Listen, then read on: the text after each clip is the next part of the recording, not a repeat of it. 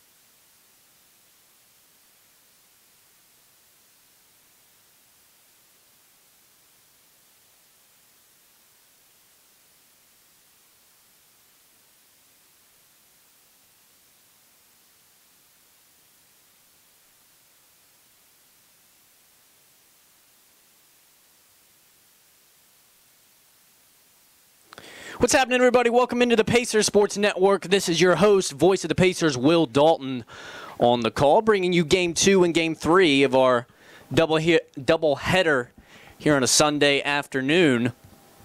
William Peace taking Game 1 of this series with Methodist in pretty wild fashion with a walk-off yesterday.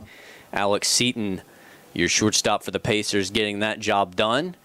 Final in that one, 5-4. Big series this weekend is, again, William Peace, and as far as the Eastern Division of the USA South standings. I mean, Peace is in the 2 spot right now, ahead by a couple of games. Method is right behind him in the 3 spot. And so considering the top 2 teams from each division will ultimately play in the USA South tournament, I mean, this is probably the biggest, definitely for Peace. It's the biggest weekend on the calendar for both of these squads. So it will be interesting to see how everything plays out. Again, William Peace taking Game 1, 5-4 yesterday. Philip Berger out on the bump here in Game 2. Nobody better for Game 2 to get the start here this afternoon. So we will get things going here just momentarily. Again, appreciate you being with us on the Pacers Sports Network.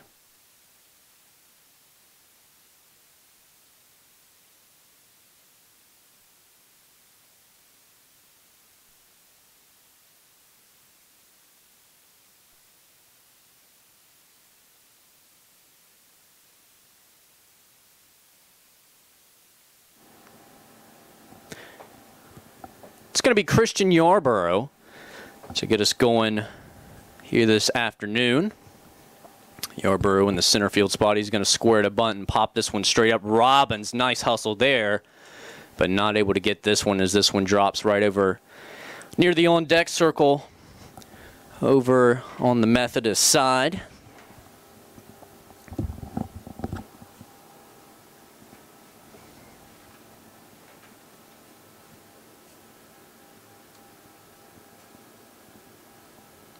Oh, 0-1 the count as Berger gets ahead here to start the day. It's going to be inside 1-1 and now actually a dead ball.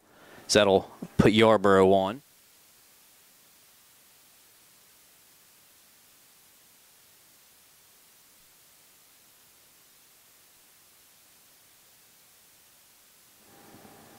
It's going to bring Rob Wilkerson up to the plate.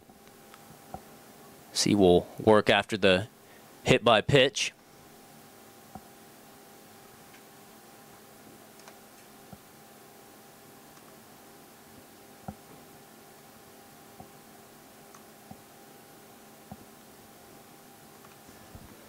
First pitch, a fastball a little bit low in the dirt.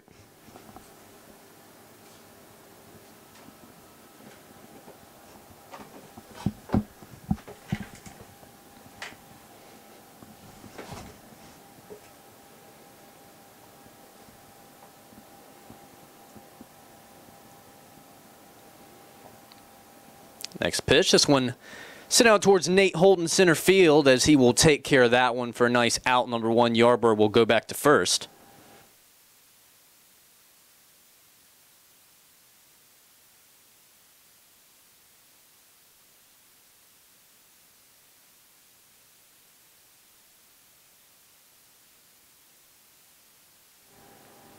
It's going to be Jordan Cassell in the 3 spot here. He'll be manning left field as well. He'll work with 1 out and a man on first as Berger comes set.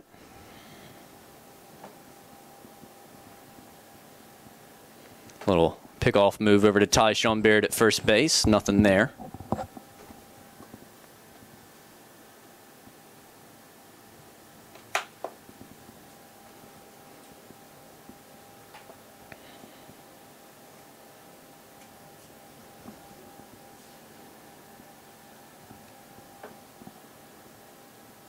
A 1 count here. It's as Berger gets ahead of Cassell. It's going to be Spencer Nelson, 4-hole hitter in the on-deck circle here for Methodist as they try and knot this thing up at 1 game apiece. It was a tight game really the whole way yesterday. Peace got out to an early 3-1 lead. Both teams scoring those runs in the first inning. Then it was like 3-4 innings worth of zeros for both sides. Then Methodist got ahead 4-3. It sat there for a while, and then piece tied it up, I believe, in the 7th inning at 4-all, and then bottom of the 9th is nice play by Gonzalez. As that's put away for out number 2.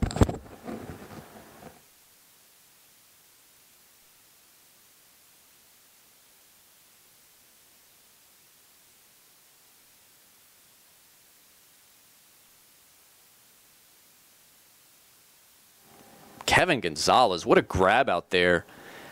As that's 2 layout. I mean, that one was even better than the one yesterday, but that's 2 layout plays he's had this weekend. That one even more impressive than, again, the one yesterday. So Yarborough will swipe second here. But again, yesterday, got tied up about 4-all in the 7th inning, I think it was, and then, a couple more zeros. Coach Duty for the Pacers ended up getting ejected and it sent a shockwave through that Pacer dugout. I mean, it was senior day yesterday, so a lot of alums were here, and it put a spark through this whole place. And honestly, it was part of the reason I think it made all the difference, in my opinion, for the Pacers getting that walk-off yesterday. Is Gavin Taylor will camp out under this one. Not camp out, as he had a little ways to go for that one out towards the track and right field, but he will put that one away. Some pretty nice outfield play there for out number 2 and 3, as that will put the top of the first in the books, as that hit by pitch does not come back to hurt Berger and the Pacers. To the bottom of the first, Pacers coming to the plate for the first time since that walk-off yesterday, when we return right here on the Pacer Sports Network.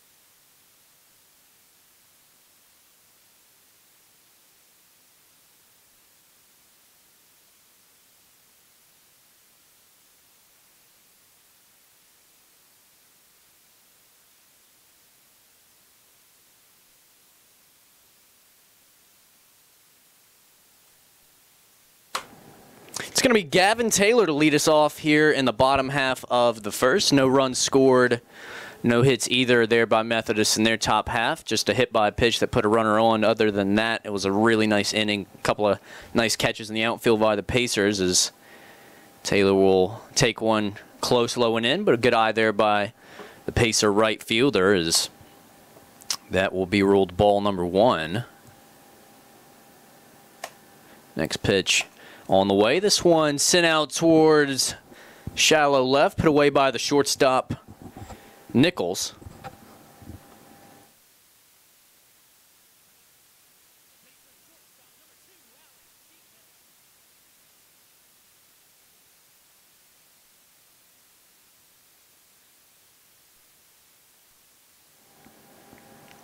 It's going to be Alex Seaton following the flyout. The man of the hour so far over these last 24 hours for the Pacers, as he was the guy to get it done with that walk-off yesterday. A line drive right up the middle that brought Jackson May home. That ended up winning that game for the Pacers in game 1, 5-4. This one sent out on the ground, and field and a throw will be out number 2.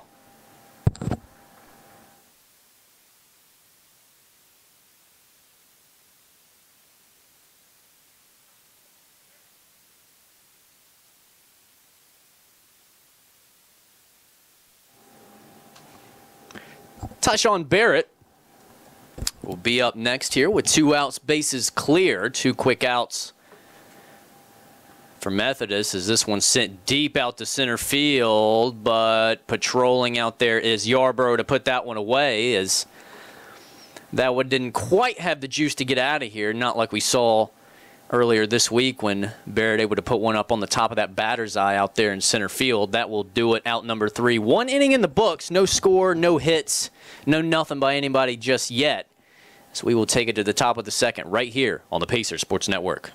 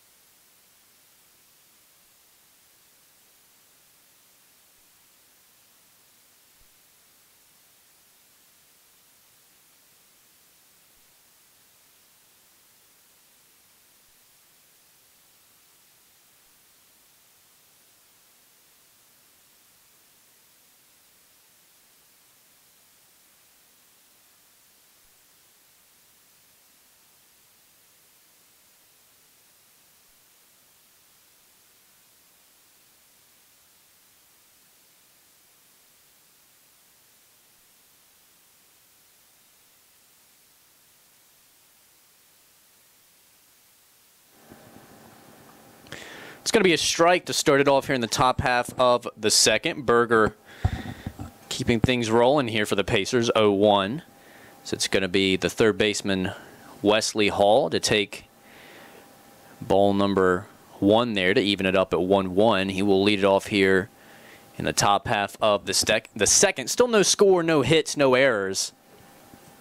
Pitch number 10 on the day coming up for Berger. This one inside, not quite catching the black.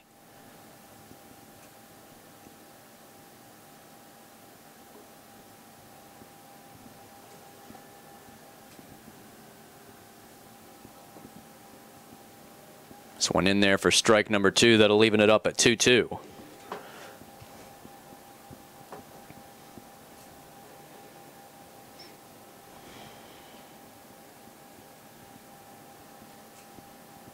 The DH, Jacob Austin in the on-deck circle. This one sent on the ground. Seton Fields throws, and that will be in time for out number 1.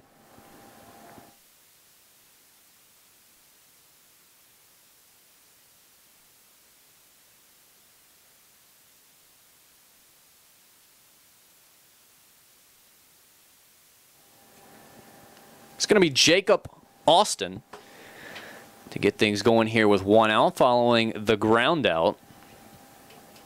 Both arms for these teams working pretty well here early. This one grounded just foul over to Tyler Vaughn up the third baseline. That'll be rolled strike number 1.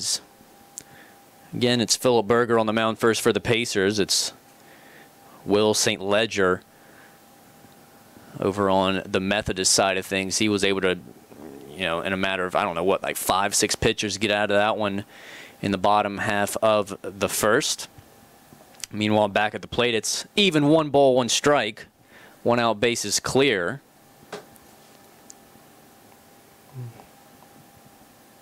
So it's going to be called time in the box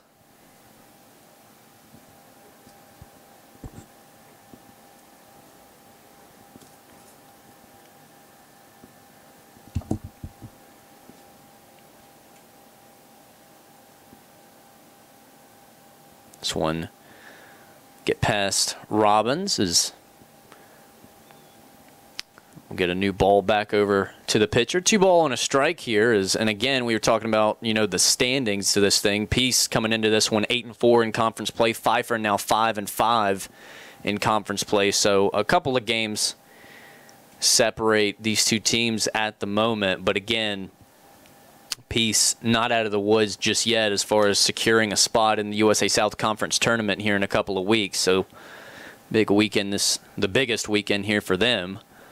It's now a 3-2 count as this one fouled straight back.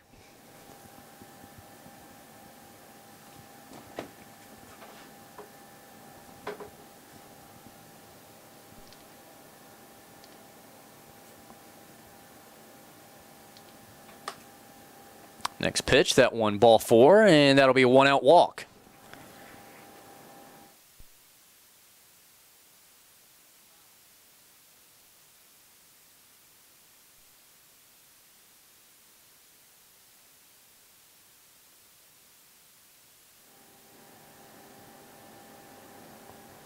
It's going to be Hunter Holman following the 1-out walk.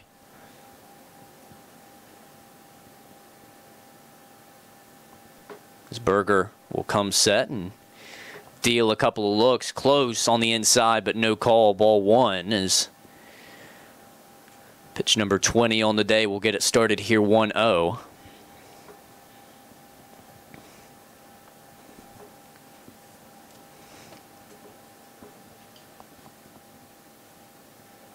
Swing and a miss there from Holman. That'll even it up at a ball and a strike.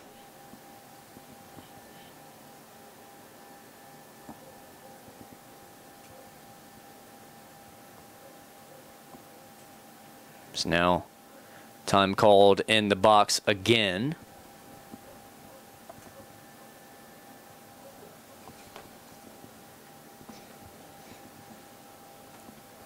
One pitch on the way, shanked, foul. Ball and 2 strikes.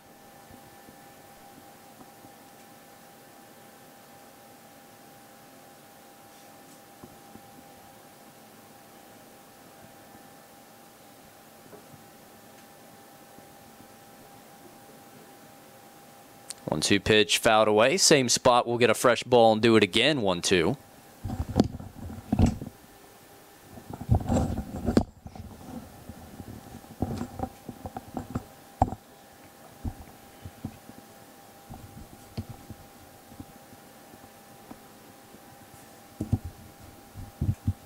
Berger sets, takes a long pause, couple of looks out to first base. 1-2 pitch on the way, close but no call. That'll even it up at 2-2.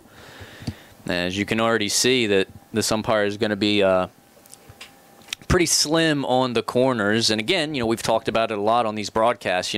That's fine, but are you going to be consistent with that call? That's the ultimate question. Is this one fouled back 2-2?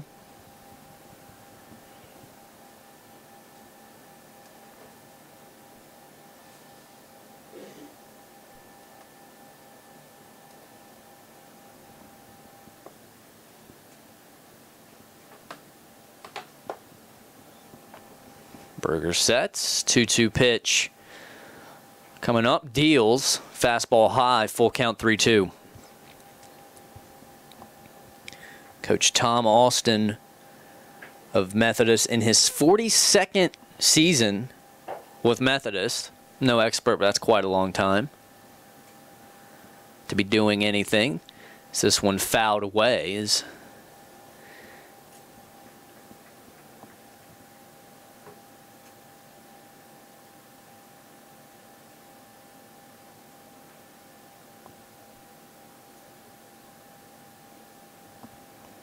get a new ball here. 3 balls, 2 strikes.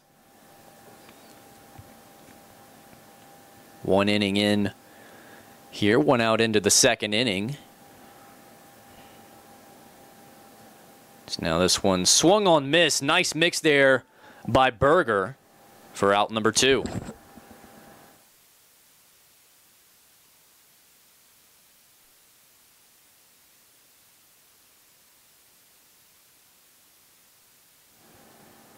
It's going to be Ryan Hill following the strikeout. So 2 outs here, 1 man on. Austin over there at first base. Barrett still holding him on over there. First pitch a little bit high in the zone, 1-0. Pitch number 30 on the day coming up here for Berger.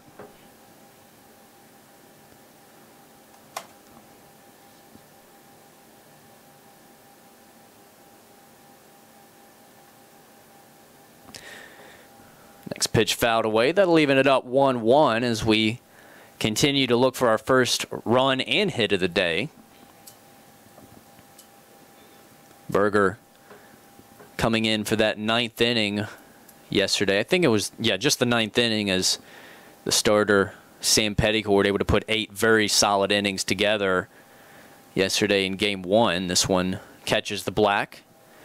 Count now moves to 1-2. That's the good thing about Berger, is he's been kind of a chameleon for this Pacer squad. I mean, he's been, mainly a starter, but he's come in so many roles, like yesterday when you need a close, or, just several. I remember several games back where you had, the starting pitcher for the Pacers, tweak his elbow, and Logan Barber, and he had to immediately come off the mound. Nobody, it was the 3rd inning. Nobody was even thinking about getting warmed up, and Berger immediately goes in and did pretty solid with, really little to no warm-up. So, again, just one of the more solid and versatile arms on this Pacers squad, and he's only a sophomore, which is the great thing. So he's going to be a star for this Pacers squad for a couple more years to come here. As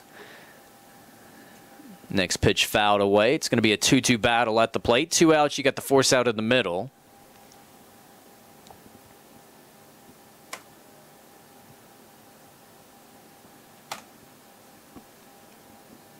This one sent deep out the left field. Gonzalez giving chase, and that one is out of here. Methodist goes up 2-0.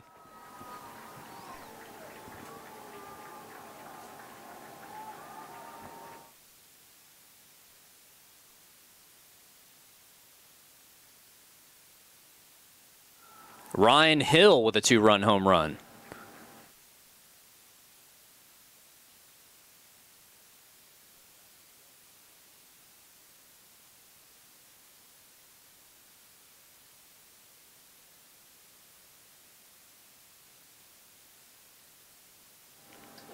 So Methodist will strike first here in Game 2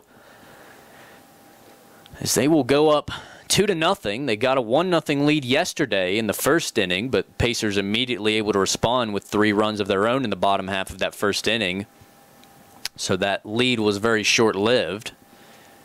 And then they went up later on in the game when they took a 4-3 lead.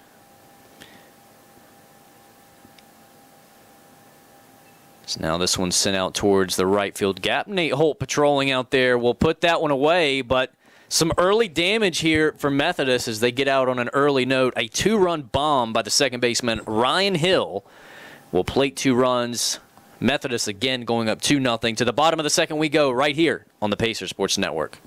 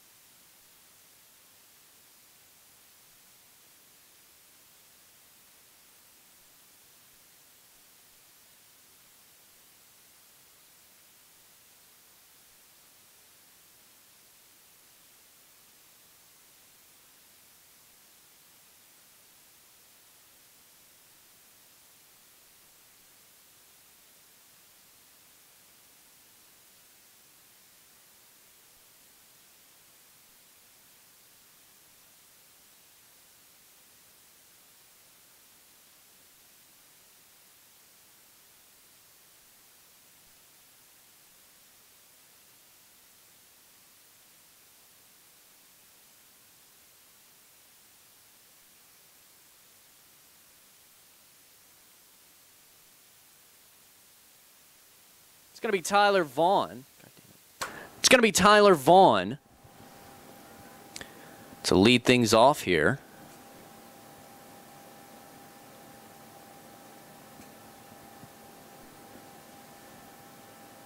First pitch gets by as that'll start the count 1-0.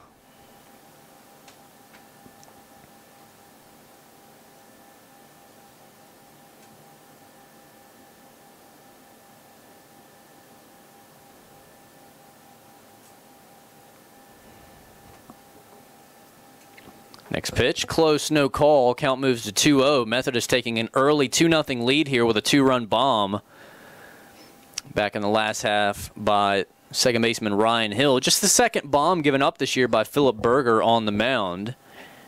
And his next pitch, a little high in the zone, 3-0.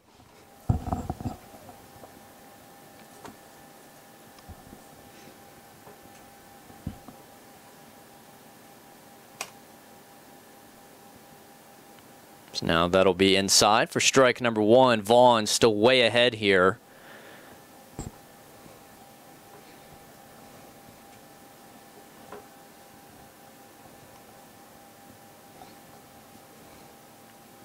This one off the plate, and that'll be a leadoff walk.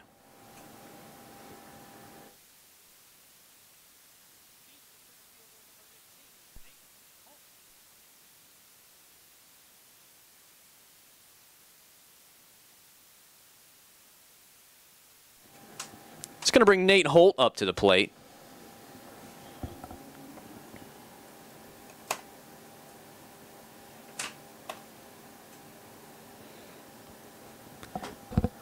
Vaughn over at first base, nobody out. St. Ledger comes set, deals to the plate, a breaking ball, looks like a slider there moving off the plate. Well wide, 1-0 the count starts.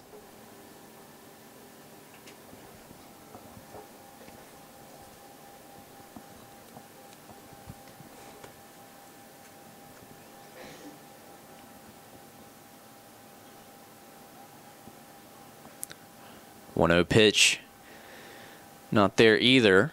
So that'll move the count to now 2-0. Hunter Ward in the on-deck circle.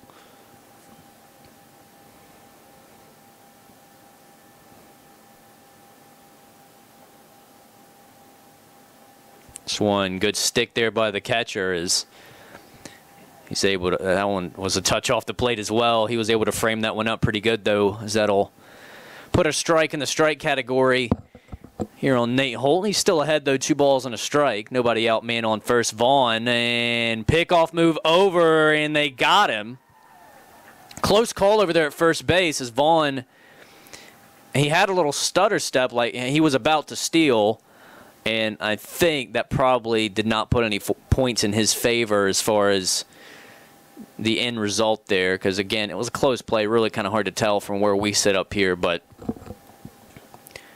regardless, it's going to be 1 out following a nice pickoff move. Good awareness on the mound there by St. Ledger as, meanwhile, at the plate, it's going to be 3 balls and a strike to the center fielder, Nate Holt, with Hunter Ward in the on-deck circle.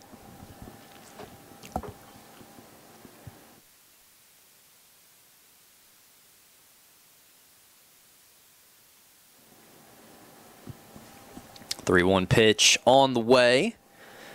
A little bit high, and that's back-to-back walks.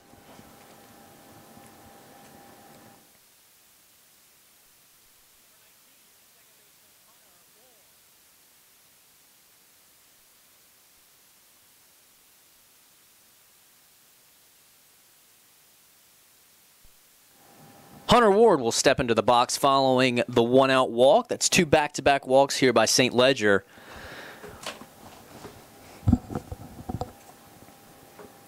So he will come set. Holt on the move. Throw down. Nice throw by Holman, but not enough to get the speedy Nate Holt as, I mean, for the most part, I mean, everybody in this place could know that Holt was about to steal, and you still ain't throwing him out. That's how fast that guy is he's one of a couple guys on the squad kind of like that. So it's going to be a man in scoring position. First time today Pacers have a man in scoring position. It's now Ward will call time in the box. As now that stolen base by Holt will eliminate the force out in the middle, so no chance for a double play here, at least not with a force out anyway, which is big here for the Pacers with just one out. So they trail here in the bottom of the second, 2-0. St. Ledger, long look out to second base, deals to the plate. This one catches the corner, and that'll be strike number 2 as Ward falls behind here, 0-2.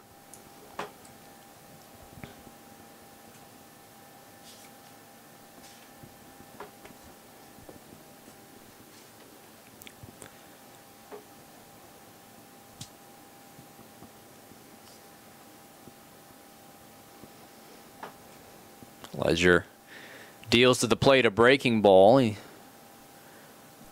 doing a pretty good job of mixing up his pace too. As you know, the pitch prior to that, he had a nice long pause looking out to second base, that time a little bit quicker after just a glance. So come set again here. 1-2 pitch on the way. Breaking ball sent up in the air. No chance for Holt to tag, even with his speed, as Yarborough will just put that one away for out number 2.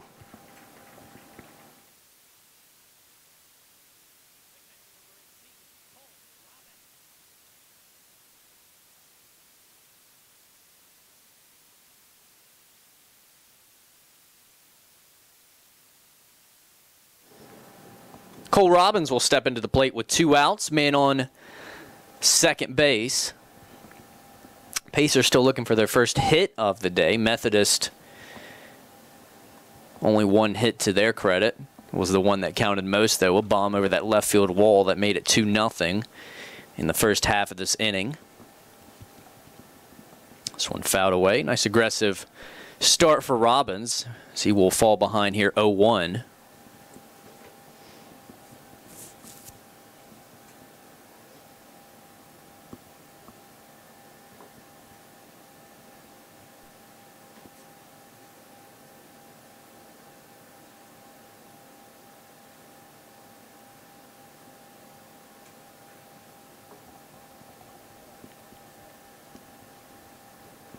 Couple of checks from Ledger as he will have a spin move out to second base, keeping Nate Holt close out there following his stolen base a little while ago. Pitch number 21 coming up for St. Ledger.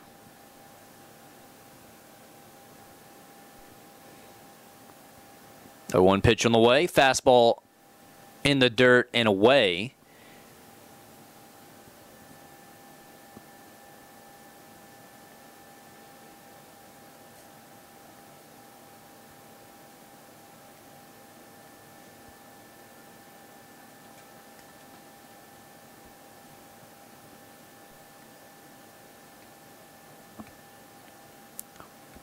Quick pause there from St. Ledger.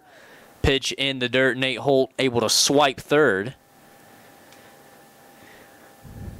So now that first run of the day and even further scoring position, just 90 feet away over at third base, as Robbins now finds himself ahead in the count, 2 balls and a strike.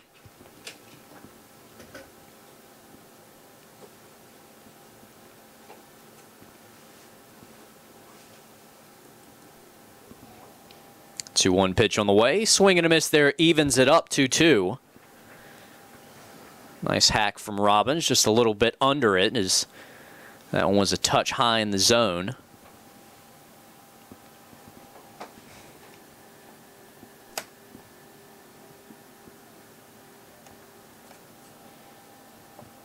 Two pitch on the way, breaking ball. Good discipline there from Robbins, and they're going to say he went. Surprising call there, because it really didn't look anywhere close. It looked like he held his swing up pretty good.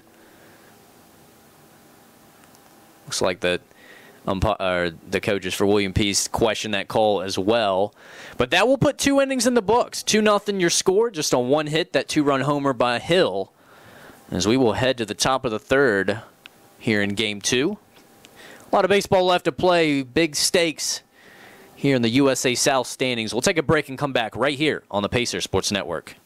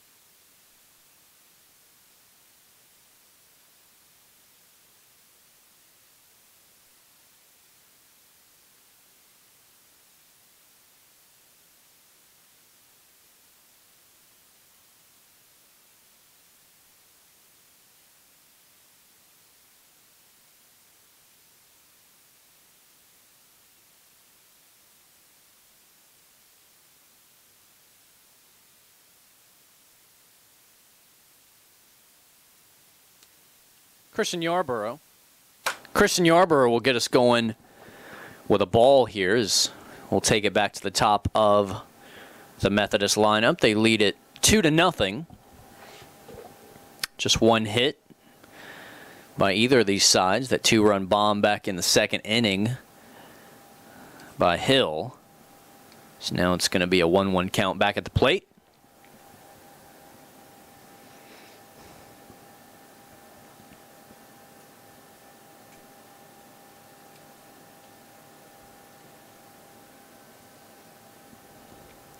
Looks like a change up there, or two-seam had a little cut action on it, as that'll move the count to 1-2 in favor of Berger.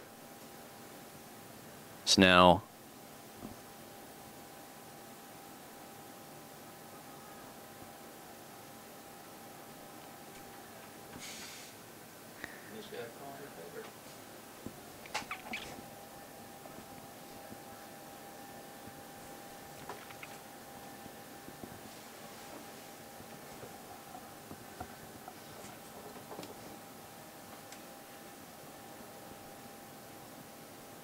next pitch. This one sent out to right field. Got some carry as it'll carry right to Taylor to put that one away for out number 1.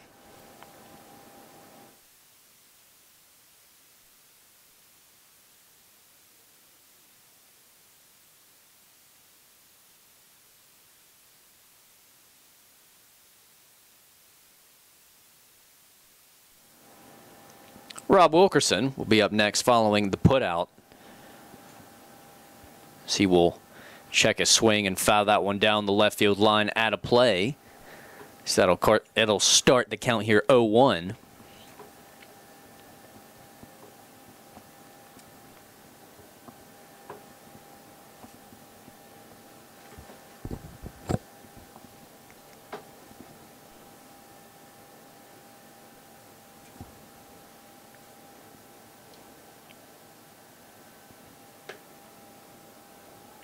A 1 pitch on the way. Nice low spot there from Berger's. Now it moves to 0-2. Nobody on, 1 out. 2-0 the score here in the top third. Methodist leading it. The left fielder Cassell in the on-deck circle here for Methodist. Swing and a miss there, and there's 2 outs.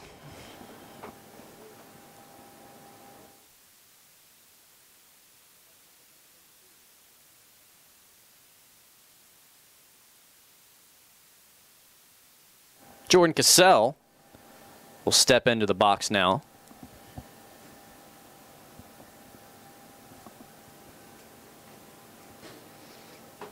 First pitch, breaking ball into the dirt low. So that'll start it off 1-0 here. Cassell, a senior out of Ramseur, North Carolina, as he will Take another pitch, this time a strike right down the middle. That'll even it up at a ball and a strike.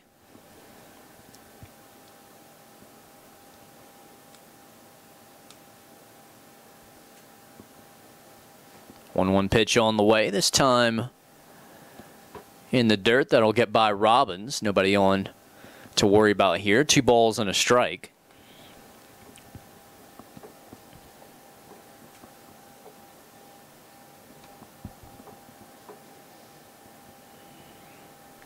Spencer Nelson would be up next here if they could extend the inning. 2 outs, nobody on, as Methodist leads through 2 innings, 2-0 here in the top of the 3rd.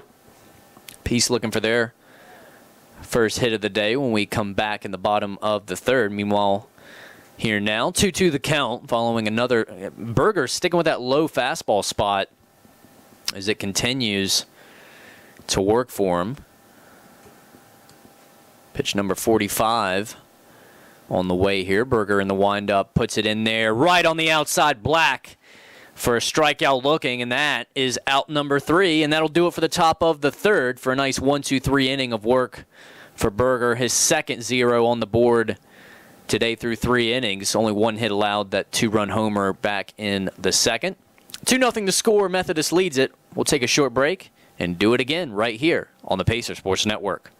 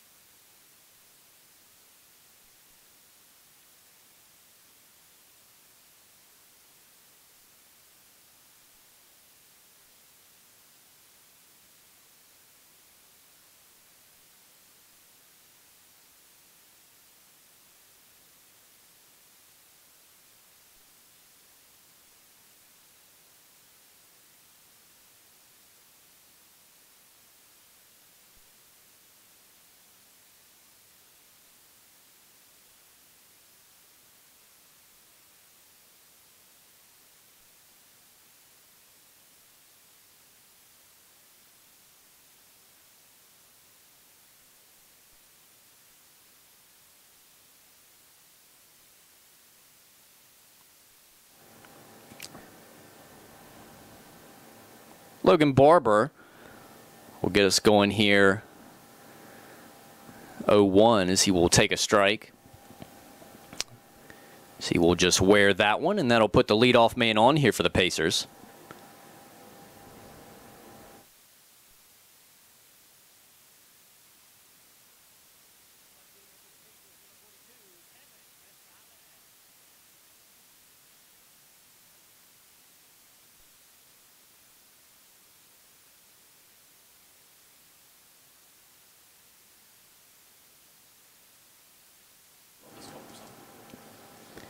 Kevin Gonzalez will now step into the box here as he'll round out the lineup for the Pacers in the 9-hole. Pickoff move over to first base, nothing there as Barber finds himself aboard with a hit by pitch as leadoff man Gavin Taylor will be in the on-deck circle here. Nobody out as Gonzalez squares to bunt, puts one over to third base, throw to second, not in time as he's aboard with a bunt single.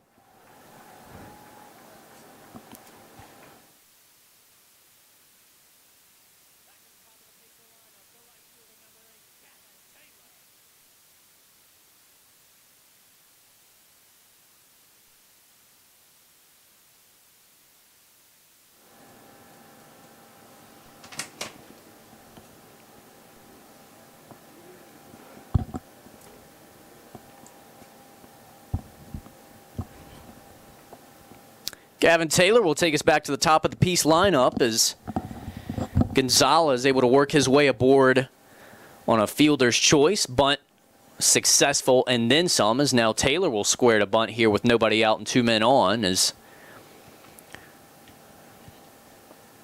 that's a testament to the speed of Barber out there at second, because, I mean, it was a good, well-placed bunt. It had a little something behind it going to the third baseman, but throw not in time to get Barber out at second base, as the count will start here 0-1. Taylor squares again, pulls back, takes what was called a strike, looked a little bit low and away as Coach Sabrizi will come down and protest that one from third base.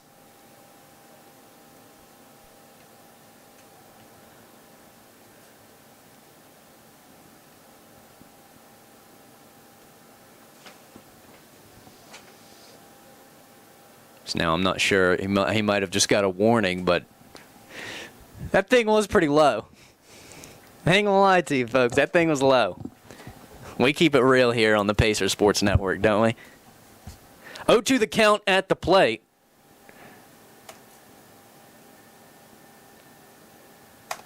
Alex Seaton in the on-deck circle.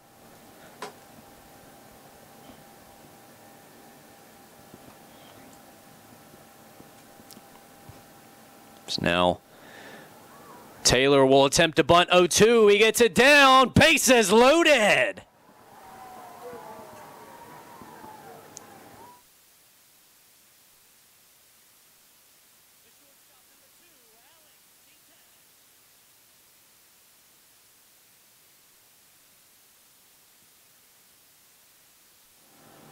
So 2 successful bunts there for the Pacers. Loads the bases full. Gonzalez able to get one down over to third base. Throw over to second to get Barber. Wasn't in time. And then the speedy Taylor, even more so, pushes his chips all the way to the table and tries to bunt 0-2, knowing that if he fouls back there, it's a strikeout, or it's an out call. He gets it down over to the first base side. Is now bases loaded. Seaton throw to the plate in time, as that'll be out number 1. Bases will remain full. Nice play there from Hall.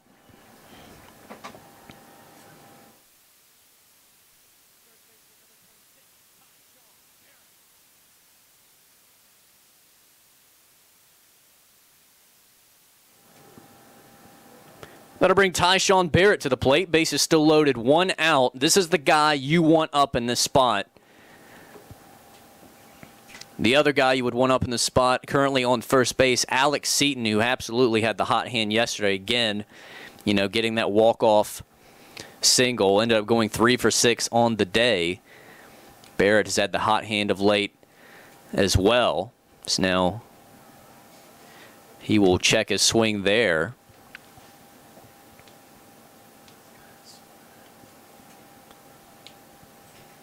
Count will start here 1-0.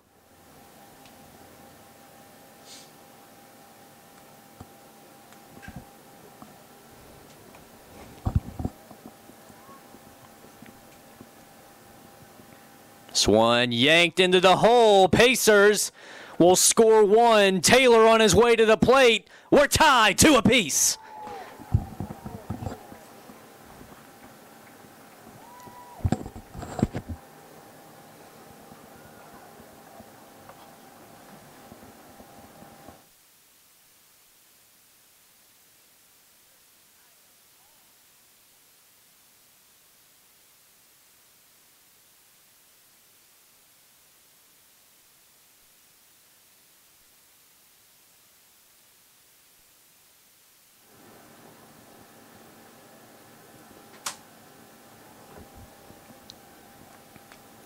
That'll bring Tyler Vaughn up to the plate following Barrett's 1-out single that plates runs 1 and 2 on the day for William Peace. That ties us up at 2-all here in the bottom of the third. As now this one sent out to short. Nice play at second. Throw across will take him off the bag. As now that'll be 2 outs with men at the corners.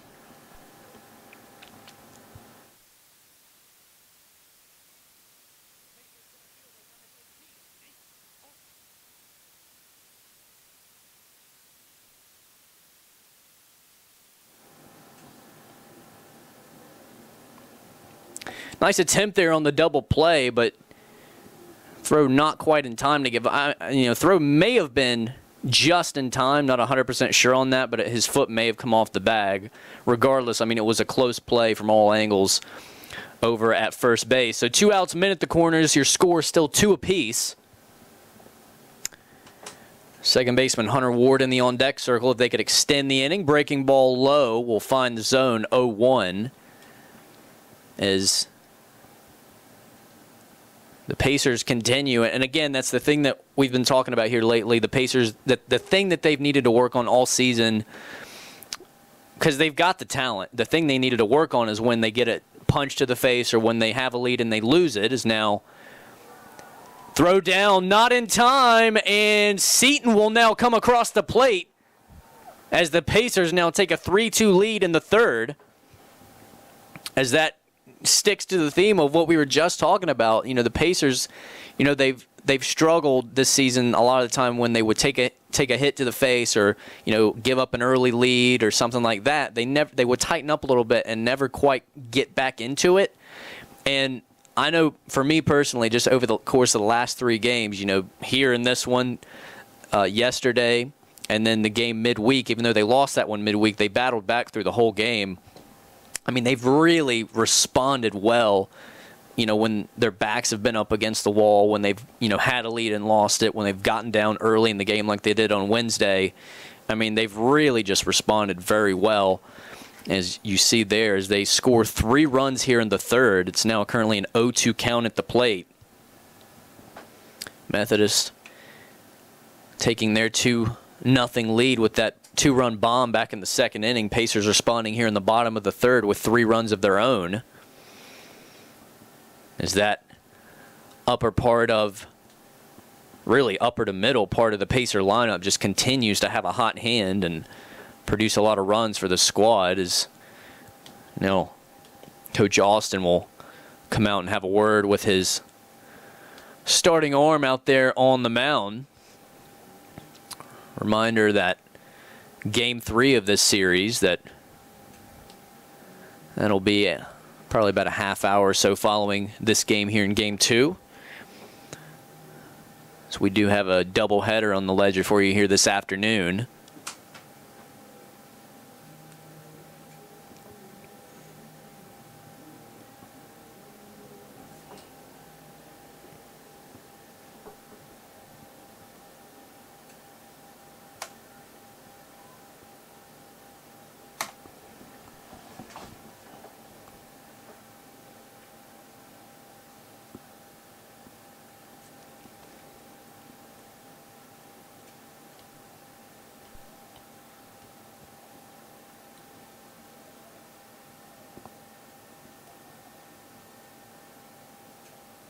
This one a little bit off the plate and in the dirt. That'll move the count to 1-2 as Holt's still behind here. A little bit of action over there in that Methodist bullpen as they fall behind here in the third inning. 1-2 pitch on the way. This one will, I believe, run in to the forearm, the hand, or I believe it's now the hand of Holt as he will fall to the ground and attempt to shake that one off. As now we'll have a quick pause and play.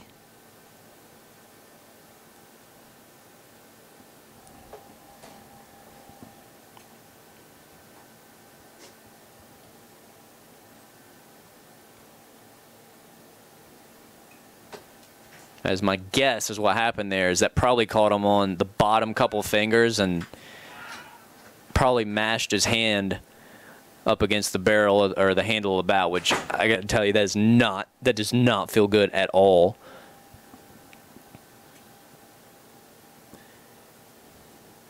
So he will continue to try and shake this one off.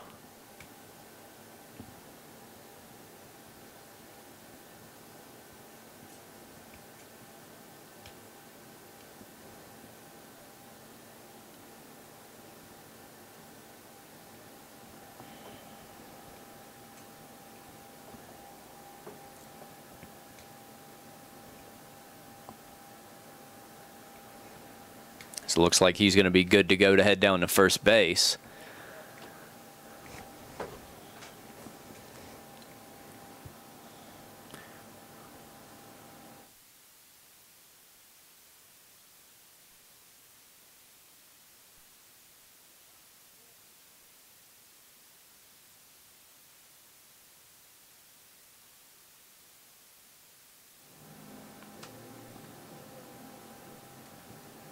That'll bring Hunter Ward up to the plate now as Holt finally able to work his way down to first base. Still holding that hand a little bit, but he looks to be good to go out there. As obviously that won't affect his legs at all. He's got a couple of stolen bases on the day already. Ward takes an aggressive hack at the first pitch. He sees that one fouled back 0-1.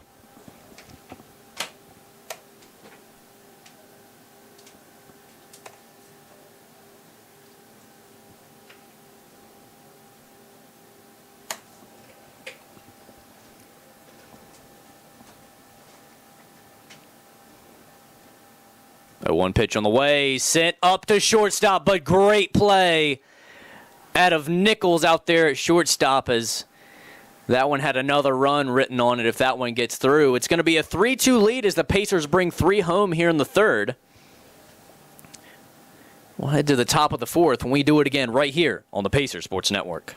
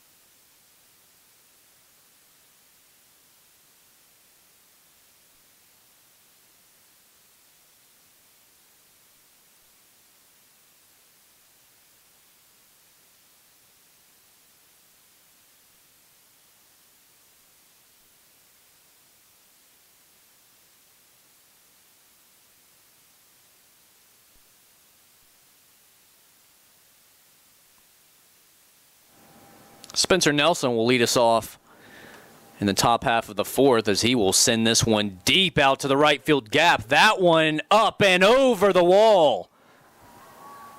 3 apiece were tied.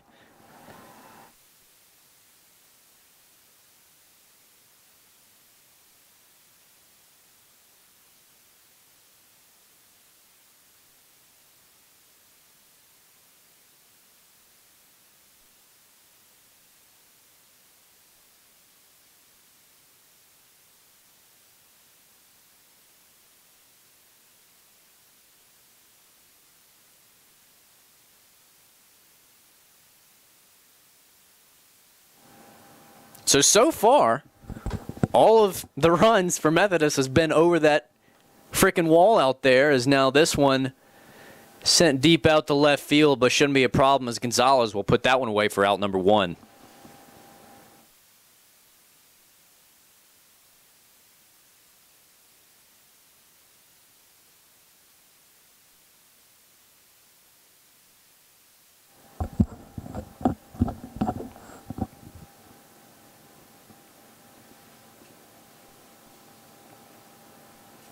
Jacob Austin will be up next as that one close but no call there. 1-0 following the fly out over to left field. This one well in the dirt. 2-0. So we currently have a 3-3 game on our hands. It's been tight the whole way from the first pitch yesterday in game 1 to now. It's been a pretty even matchup. Nice shot out there. Taylor patrolling right field, puts it away for out number 2.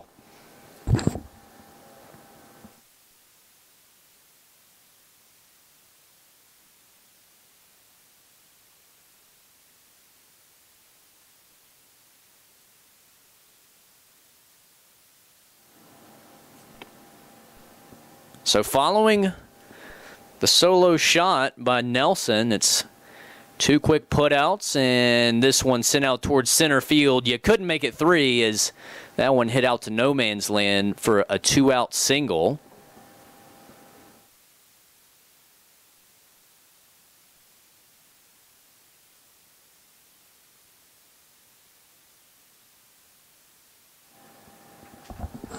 Ryan Hill will take to the plate again as if you'll take a look at the instant replay in your memory, as we don't have it here on YouTube. 2-run shot that gave Methodist their 2-0 lead to start things off in the 2nd inning.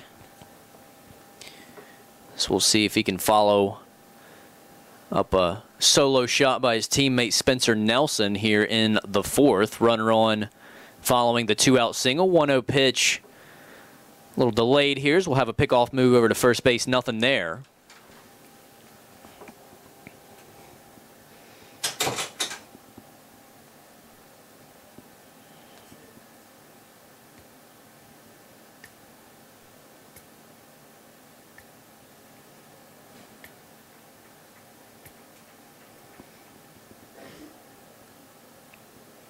Two-0 pitch. A little bit off the mark there. Or excuse me, 1-0 pitch off the mark there. Moves the count to now 2-0. It's now another pickoff move. Close. Nice spot there for Berger. Anytime you have that pickoff move over to first base specifically, you want that thing low. You want your first baseman catching it low near the bag, so really they don't even have to move, and the runner essentially can just slide right into the tag. So it was a close one, but no call over there. 2-0 pitch on the waist. Fastball swung on and missed. Had a little two-seam action to it. Hill will now stay ahead in the count, though, 2-1. Pitch number 56 on the day for Berger coming up here. 2-1 pitch swung on and missed. A nice changeup there. So now the count moves to 2-2, even.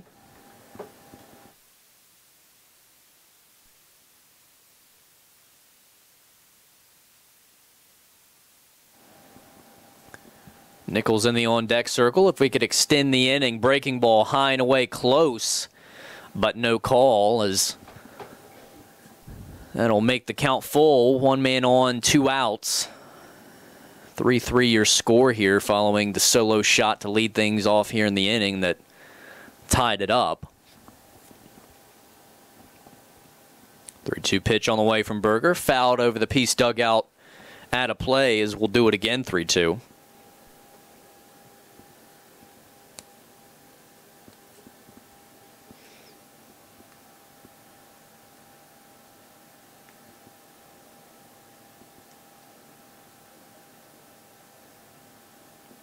This one hit high in the air, and that's going to be over the backstop out of play.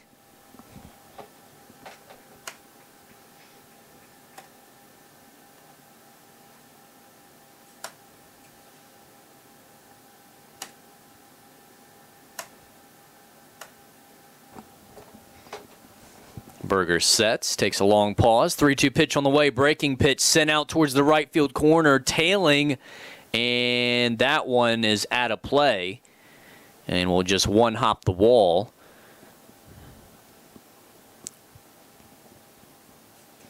Nice battle brewing here by Berger and Hill.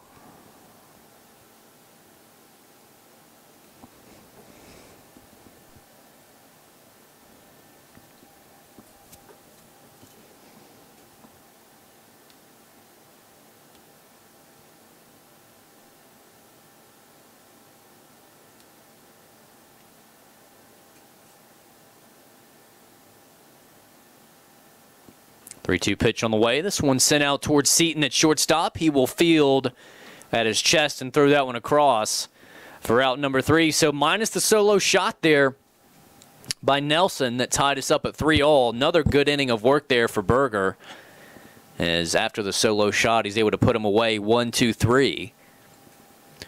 That'll take us to the bottom half of the 4th, as we're almost at the midway point here in this one. We'll take a short break and do it again when we return right here on the Pacers Sports Network.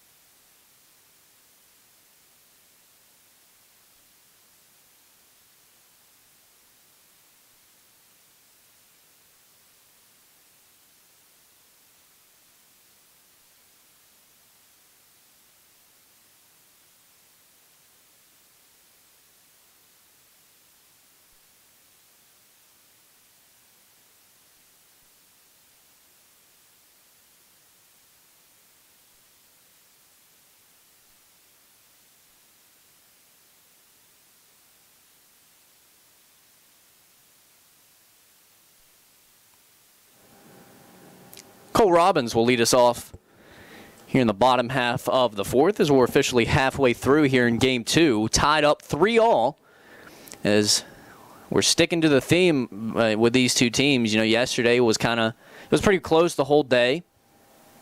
Methodist getting out to a 1-0 lead in the first. Pacers getting 3 of their own, taking a 3-1 lead.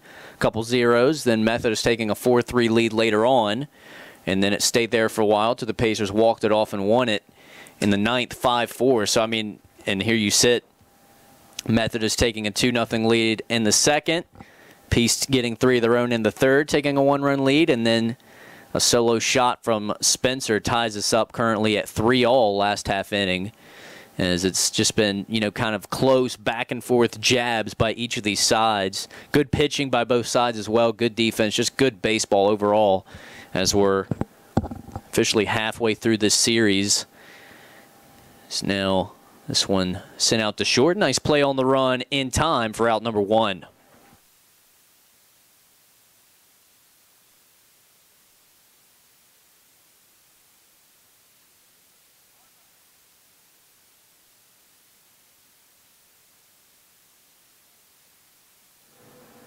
Logan Barber will take to the plate now, as he got on last time with a dead ball.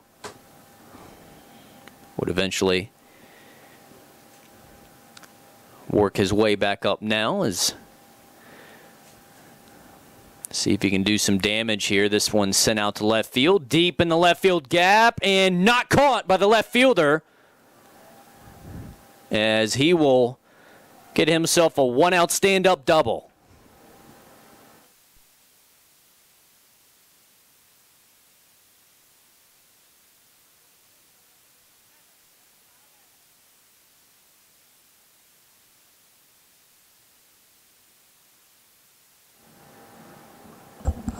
So Kevin Gonzalez will get us going, as he will round out the lineup for Peace. But I mean, you struggle to find a weak spot in any part of this lineup for Peace, as he will follow up now a 1-out double by Logan Barber. So now time called in the box by Gonzalez. Barber now in scoring position, potentially, well, not potentially, but the go-ahead run out there. So we find ourselves tied at 3 apiece here in the bottom of the 4th. Gavin Taylor, the leadoff man, is in the on-deck circle.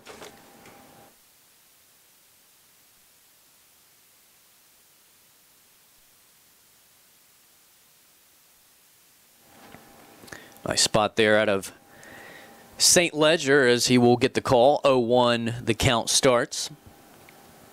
Pitch number 48 on the day for Ledger coming up here with an 0-1 count. One man gone. Check swing a little too far by Gonzalez. That one way high as now he finds himself in an 0-2 hole.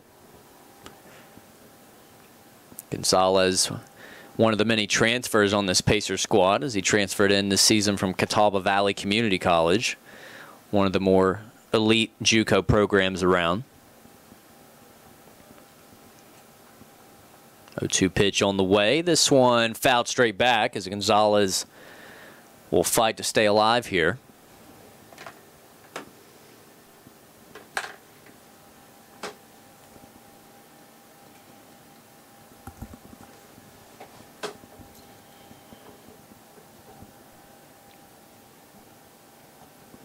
St. Ledger sets here. 0-2 pitch on the way. Close but no call. Good discipline there from Gonzalez to work it to 1-2. Gonzalez able to work his way on with a fielder's choice on a sac bunt attempt his last time up. He would eventually come around and score.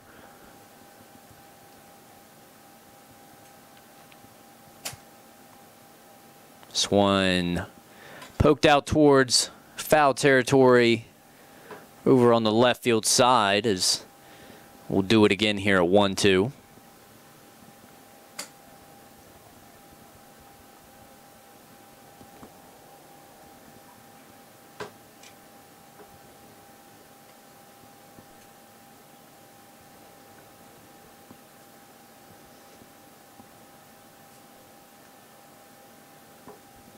One-two pitch on the way. This one swung on and missed. Looked like a changeup, and there's out number 2.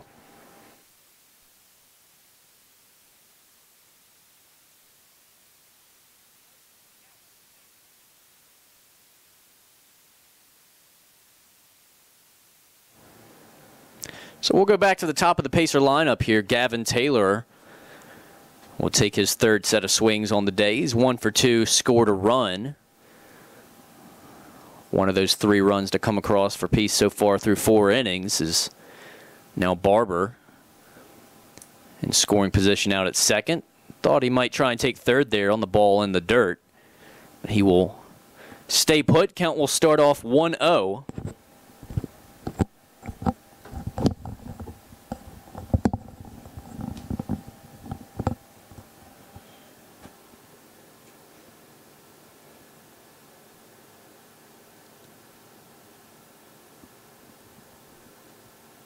One-0 pitch on the way. This one called strike number 1.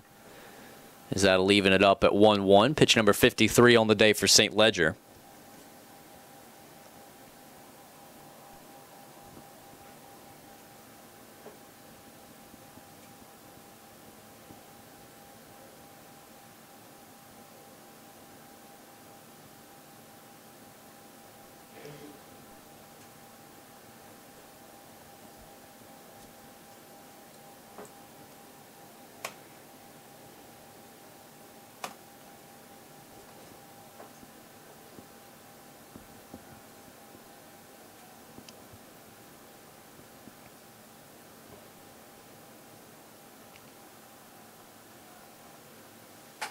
Another look back out, keeping Barber close out at second base.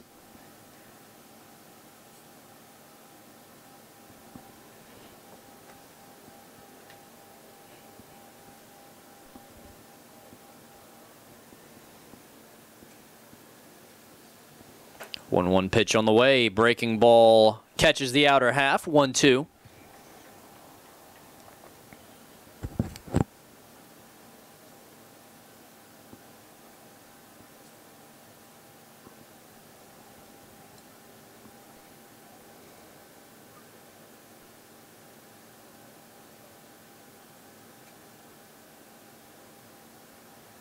Long look out to second base. 1-2 pitch on the way. This one yanked out towards left field, and that one will get to the wall as Barber comes around, giving the Pacers a 4-3 lead as Taylor has himself a 2-out double.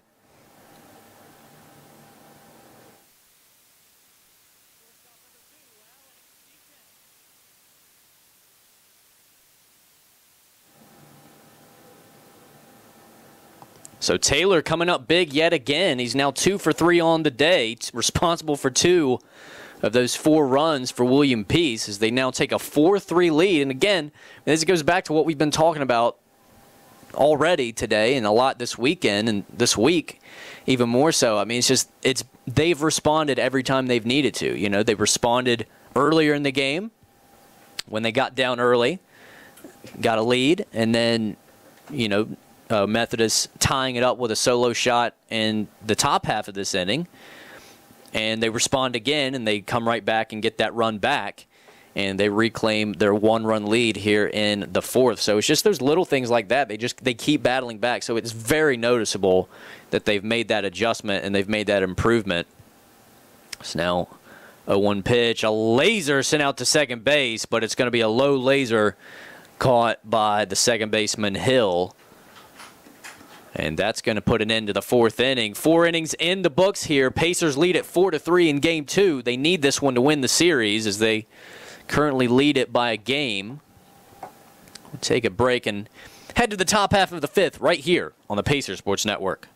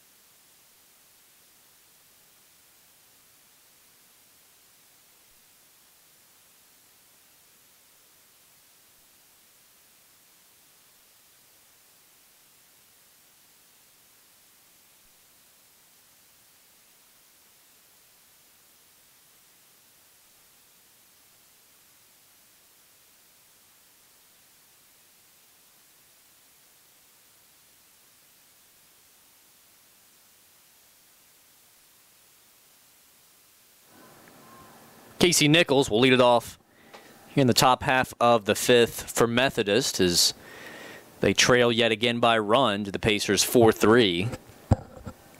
Philip Berger back out for his next inning of work. A line drive sent out to Nate Holt there for out number 1. So that'll take us back to the top of the Methodist lineup.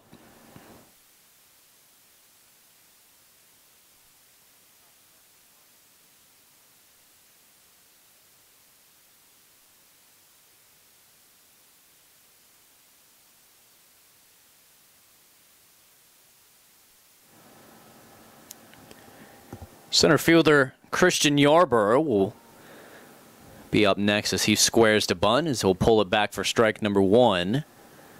As Berger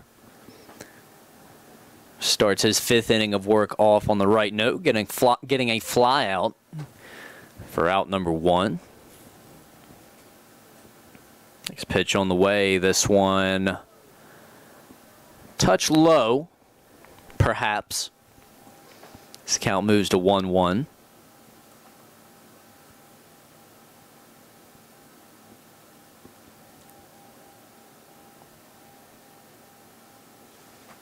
Yarborough takes again there, this time for a strike as he falls behind here, 1-2.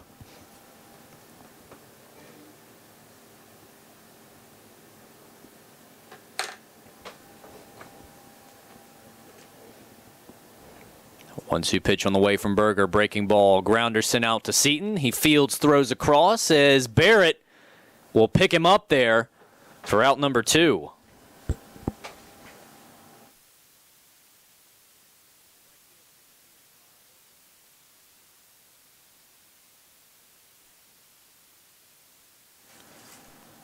That'll bring Rob Wilkerson up to the plate after some nice glove work from both Seaton out at short and Barrett over at first base on the short hop. So now Berger 1 out away from another 0 here. He's got 2 zeros on the board so far through 4 complete innings of work.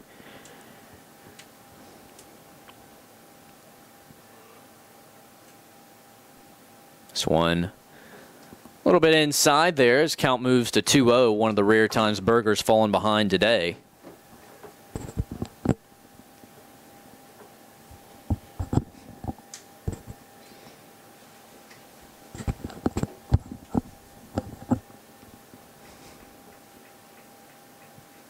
Count now moves to 3-0.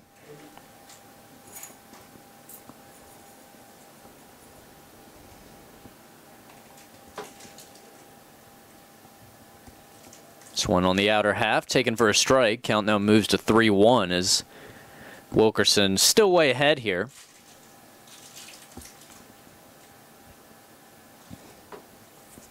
Three-one pitch, a little low and away, as that'll be a 2-out walk. That'll put Wilkerson on first base.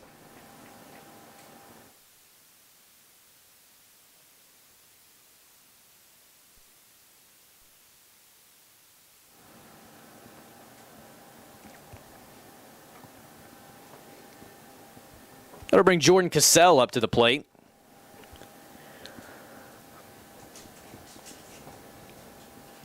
You'll recall his solo shot out there in right center field is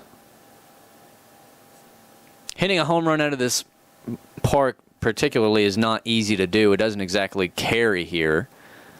Doesn't not carry, but doesn't carry well either. So when you hit it out of here, you got to get a hold of it. Much less a right-hander putting one out to the right field gap over the wall. No easy thing to do at all. And that one got out of here in a hurry, too, on a rope. So now that will be ruled ball number 2.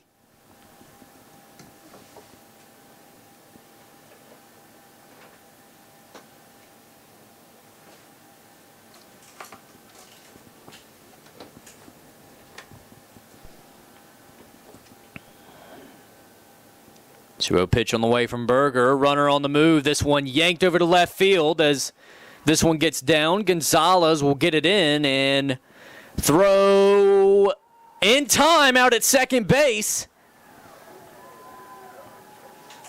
As Gonzalez continues to dazzle out there in left field, getting that one in a hurry, and the throw across to second base well in time to record the third out. That'll put an end to the top half of the 5th. That'll be the third 0 on the board for Berger here through 5 innings of work. 4-3 the score. Pacers lead it to the bottom of the 5th when we return on the Pacers Sports Network.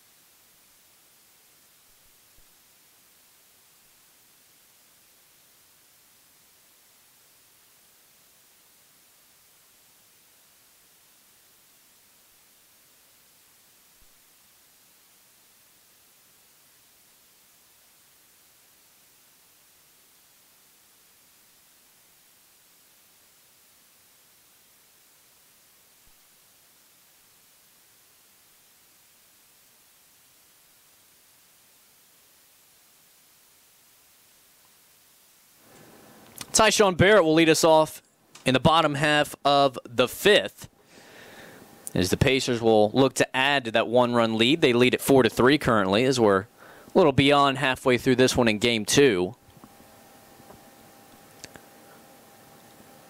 So now the first pitch will be grounded up the middle. Second baseman Fields throws not in time as Barrett has himself an infield single.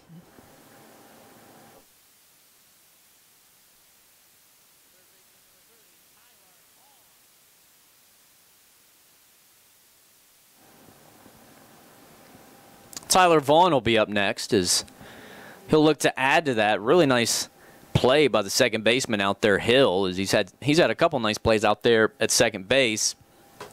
But Barrett speedy enough to get through that one with an infield single. So runner on first, nobody out. It's going to be again Vaughn up at the plate. Nate Holt in the on-deck circle.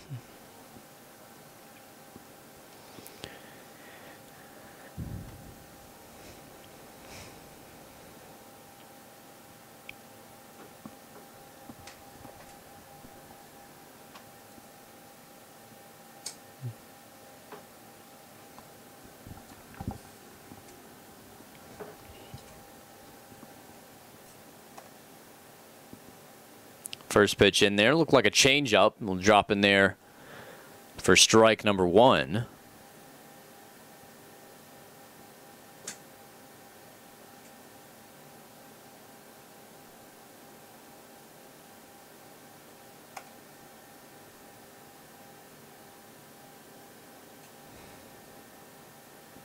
This one sent in the air to the right side as that one will be put away for out number 1 by Wilkerson.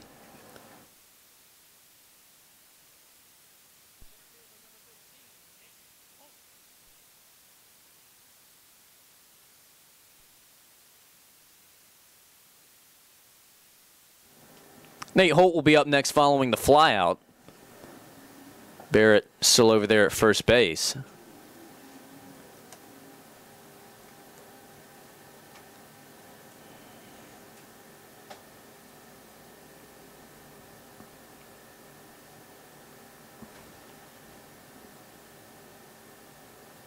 First pitch, a fastball in the outer half for strike number 1. Barrett currently leading the Pacers in stolen bases, stole 20 out of 22 tries. As again, we've talked about the speed of Tyshawn Barrett. With a power hitter, it's more deceptive, as they will pick off and try and keep him close. He's got deceptive speed because you wouldn't necessarily think of a bigger power hitter as a fast guy, but I mean he led the Pacers in both, I believe, triples and stolen bases when we left off last year due to COVID, and then this year currently he leads with 20 stolen bases, followed by Gavin Taylor with 18s.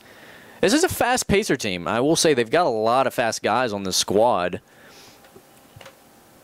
It feels like every other guy that gets on is like, oh, he's got legs, he's got speed. Watch out, as they're always a threat out on the base pass. 0-1, another one of those guys, Nate Holt in the box, the center fielder, as he will take here to even it up at a ball and a strike. Hunter Ward, the second baseman, in the on-deck circle. They can stay out of the double play.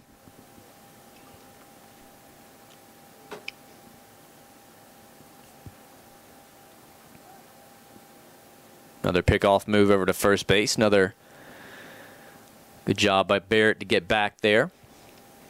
Pacers leading here in the 5th, 4-3. As they look to secure a win in Game 2 here and win this series. And then once they get that done, they can go and attempt for the sweep in Game 3. But they'll need to hold on and preferably add to this lead here in Game 2. A ball inside, throw down on the pitch out, not in time. Barrett able to get back again.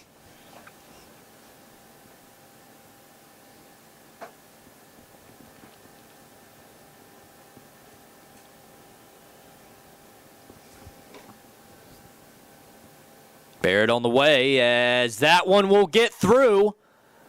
Barrett rounding second, heading to third. Holt heading to second. It's going to be a one-out single. 2 men now in scoring position for the Pacers.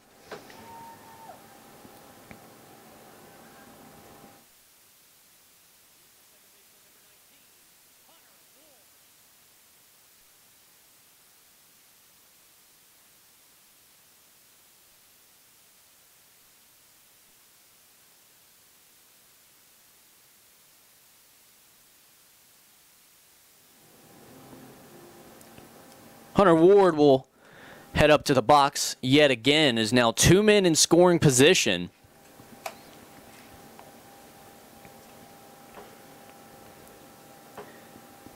Following the one-out single, Nate Holt able to get that one through the middle. Barrett was already heading to second. Now this one up the line. Barrett able to score. Holt will score. Ward will stay put at first base. Pacers go up 3.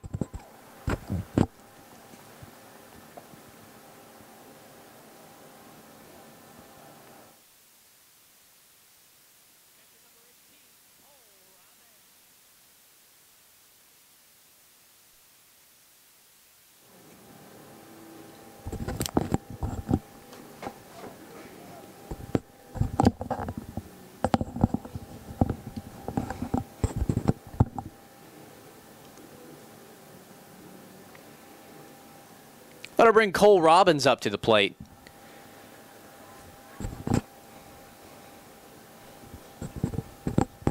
Hunter Ward able to get 2 runs across with a one-out single. Meanwhile, he's going to try and swipe second, but he gets thrown out. But regardless, he gets his job done there, giving the Pacers a 6-3 lead.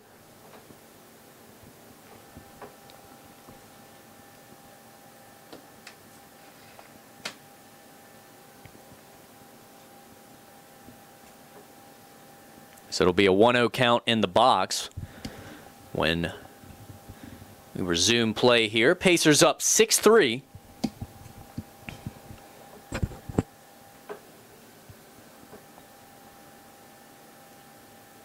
Bottom half of the 6th as they've been able to score each of the last 3 innings. Getting that run going in the 3rd with 3 runs. Last inning in the 4th, they brought 1 across, and now here in the 5th, they've brought 2. This one popped up out towards shallow left. That'll be put away for out number 3 over there by Hall, the third baseman. Meanwhile, Pacers will take a 6-3 lead here as we head to the top of the 6th. 4 more innings to go here in Game 2. We'll do it again when we return right here on the Pacers Sports Network.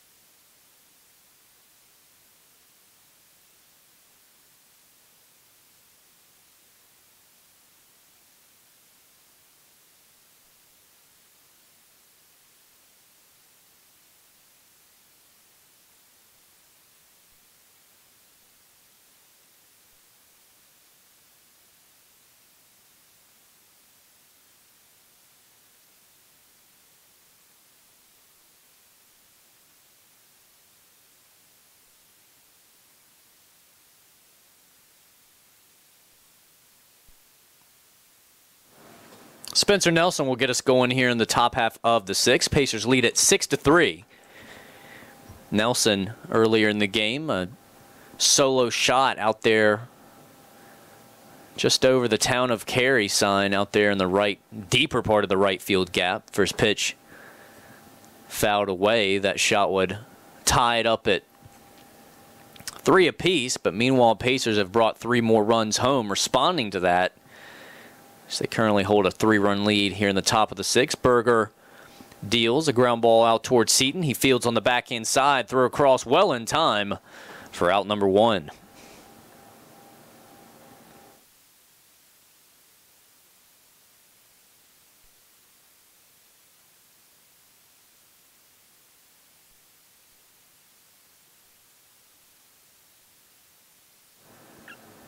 Wesley Hall will be up next following the ground out.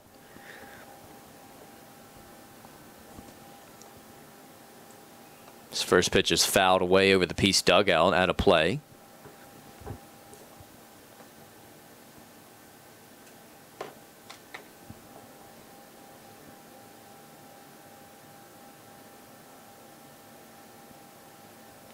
0-1 pitch on the way. Breaking ball close, but no call. This count now moves to a ball and a strike.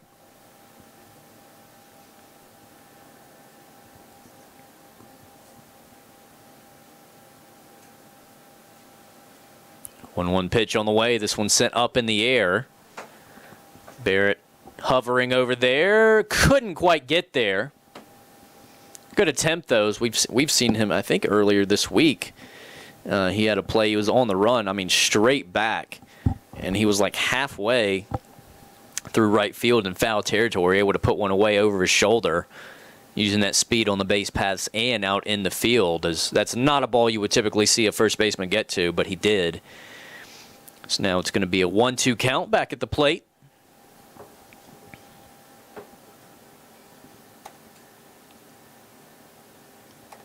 No call there. 2-2.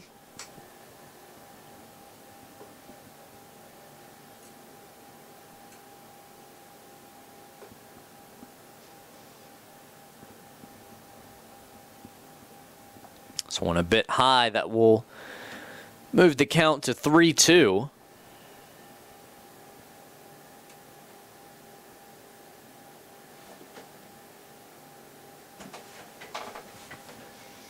Three-two pitch on the way. Breaking ball out of the zone, as that'll be a one-out walk that will put Hall aboard.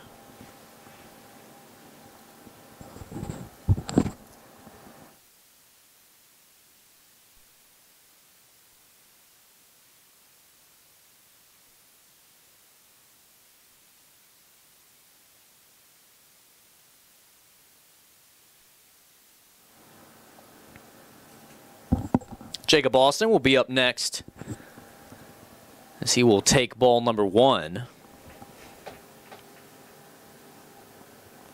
One man on following the one-out walk.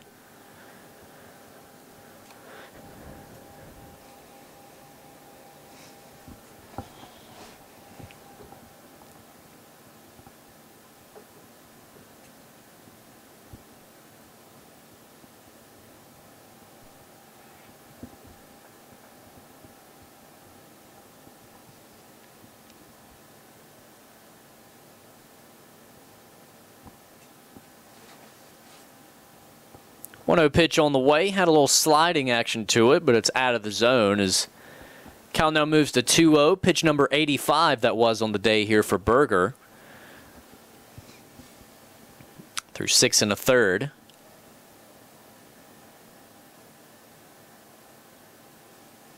Set. 2-0 pitch on the way. That one catches the black. 2-1.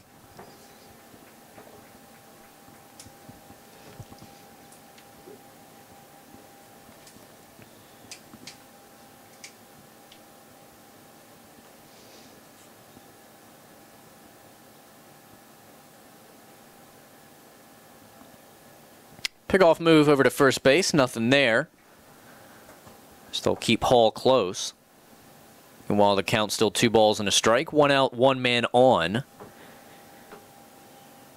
To the DH, Austin.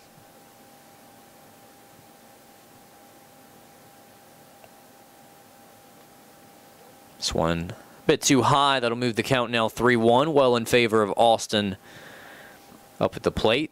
Austin coming into this AB 0 for 1. He does have a walk and later would score one of those 3 runs to come across for Methodist here through 5. This one fouled at the plate. Count now moves to 3-2 as Berger battles back.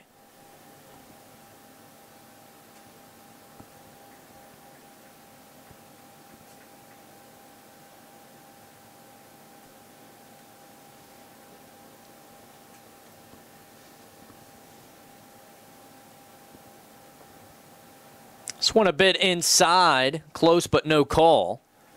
So now that'll put 2 men aboard.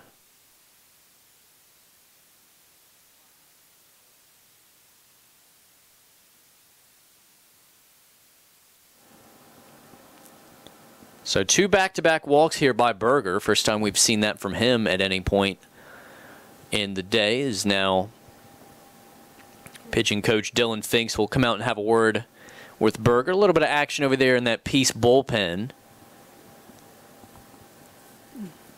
1 out Pacers with a double play opportunity. Couple different ways they could do it. They could roll it in the middle. They could roll it at third and throw across.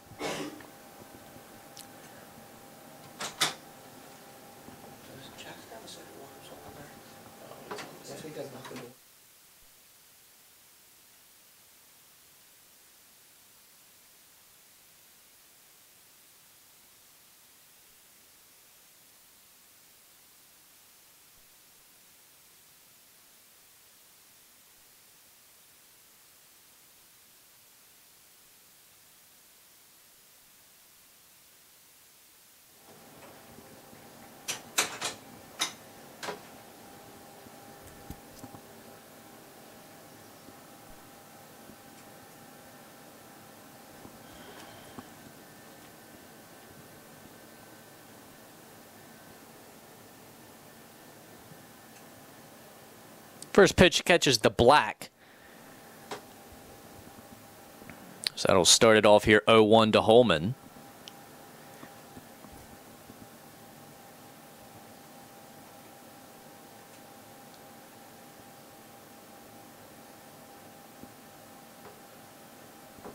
This one sent out towards third base. Vaughn fields. Play made at second. Throw across in the dirt. As that will get by Barrett. As Wall will score, and that's going to make it 6-4.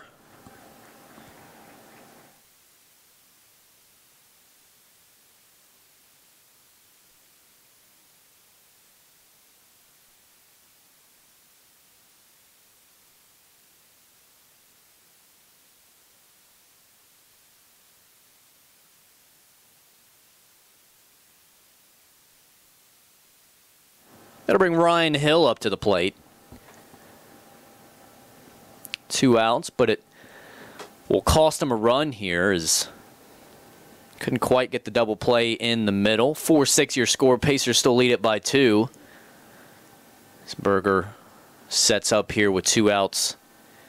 Breaking ball in the dirt for ball number 1. Meanwhile, it'll be Holman in scoring position out at second base. Tying run is at the plate for Methodist.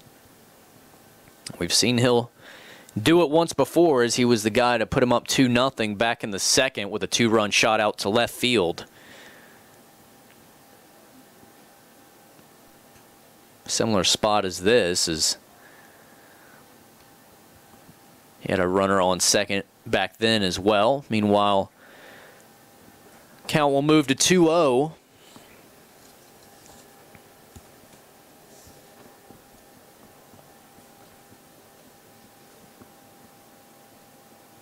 Quick time in the box taken by Hill.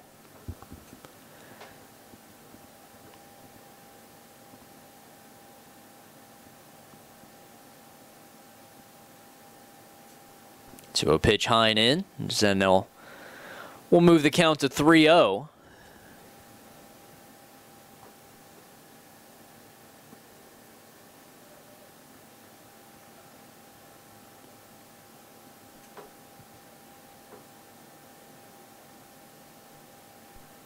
Berger comes set. A couple looks out to second base. 3-0 pitch on the way. This one on the outer half. So that'll put a strike in the column for him. Still down 3-1 in the count, though.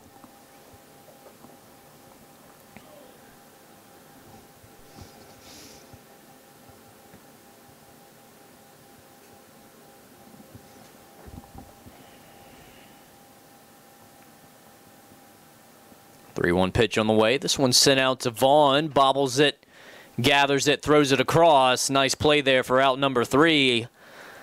As it'll just be 1 run scored here by Methodist. Good job there again by Berger.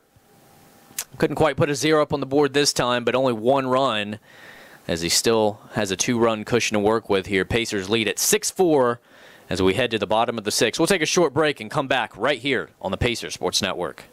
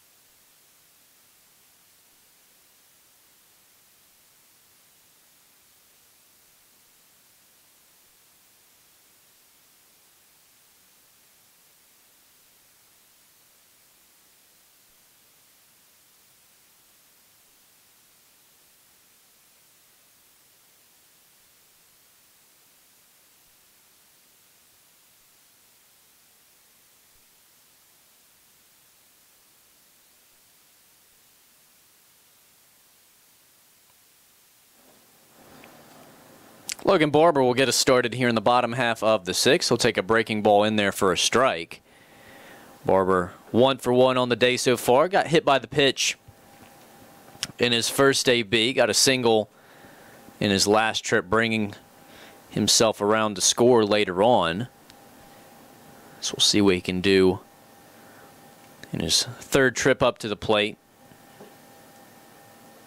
1-1 pitch is that'll catch the black. 1-2.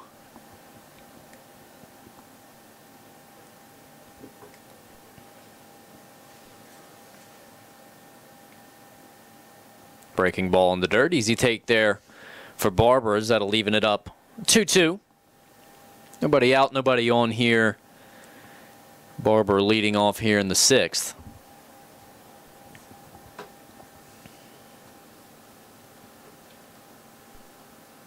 This one high and in, as that'll now move the count to full, as Barber, good plate discipline here.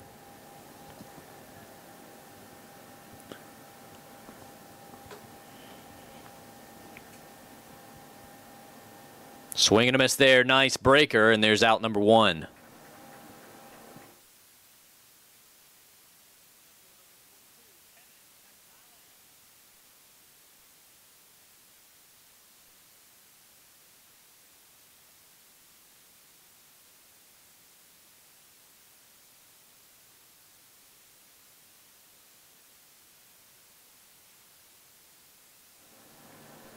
Kevin Gonzalez will take to the plate now with 1 out. So he will take the first pitch he sees over his head. 1-0.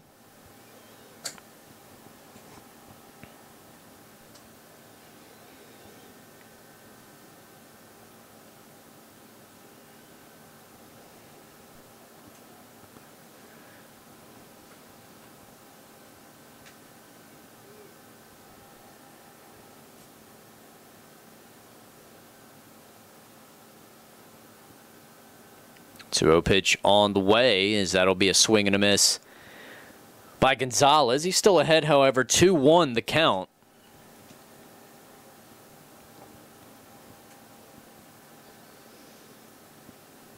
Two-1 pitch, bit high and away as he moves even further ahead, 3-1. 1 out, nobody aboard here. Pacers leading at 6-4.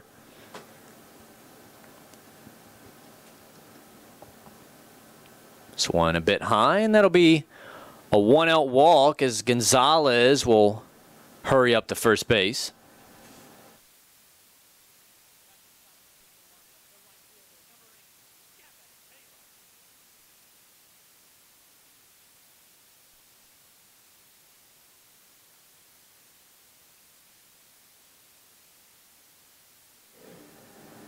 Gavin Taylor will be up next, as he'll now work with a man on. Taylor 2 for 3 so far on the day.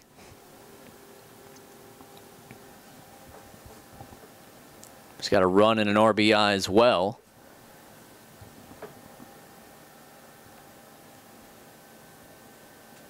First pitch a bit high and away, 1-0.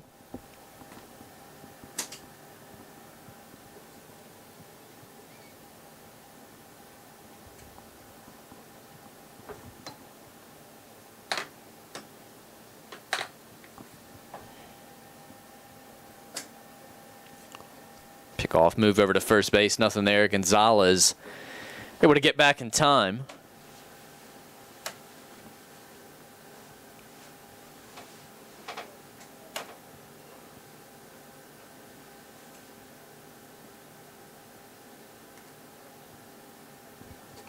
This one sent out to the right field gap. It is down. Gonzalez will round second, come to third. Taylor will hold it first. And just like that, men at the corners with 1 out.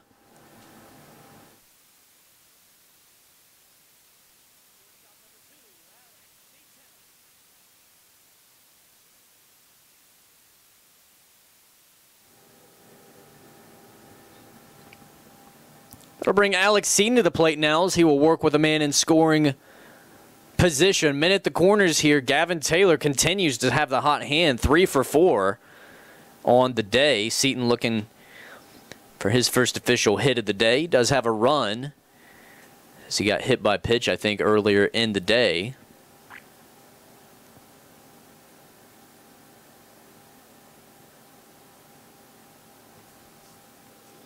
First pitch yanked in between the hole. There's that hit we were talking about. That'll bring Gonzalez home as it's an RBI single.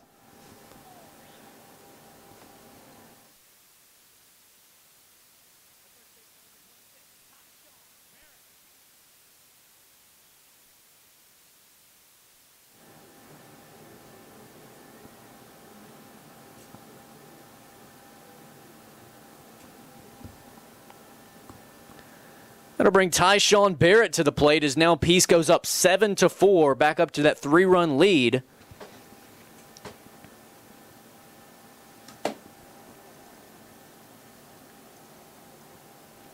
So now Coach Austin will come out, and that could be it for his starter on the bump.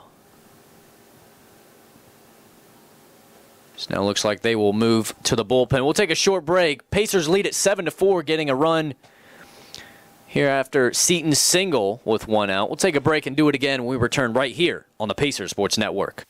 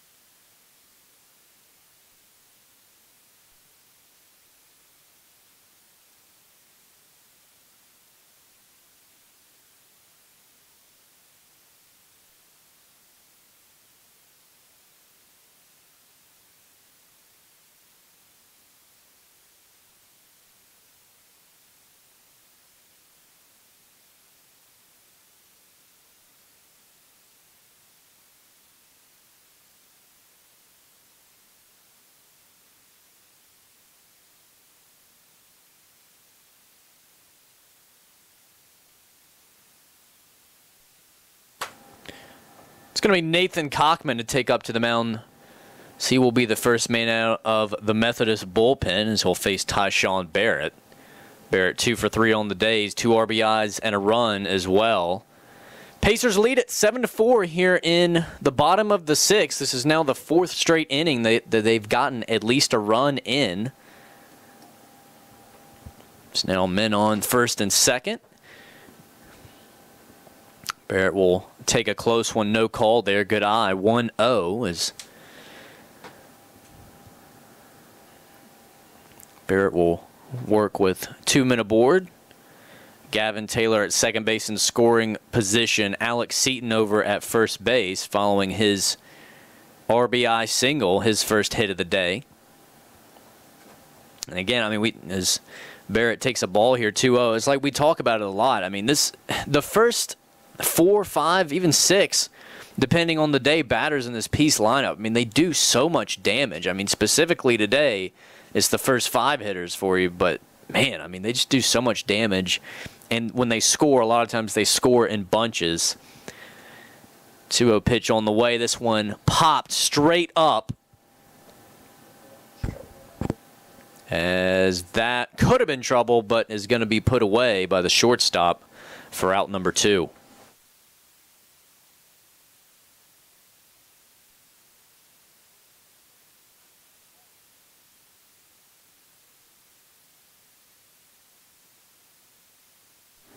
Tyler Vaughn will be up next with 2 outs, 2 men on. Vaughn 0 for 2 on the day. Walked once. He's got a stolen base as well.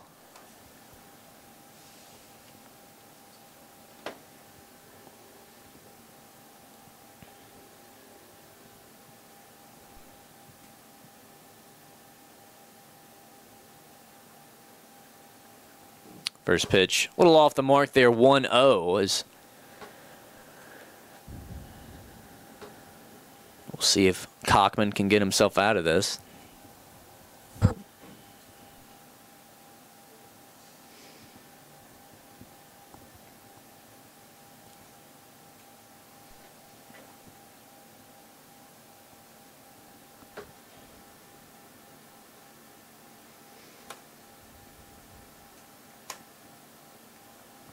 Appreciate all 30 of you currently with us here on the Pacer Sports Network, as William Peace will go for the second win of the series here, leading at 7-4. Still some work to do out in the field, though. Breaking ball breaks under the zone. 2-0 the count moves.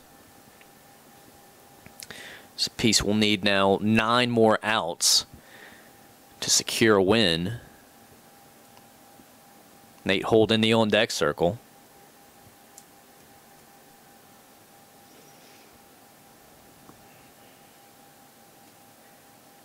This one grounded out to short, fielded, and put away on the easy force out at second base.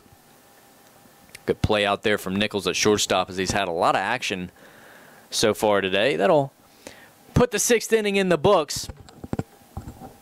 So we will head to the top half of the 7th when we return right here on the Pacer Sports Network.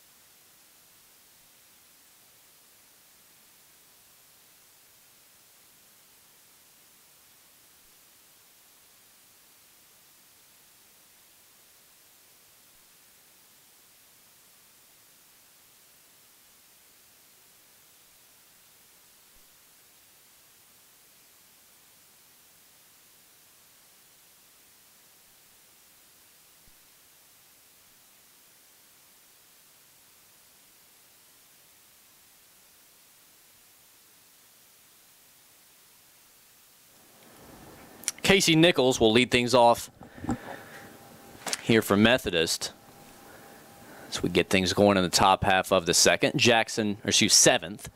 So it'll be Jackson May now on the bump.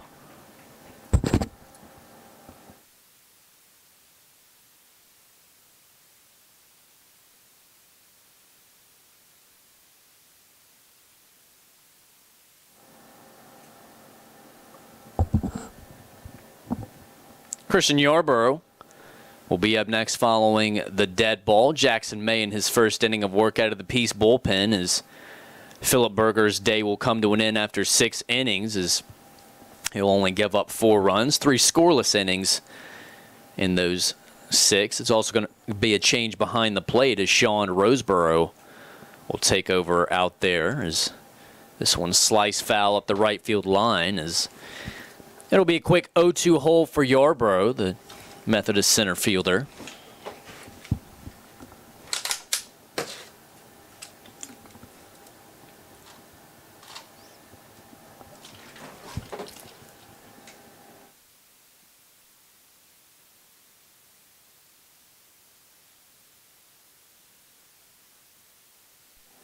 This one a bit low in the zone, as that'll be ball number 2.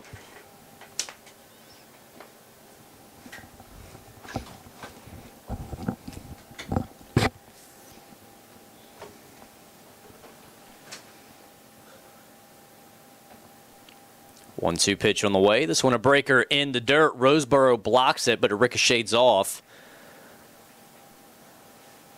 And Nichols able to move up to second base easily, is now potential run number 5 in scoring position here for Methodist, as they currently trail 3, 7-4.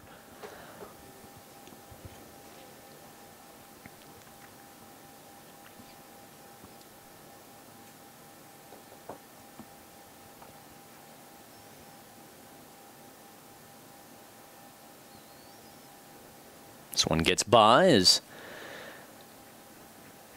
count will move to 3-2, and Nichols moves up 90 feet yet again, this time over to third base and even further in scoring position.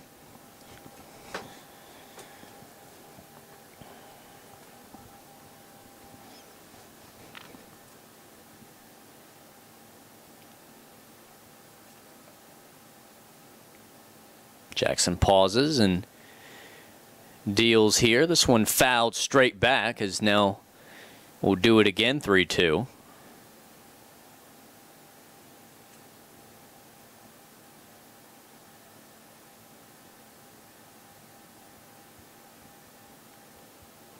Three-two pitch on the way. Swung on and missed, and there's out number 1.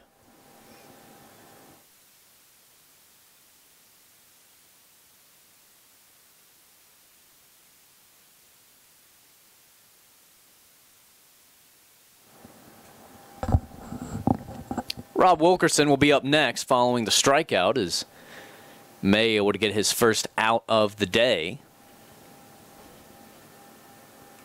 So now this one swung on and missed. A foul tip swung on and missed. That'll start the count 0-1.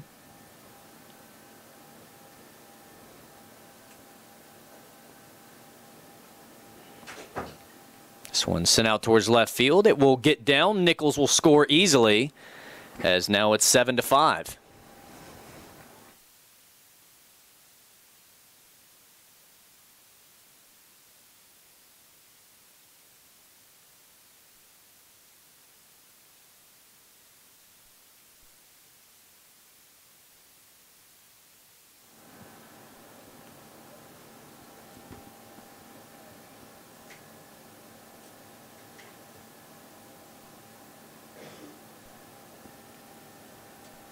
Jordan Cassell will be up next here as he takes ball 1 following the RBI single from Wilkerson.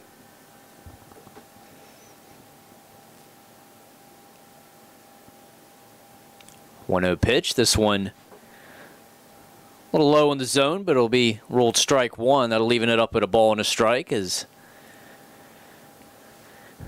Methodist still trying to chip away here. Currently trailing 7-5. This one sent up in the air high towards Taylor out in right field. He will put that one away pretty easily for out number 2.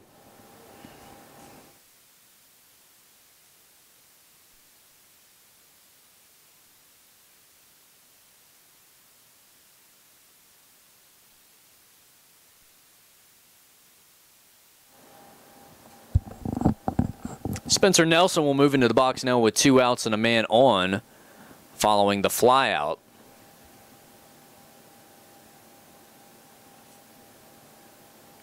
So now this one sent up in the air. Taylor comes in on the run and puts that one away for the last 2 outs of the inning. That'll put the top half of the 7th into the books. 1 run scored here for Methodist. They still trail 7-5. We'll head to the bottom half of the 7th when we return right here on the Pacers Sports Network.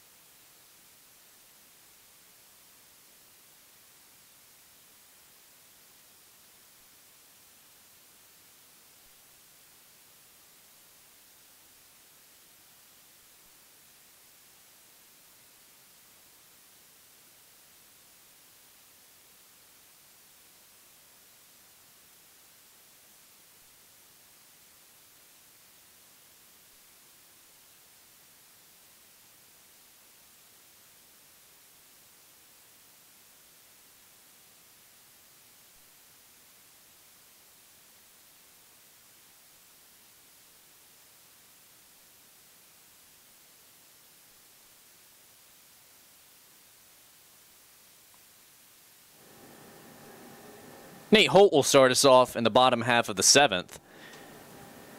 Pacers leading it here 7-5.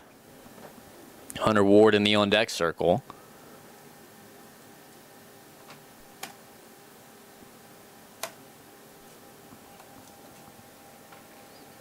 It'll be Cockman back out there for his 2nd inning of work, as it'll be strike number 1, a foul ball, as Holt tried to work his way on with a bunt attempt.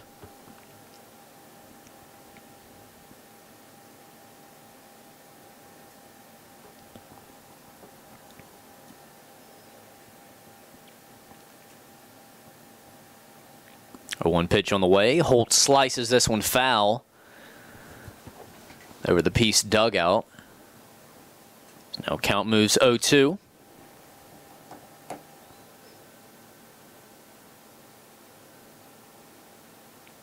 A 2 pitch on the way. This one over his head. Ball 1.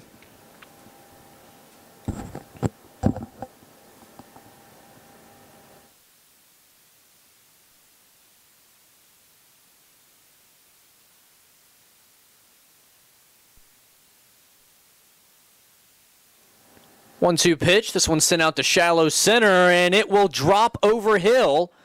Meanwhile, Holt will attempt to take second base, and they got him. Out number 1.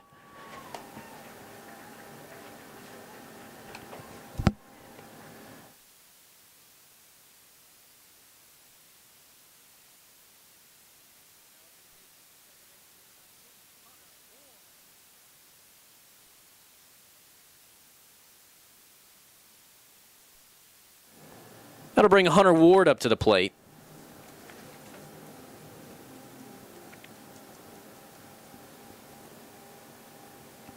Sean Roseborough in the on-deck circle, taking over behind the plate for Robbins last inning. So now first pitch, easy take there for Ward, ball 1.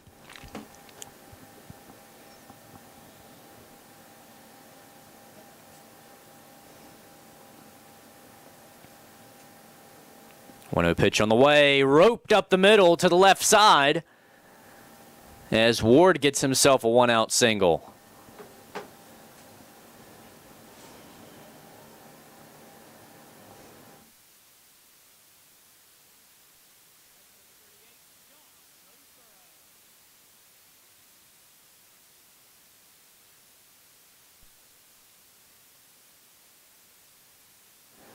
Sean Roseborough will be up next.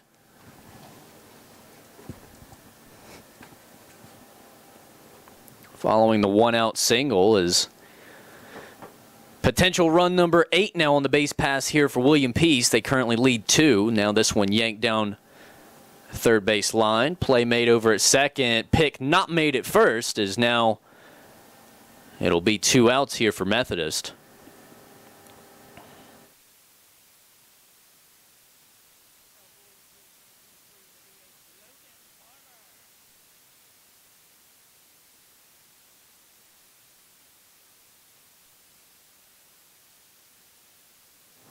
Logan Barber will be up now as 2 outs made here in the bottom of the second. Yet another double play attempt that Methodist could not quite finish off. Pick couldn't be made over at first base.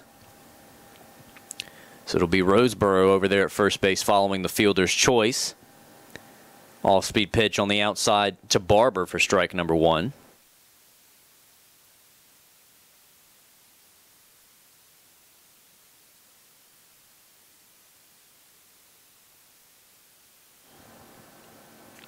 Call time in the box here as Barber will control the tempo. 0-1 the count, 2 outs, 1 man on. Roseboro over at first base following the fielder's choice. Kevin Gonzalez in the on-deck circle if Peace can extend the inning. It's now slider away, no good there, 1-1. Peace leading it here in the bottom half of the 7th. 7-5 here in Game 2 as we've still got Game 3 to get into a little later on this afternoon. Next pitch in the dirt, ball. So now the count moves to 2-1.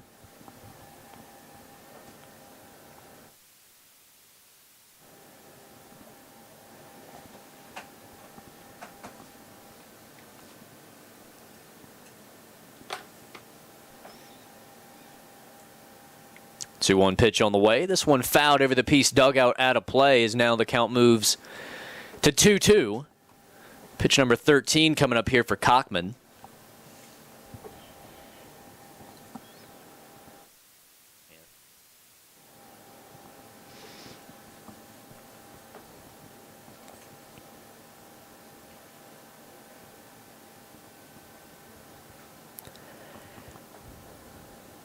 Two-two pitch on the way. This one sent in the air out towards center field. Yarborough moving in. Will camp out and take that one for out number 3. 7 innings in the book here from Carey in Game 2.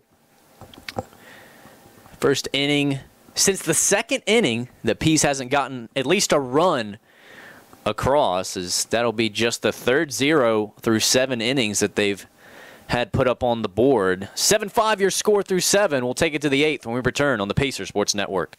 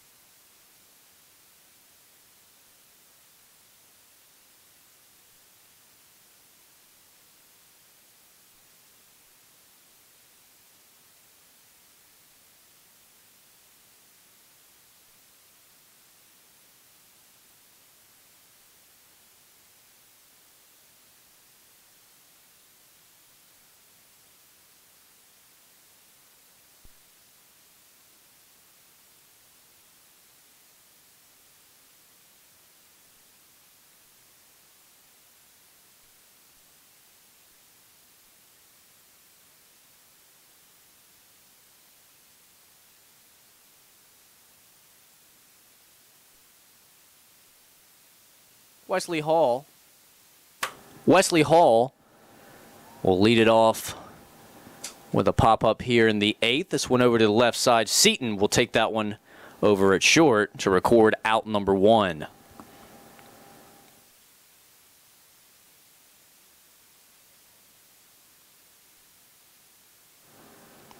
Jacob Austin will take his next hacks on the day. He's 0 for 1 so far. He's been walked twice. He did come around to score one of those times.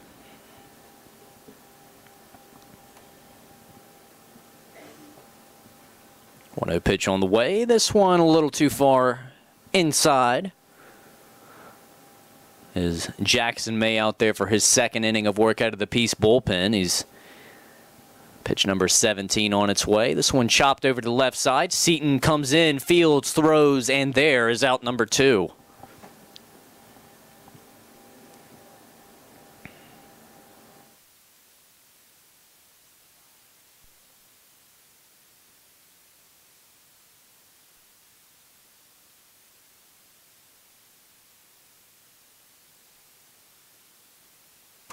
So Alex Seaton gets some early action out there at shortstop, getting the pop-up and the ground ball for the first 2 outs of the inning.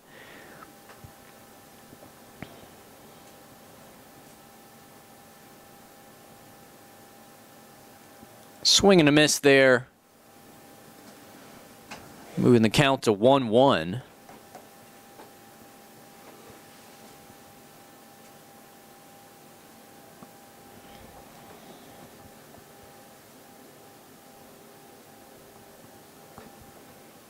Two-one pitch on the way from May. This one a little bit off the plate, 3-1, as now he's in danger of a 2-out walk.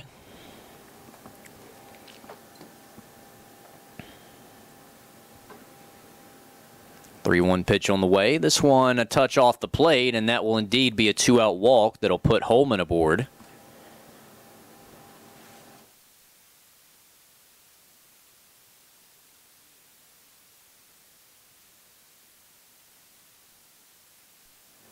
It's going to be Ryan Hill. So he will come up following the 2-out walk. So now that's a laser right back up towards May as he's able to duck under that one. But it'll be a 2-out single, putting 2 men aboard here for Methodist in the 8th.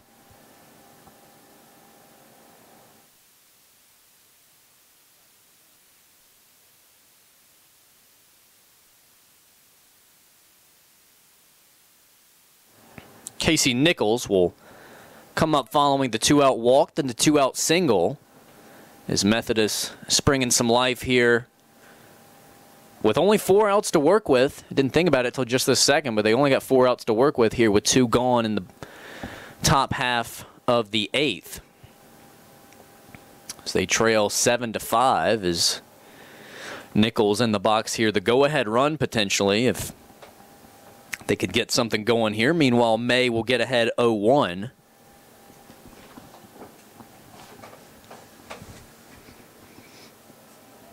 This one called strike 0-2.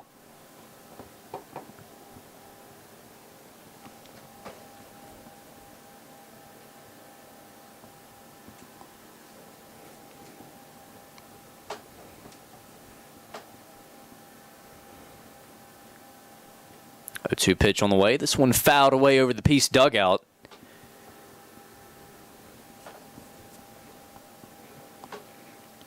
So now Nichols will battle here, 0-2.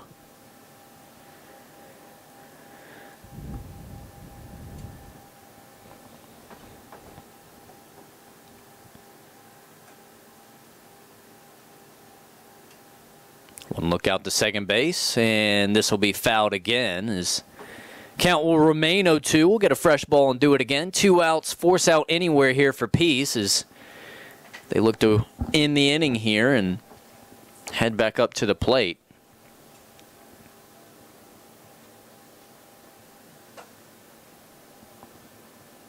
This one hit up in the air right side. Taylor will pitch a tent and camp out under that one for out number 3 as we will now head to the bottom of the 8th.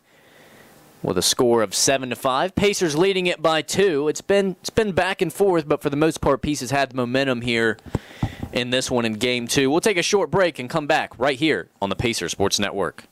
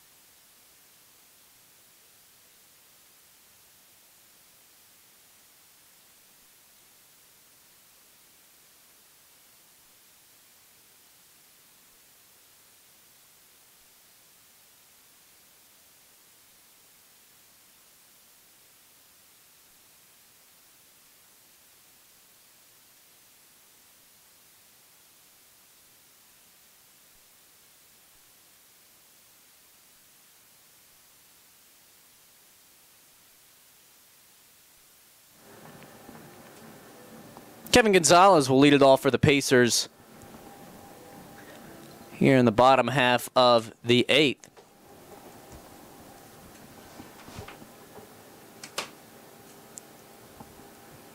Pacers lead at 7-5. Pitch on the outer half. That'll be ruled strike number 1. The leadoff man, Gavin Taylor, in the on-deck circle.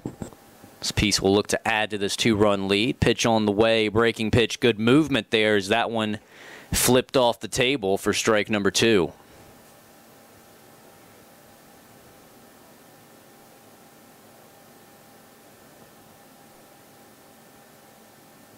A 2 pitch on the way from Cockman. This one doesn't quite get it.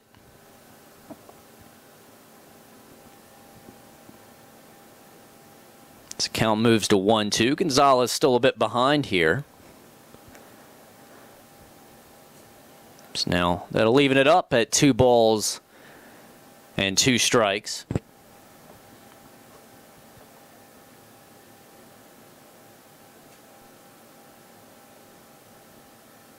Two pitch on the way. This one a bit inside. Check swing, but no call as now Gonzalez battles back 3-2.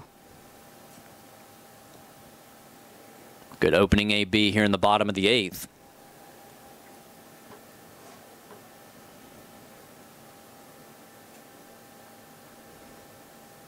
Three-two pitch roped out to second base. He drops it on the exchange, but it'll be out number 1 regardless.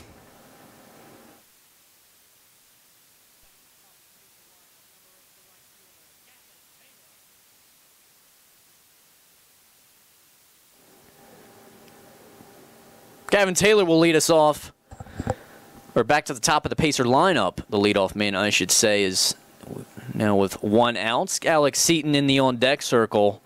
Bases clear. Pacers leading at 7-5. So now that one's going to be a touch inside. Just a touch. So that'll start him off 1-0. Swing and a miss there. Nice breaking pitch. Will take us even 1-1.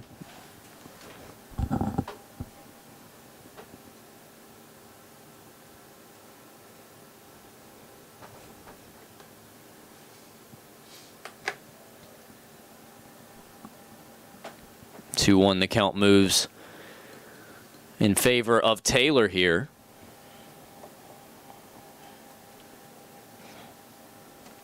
Two one pitch on the way. This one sent up in the air out towards center field. Yarborough will just camp out under that one and put it away for out number 2.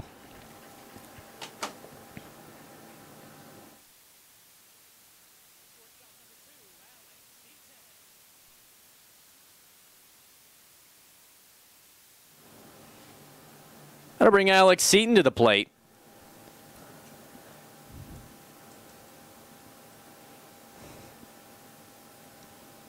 Two outs, bases clear.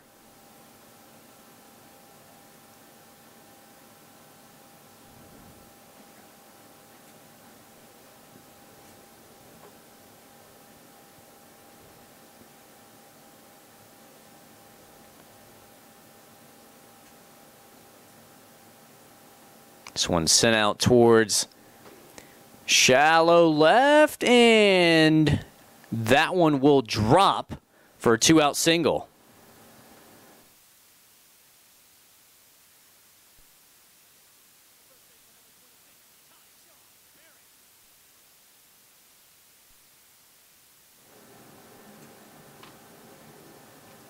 That'll bring Tyshawn Barrett up to the plate.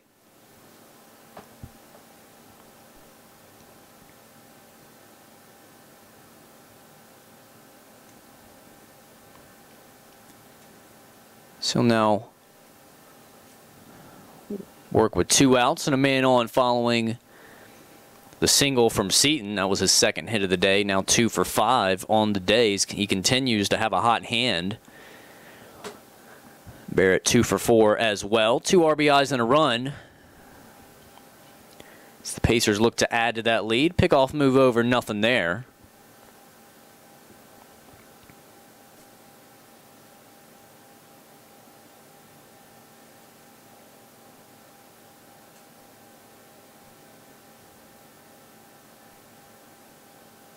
Another pickoff move. Nothing there yet again.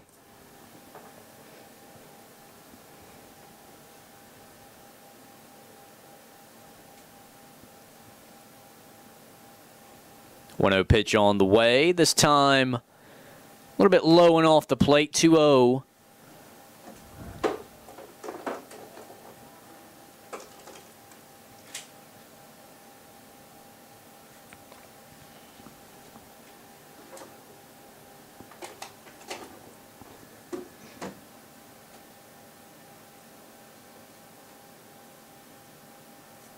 Pickoff mover there. And a third one, still nothing there. Is Seton able to get back in time?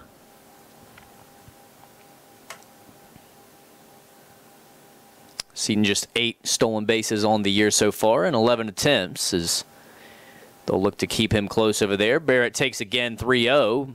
Throw down by the catcher, not in time as they're just determined to make Seton get his jersey dirty right now.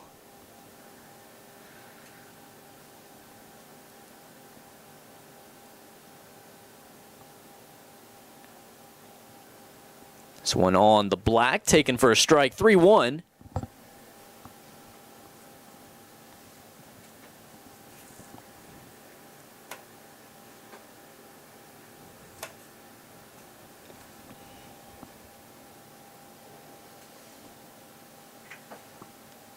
Three-one pitch on the way this time.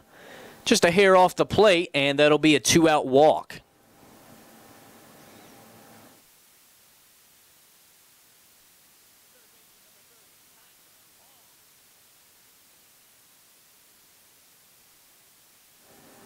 Tyler Vaughn will be up next following a single and a walk, both with 2 outs. So now the Pacers have yet another run in scoring position with Alex Seton out there at second base.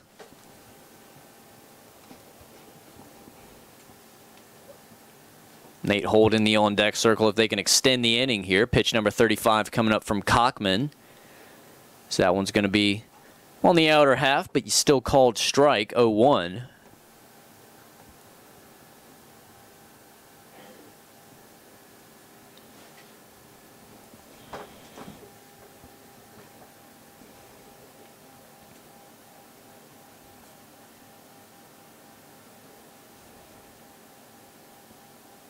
One pitch on the way. This one a little further out. That'll even the count at 1-1.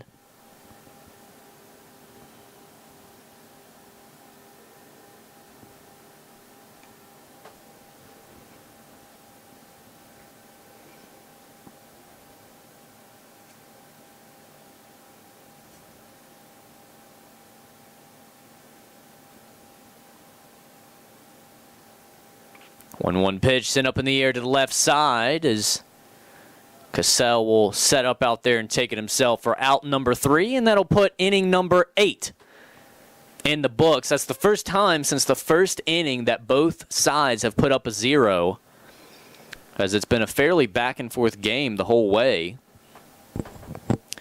But your score currently sits at 7-5. Pacers need 3 outs to get a win here in Game 2 and win the series. We'll take a look and see if they can do that when we return right here on the Pacer Sports Network.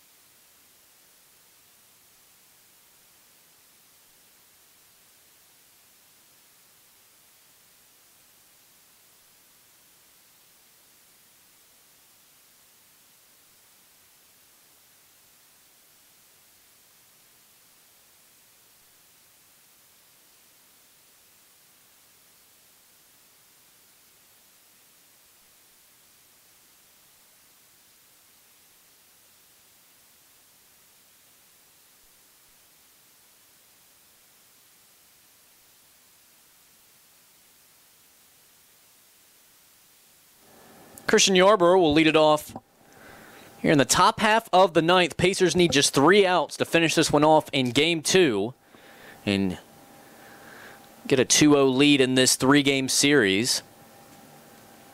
So now count will move to 1-1. Pitch number 30 right there for May.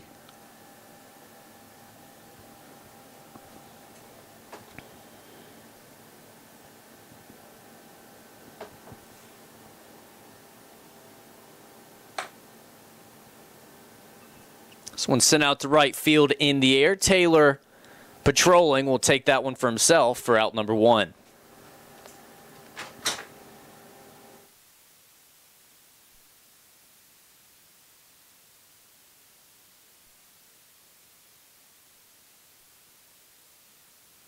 Rob Wilkerson will be up next following the fly out to right field. 2 more outs needed here by the Pacers to finish this thing off.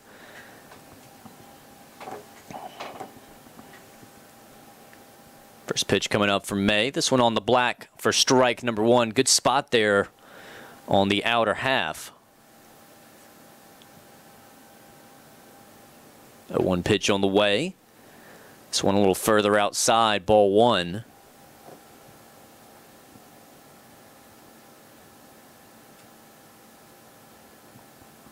One pitch on the way. Breaking ball outside again, 2-1 as he's living on the outside here, this AB.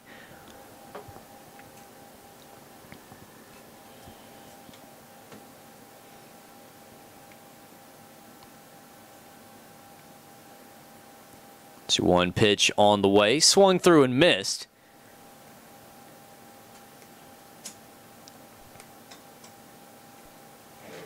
So now count moves to 2-2.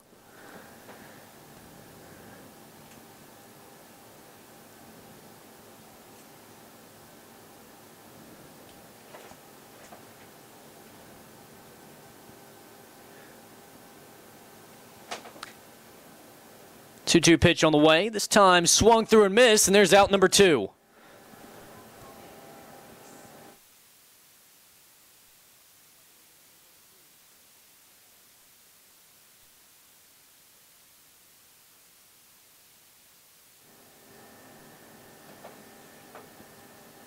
That'll bring Jordan Cassell up here as he is the last hope here with 2 outs in the top 9.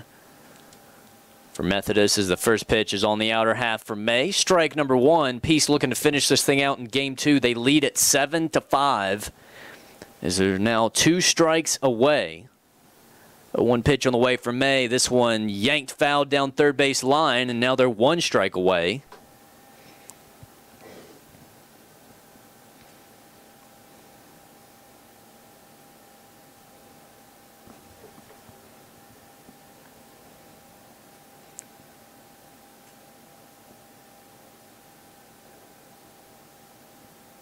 This one sent sharply on the ground. Seton Fields throws across as that will take Barrett off the bag. And they will put that one away for out number 3. And the Pacers win it here in Game 2 with a final of 7-5.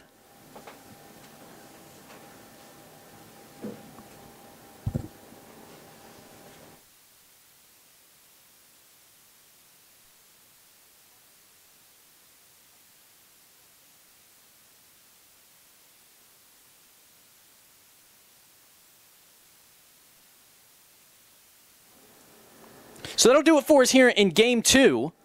Again, your final there, 7-5. Jackson May coming in to get the last couple of innings done and put that dub up on the board for the Pacers as now they move to 2-0 here in this 3-game series. Game 3 coming up here as the Pacers officially win the series.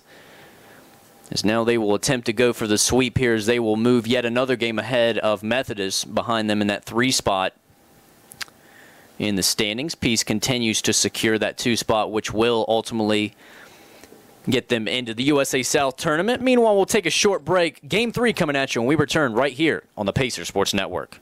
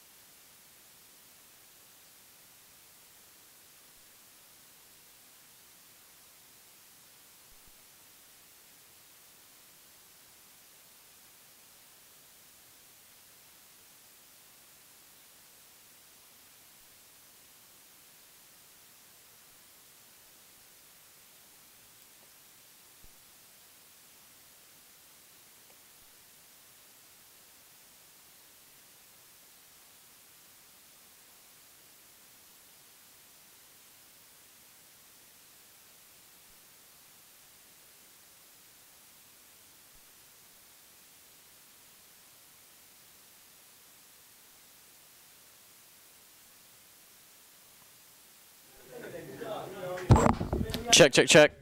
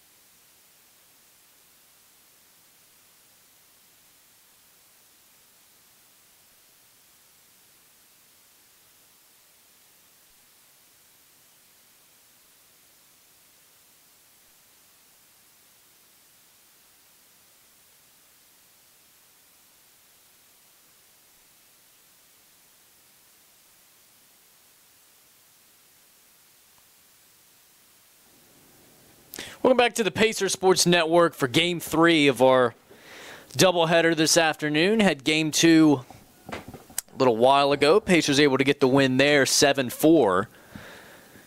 As we get Game 3 underway here, Austin Skipper dealing a fastball right out the gate. Get a fly out to Gavin Taylor in right field, as that'll put away Yarborough to get things started off. Next at bat for the Monarchs, right fielder number 3, Rod Wilkerson.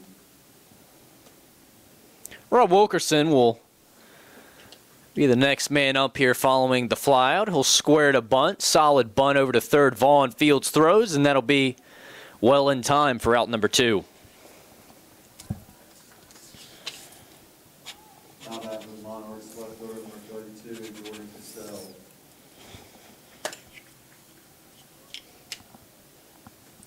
Appreciate all 35 of you with us at the moment on the Pacers Sports Network, as again we get this thing started off here on, I would say clear day, but it's not even clear. It's a nice day though, pretty overcast, I guess you would call this.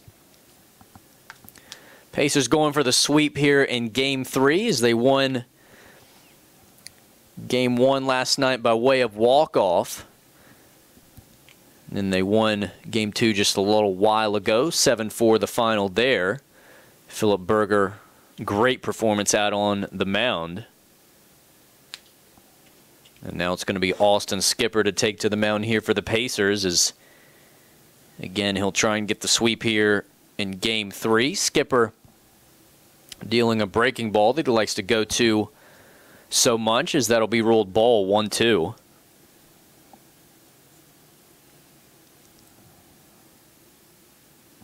Fastball a little bit off, 2-2.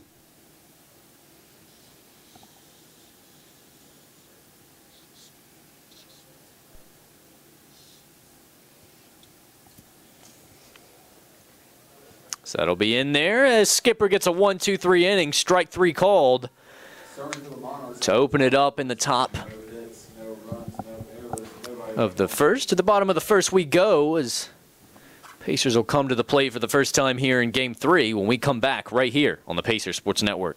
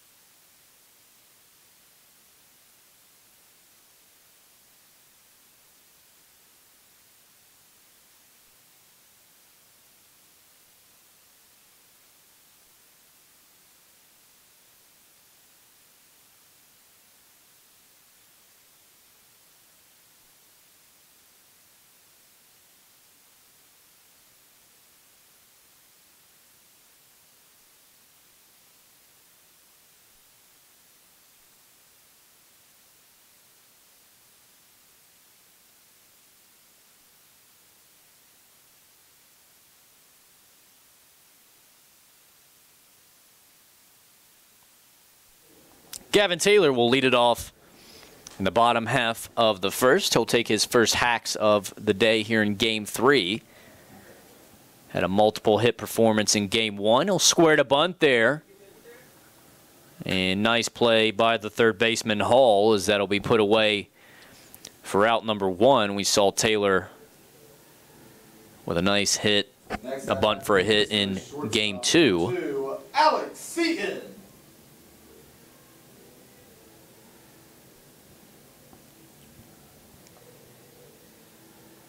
It's going to be Alex Seaton now in Game 1. Or excuse me, without number 1. First pitch, a little bit off 0-1.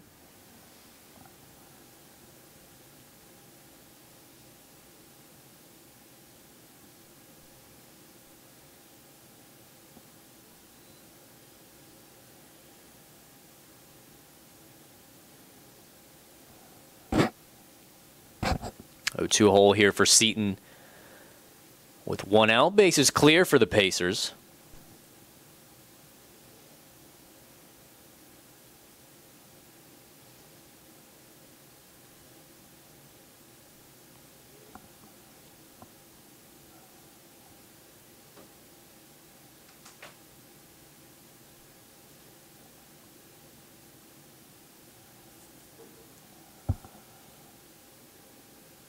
Oh, 2 pitch on the way. This one hit softly out to short, as that'll be mishandled, as Seton will find himself aboard, as that'll be an error on the shortstop Nichols. That'll bring Tyshawn Barrett up to the plate. Now back to your Pacers, first baseman number 26, Tyshawn Barrett.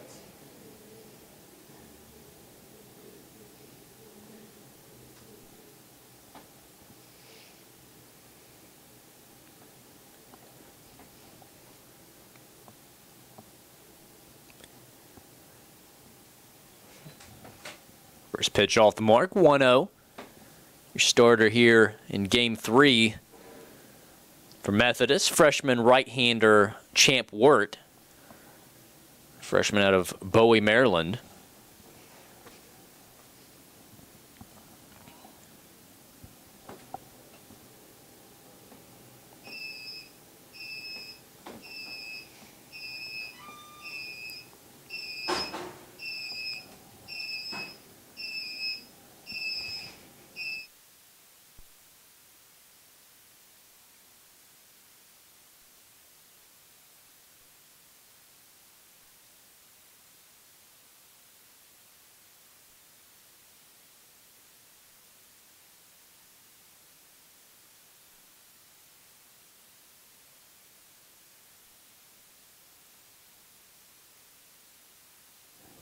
This one yanked out towards left field. Barrett leads his day off here in Game 3 with a single.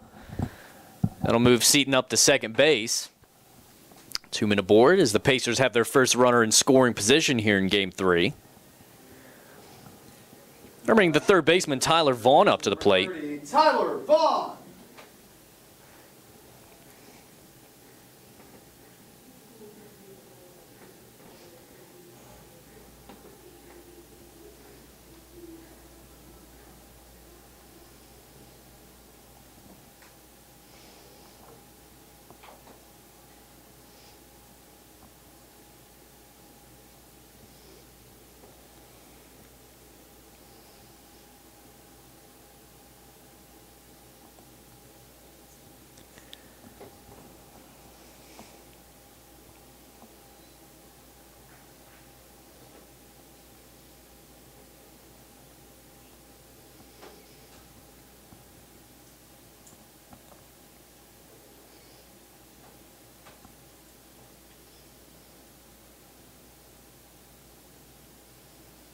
Score first in this bottom of the first inning. That's huge. 0-1 pitch on the way. This one a little off the mark. That leaving the count a ball and a strike.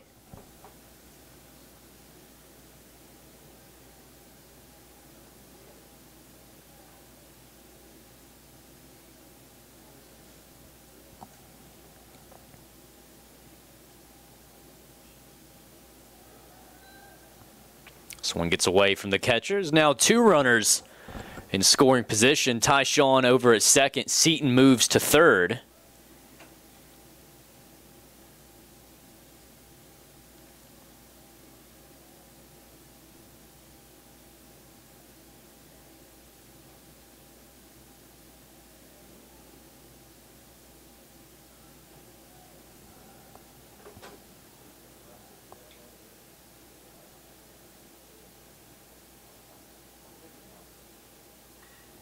This one roped out to shore. That will ricochet off of the foot of Nichols. Seton will score Barrett on his way. He will score. Vaughn will trot up to second base. And it's a 2-run double for Tyler Vaughn as Peace takes a 2-0 lead in the first.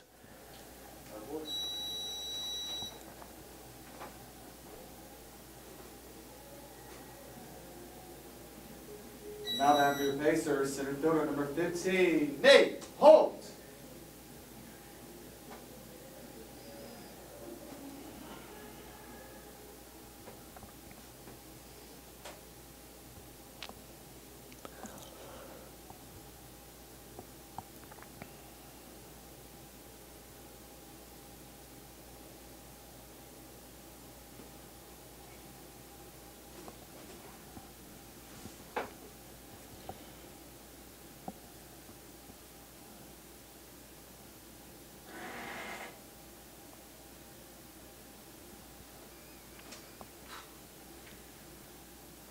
One out, runner on second following the RBI double from Vaughn. First pitch a little bit in the dirt, 1-0.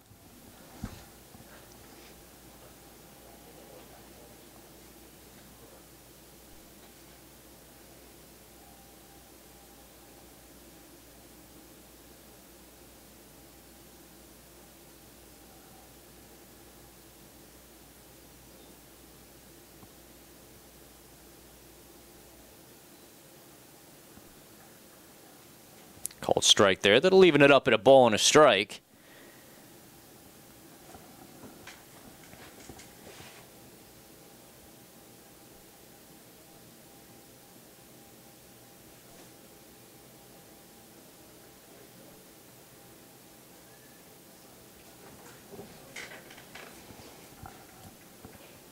One-two as Nate Holt finds himself in a 1-2 hole.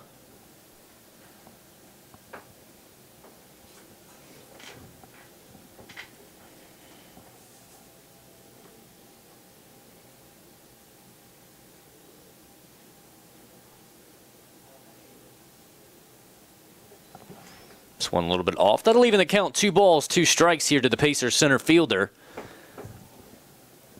Here on his senior weekend is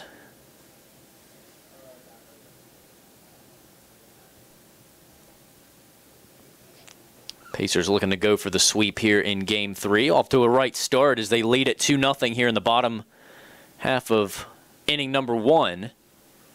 This one jams up Holt just a bit. He'll foul it off and stay alive here, 2-2.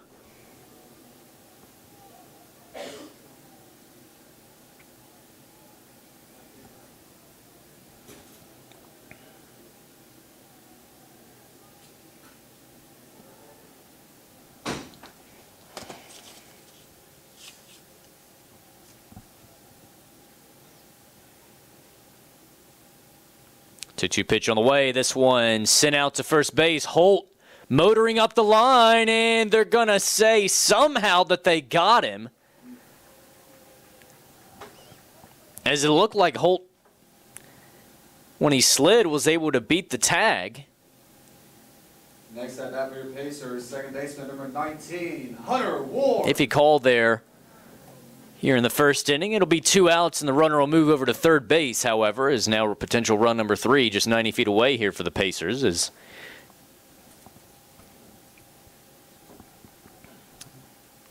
currently take a 2-0 lead. Appreciate all of you with us here on the Pacers Sports Network. Always a pleasure to have you guys with us on the other end.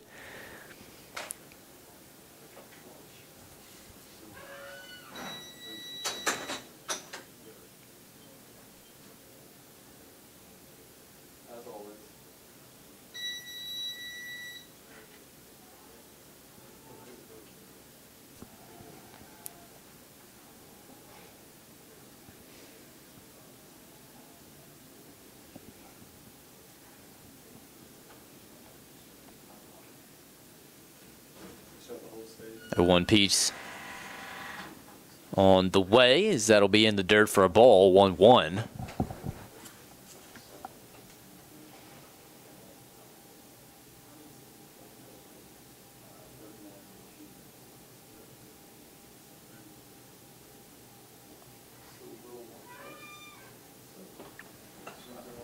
Next pitch in there for strike 2 to the Pacers' second baseman, Hunter Ward.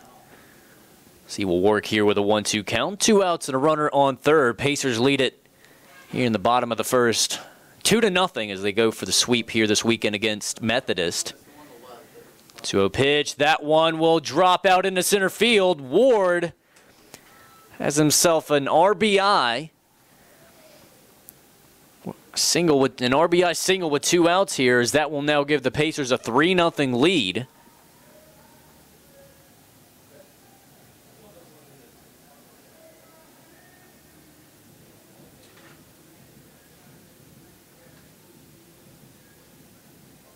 Now batting for your Pacers, catcher number 38, Sean Roseborough. Sean Roseborough will trot up to the box for his first time in Game 3. Pacers leading at 3-0.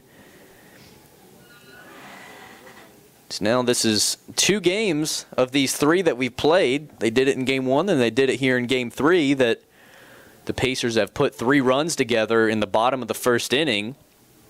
In Game 1, it was when they were facing a 1-0 deficit. They quickly got back up into that one 3-1 after 1. And here with no score in the first, they take a 3-0 early lead. Hunter Ward over on first base. This one's sent up in the air to right field near the track, but not quite deep enough there, as that'll be put away for out number 3. Big inning there to start things out for the Pacers. They put a goose egg on the board in the top, and they score 3 in the bottom half. 3-0, they lead it after 1 to the top of the second. We will go when we return right here on the Pacers Sports Network.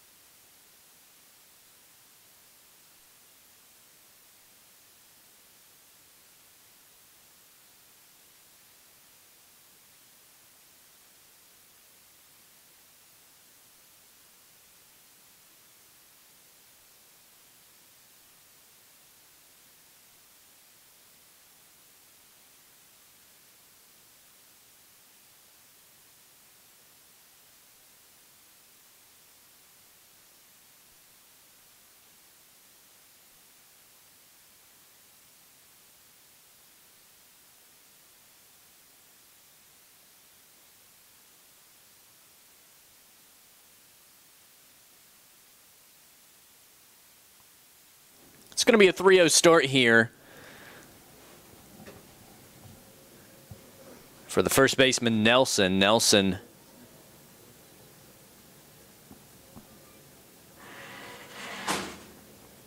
working here with a 3-1 count following the strike. Pitch number 8. A swing and a miss by Skippers. That'll move the count 3-2. Good job by Skipper to come back in, and he started out 3-0. Is now gets 2 strikes there. 3-2 pitch on the way. Breaking ball swung on and missed. Skipper comes back to get out number 1.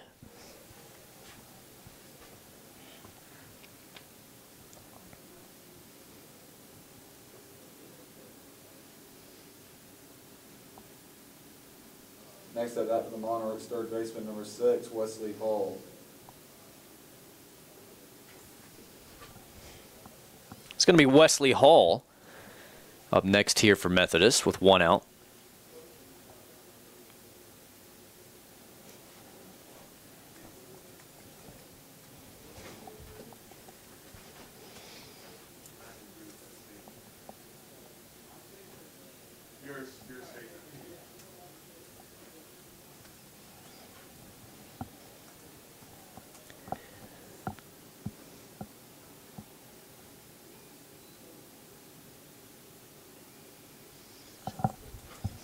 Two-one pitch on the way from Skipper. This one just off the black 2-2 or 3-1.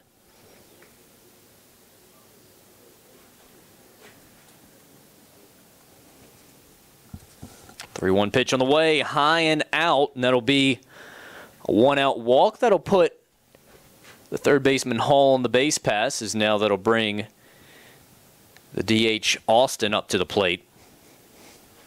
Now back for the Monarchs, designated hitter number 19, Jacob Austin.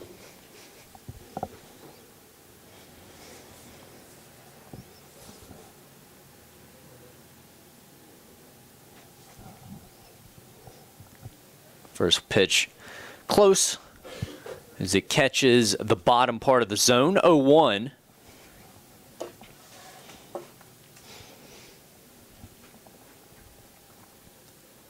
This one sent out towards right field. It's got some carry to it. Carries all the way out to Taylor. Camped under it for out number 2 as he will put that one away for out number 2.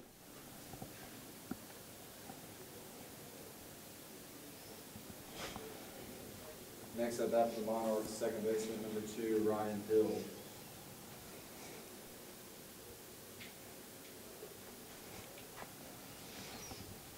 First pitch on the way, breaking ball close, but no call.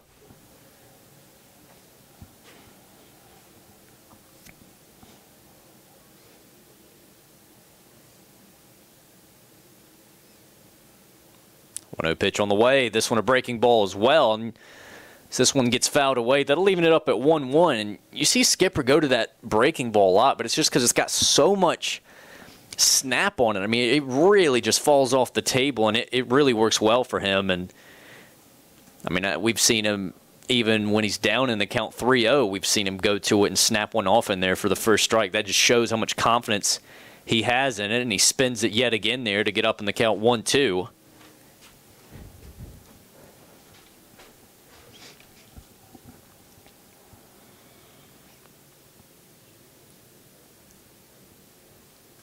One-two pitch on the way. This one a fastball in the dirt.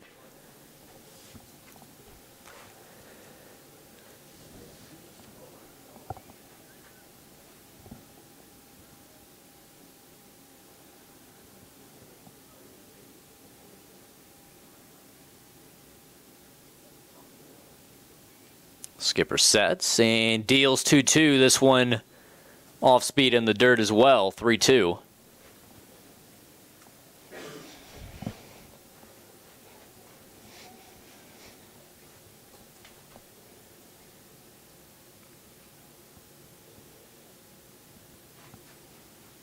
Swing and a miss there. Breaking ball gets him for out number 3.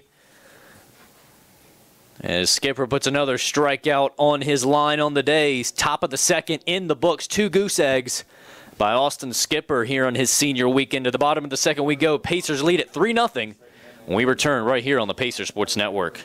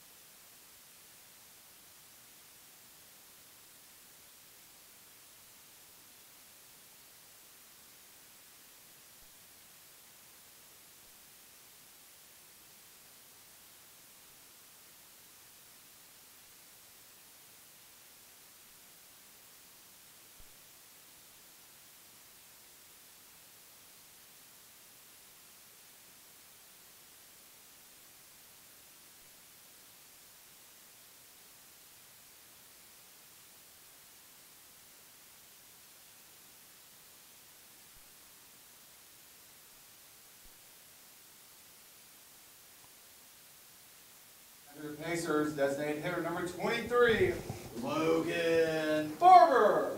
The DH Logan Barber will be up next. Here to get things going in the bottom half of the second. 3-0 your score. Peace.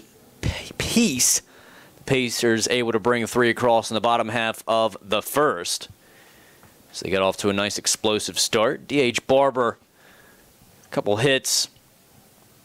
One for sure in Game 2 already this afternoon as he continues to get himself into a groove. A 1 pitch on the way, swing and a miss.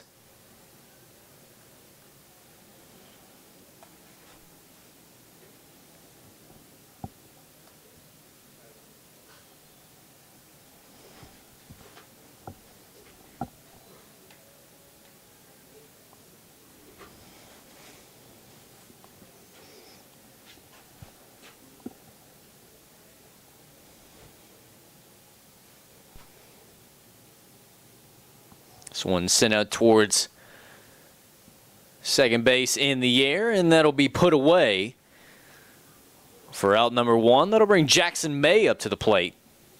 Next at bat for your Pacers, left fielder number 10, Jackson May. Jackson May coming in to shut the door on the mound in Game 2 to get that win for the Pacers. So he will head to the plate here, manning left field in Game 3.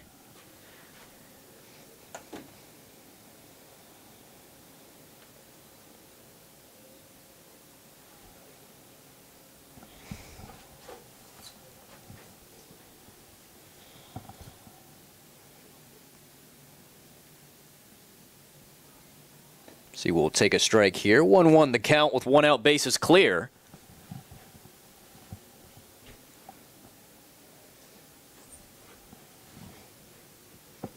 One pitch. This one sent out to left field. Deep. We'll see you next time. It's gone. Jackson May makes it a 4-0 game with a solo laser out towards the hill up beyond the left field wall.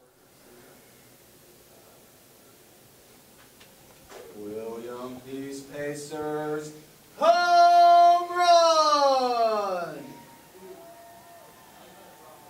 Hit by number 10, Jackson May!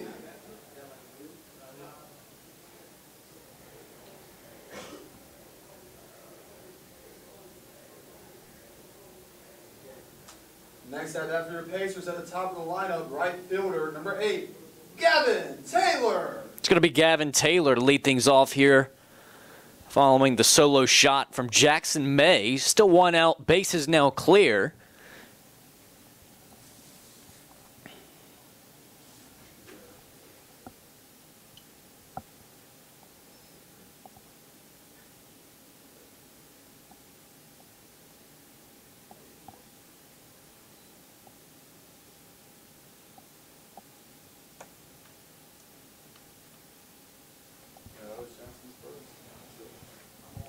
One 1-0 pitch on the way. This one a bit inside. Count moves to 2-0.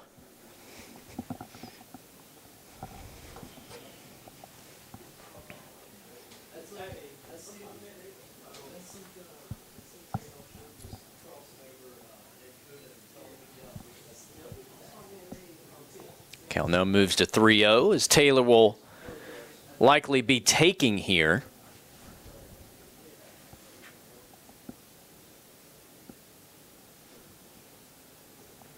3-0 pitch on the way, and that will be a little bit on the outside, and it will catch.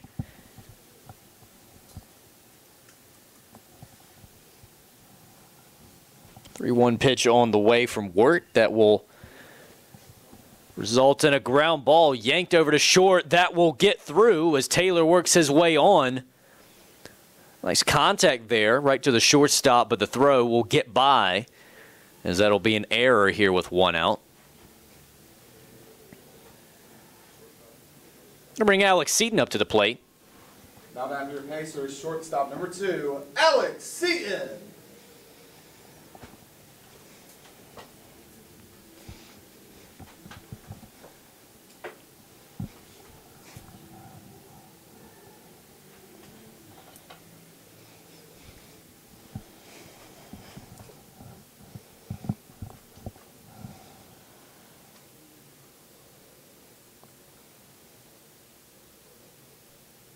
First pitch on the way. Seaton yanks this one a short dive. He didn't get that one.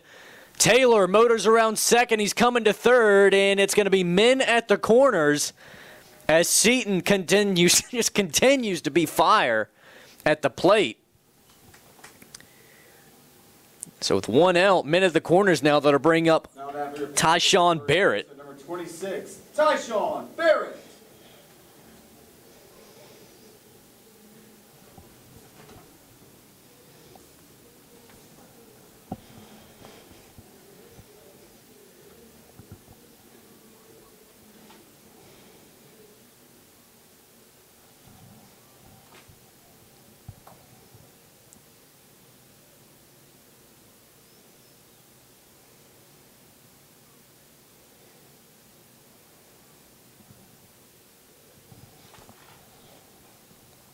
First pitch of the AB on the way. That'll be ball number 1.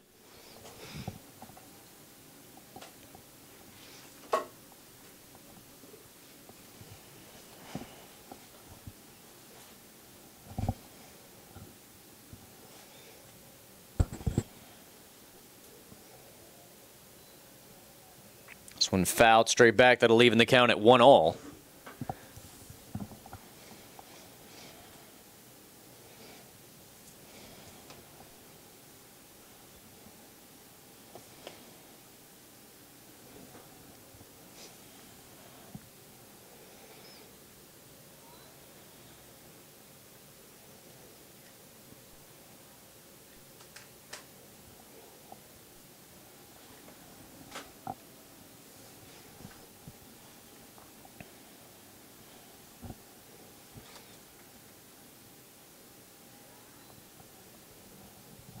Count moves to 3-1 as Barrett way ahead. Will likely be looking fastball here.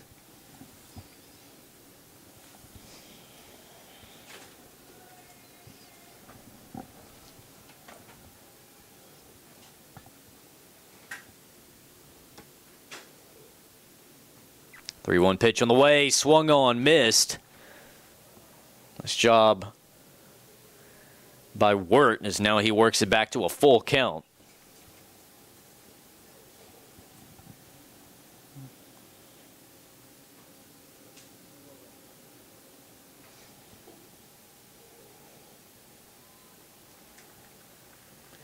Now that'll be a 1-out walk. That'll put 2 men aboard here. Seaton, or excuse me, 3 men aboard as that'll load the bases here. Taylor at third, Seaton at second, Barrett at first, and Tyler Vaughn heading to the plate. Now back to your Pacers, third baseman, number 30, Tyler Vaughn.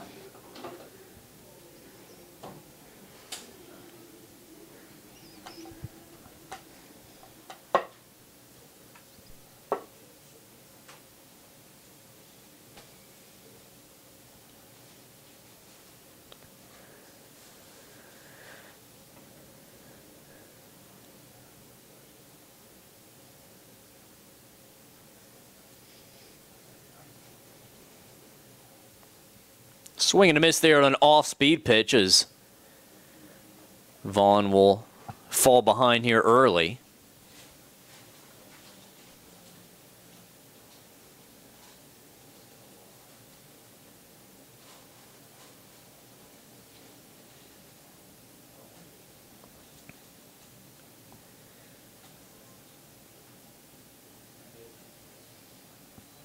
This one in the dirt. All runners will hold as that'll even it up at 1-1.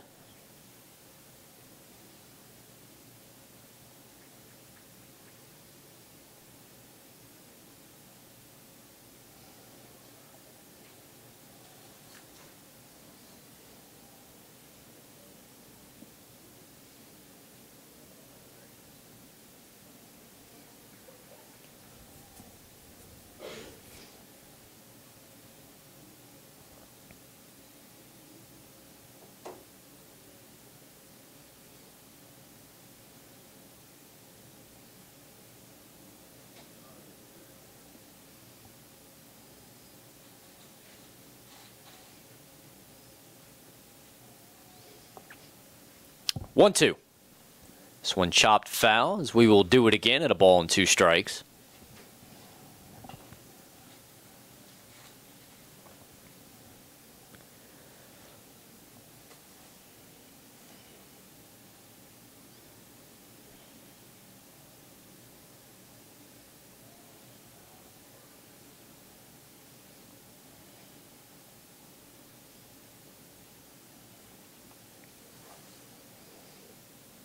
1-2 pitch on the way. This one off the plate, 2-2.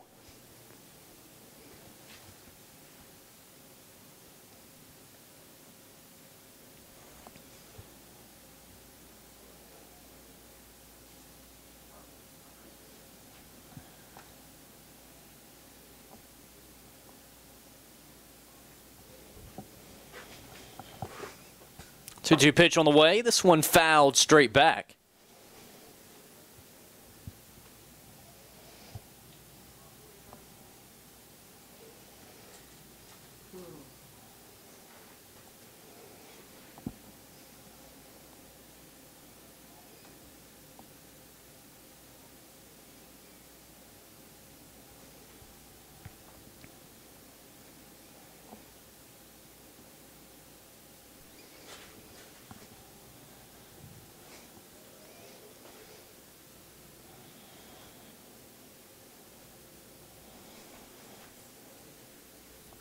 This one sent up in the air over to the right side. As that will be put away for out number 2. Meanwhile, runner will tag from third. Taylor will come to the plate. Pacers take a 5-0 lead.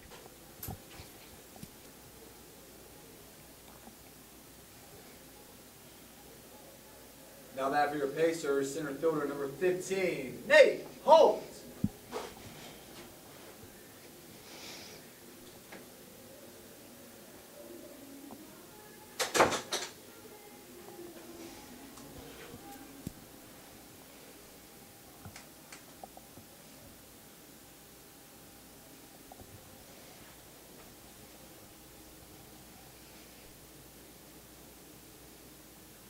This one sent way up in the air to left field. It's heading to the track, and bye-bye, it is gone.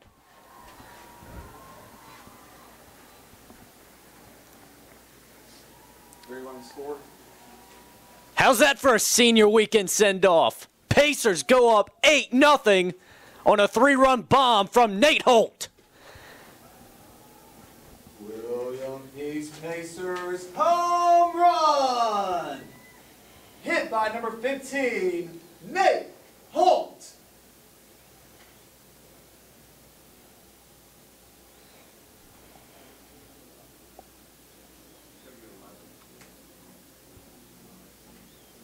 It's going to be a new arm now for Methodist. 5 runs scored here in the second, 3 in the first. It's an 8-0 Pacer lead through 2, and we ain't done yet. We'll take a short break and get back to it right here on the Pacer Sports Network.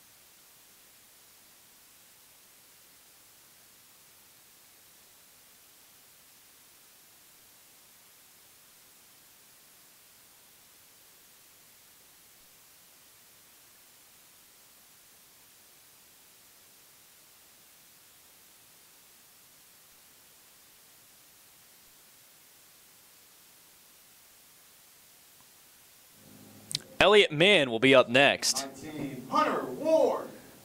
As he will be the first man out of the Methodist bullpen here in Game 3.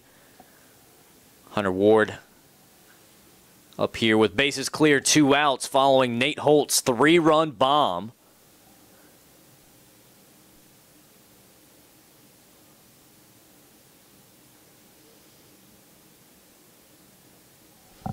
So now that'll be an 0-2 start here for Ward. And man, that bomb by Nate Holt, It jumped off the bat. I mean, it had some carriage, and it was high. That was the thing. Like, I didn't think it was initially going to get out of here. I just thought it was going to be a deep fly ball, just the way it jumped off the bat. But, man, it carried all the way to the hill out there beyond the left field wall. So, Nate Holt, I believe that might be his first homer here on the stadium at the USA Complex. Meanwhile, Ward puts one in the gap. He's got at least two. He's heading for third. And Hunter Ward has a triple. Bad throw. He's headed to the plate. Pacers lead at 9-0.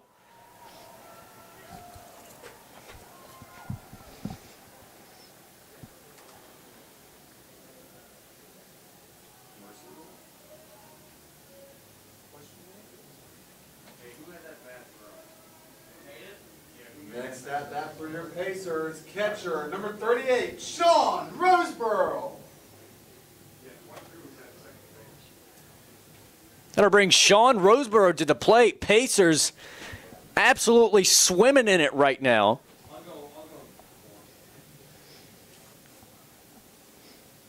As it's a 9-0 lead, 6 runs scored here in the second.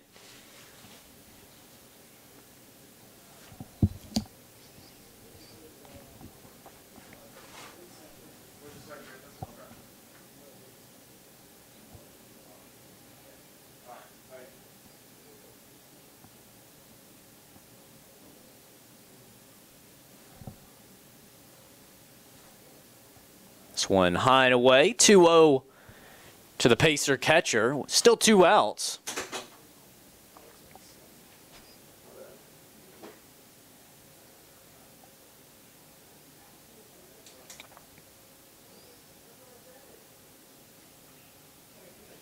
This one sent over to third base, fielded, bobbled a bit, throw across in time.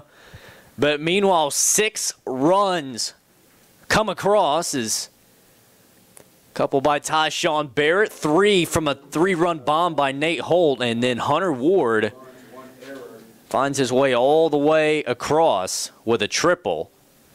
And then a bad throw that got him in. 9-0. Pacers lead it through 2 to the top of the third right here on the Pacer Sports Network.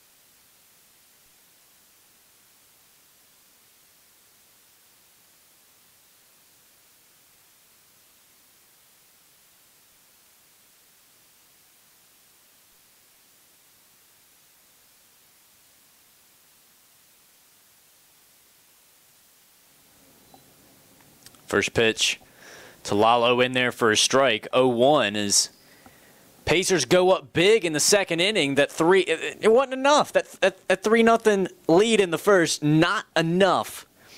As they stayed hungry and put 6 more on the board back in the second. Pacers lead at 9-0 here in the top of the third. Skipper, 1-1 count on Lalo. As the Pacers go for the sweep here in Game 3 in what has been, they've really answered the bell up to this very moment. I mean, this was the biggest weekend of the season for the Pacers. Sitting in that 2 spot in the standings, in their division. You know, it's going to be the top two teams from East and West Division to play in the USA South Tournament. Peace was in that 2 spot with, their opponent from this weekend, Methodist, right behind them by a couple of games. So they needed this series desperately, and the fact that they're already in a position to potentially get a sweep here in Game 3, I mean, they've answered the bell in every way possible, as that's going to be a fly out to Nate Holt in the right field gap for out number 1. That'll bring Nichols up to the plate, the shortstop Casey Nichols, as Skipper continues to move.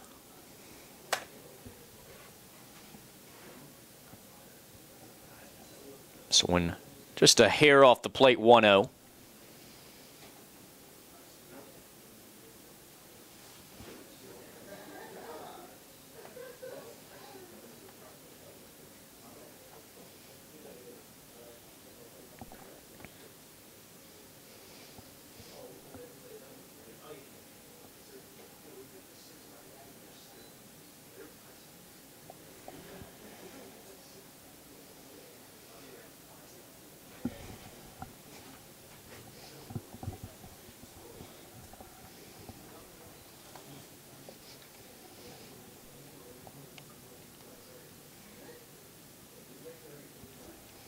Two the count on Nichols. He'll foul this one back, and we'll do it again at 2-2.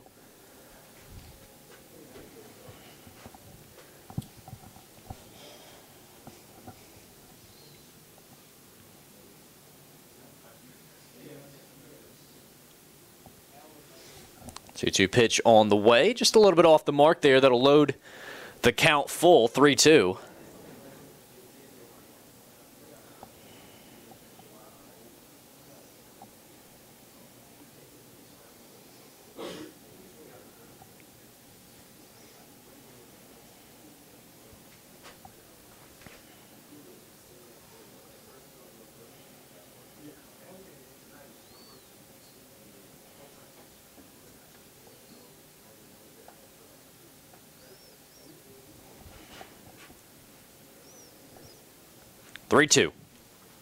This one sent up in the air right side. Ward backpedaling into shallow right field. He will take that one himself for out number 2. Now back to the Monarchs at the top of the lineup, center fielder number 9, Christian Yarborough.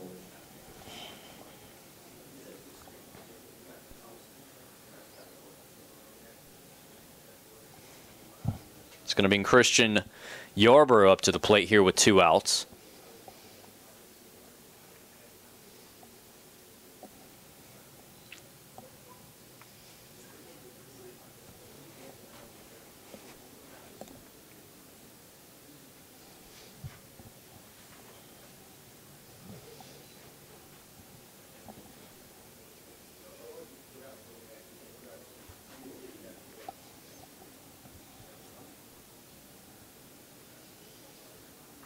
One pitch, yanked just over the glove of Vaughn at third base. So a little life here with 2 outs. Nice rip there from the Methodist leadoff man. I'll bring Rob Wilkerson up to the plate now. So he will work with 2 outs and a man on following the single.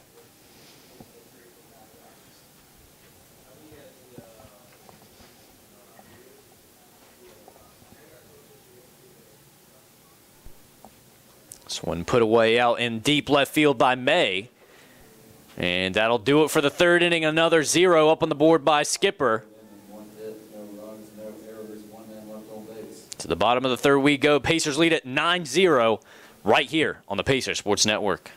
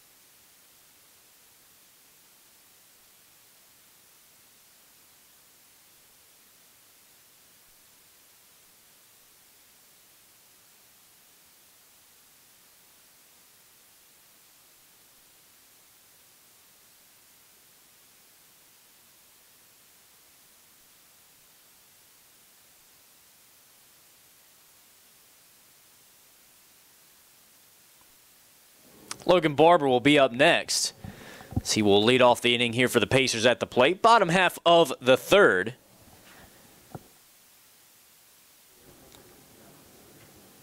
First pitch, a high strike in there for strike number 1.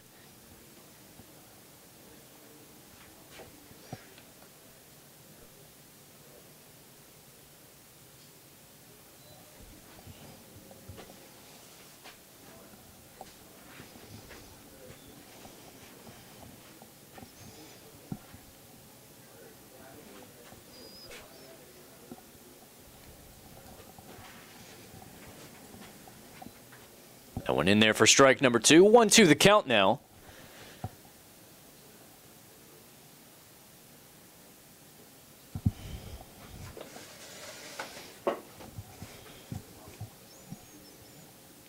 This one just off the plate. Count now moves to 2-2. The Pacer DH here this afternoon. Had a single in game 1 as he'll look to get into a groove here in game 2. Pacers lead at 9-0.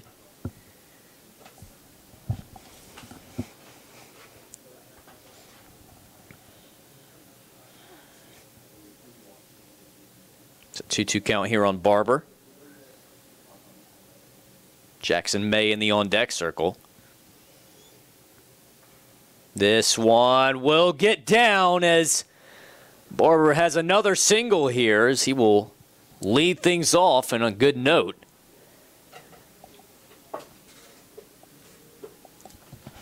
Next at that for your Pacers, left fielder number 10, Jackson May.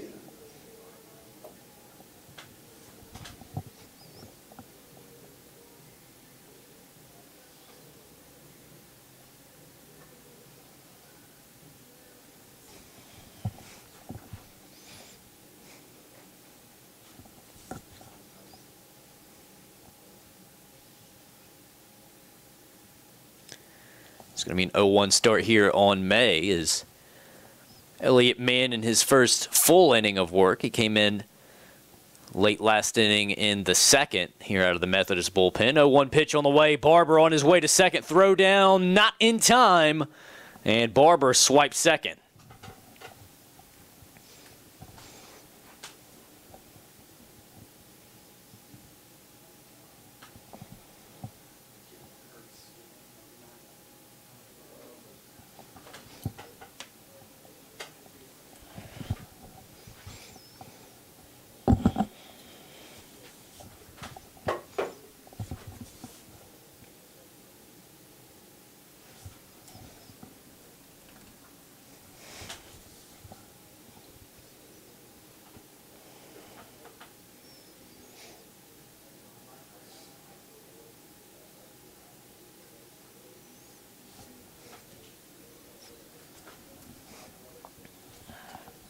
One pitch coming up to May. He will foul this one back. 1-2.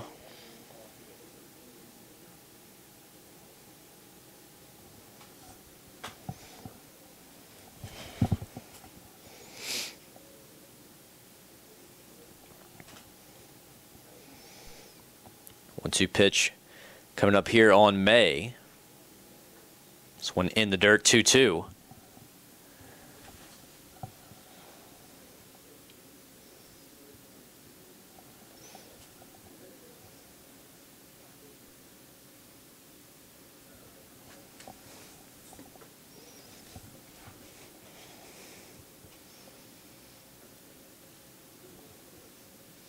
2-2 pitch on its way as that one will find its way into the dirt.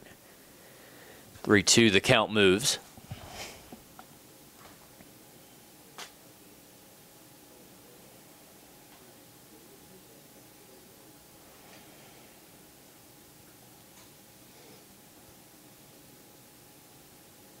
Three-two.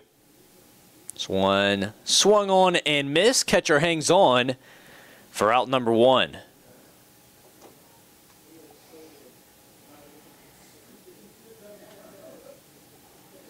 Now back for your Pacers at the top of the lineup, right fielder number 8, Gavin Taylor.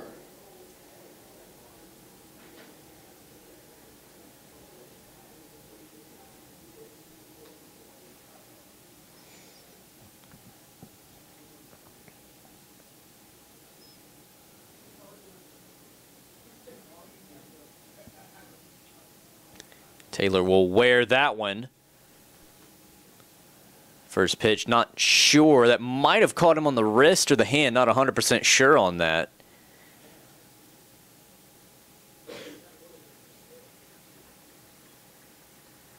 So that'll bring the shortstop Alex Seaton to the plate.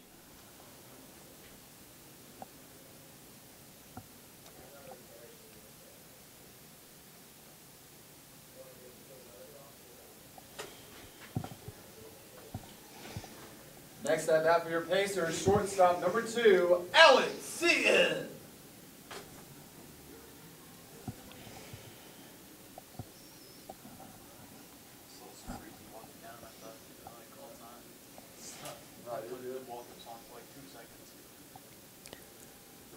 On first and second. First pitch to Seaton in there, strike one.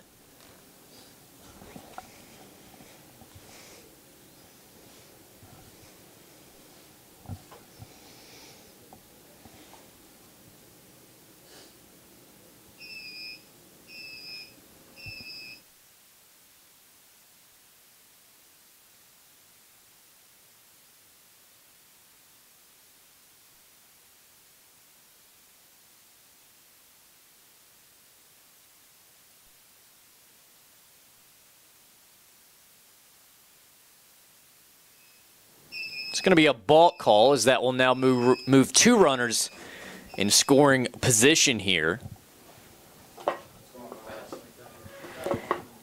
Put Taylor over at second. That'll put Barber at third.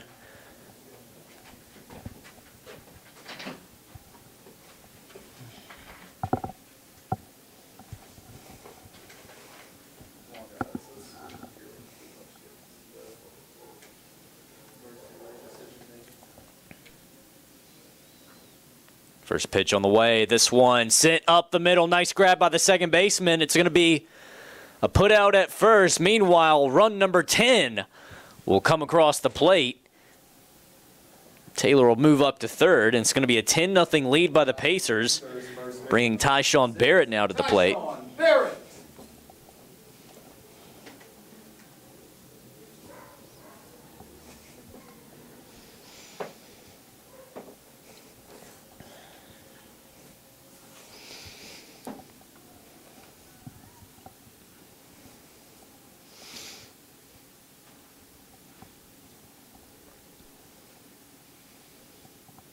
First pitch on the way. That's out of the zone, ball one.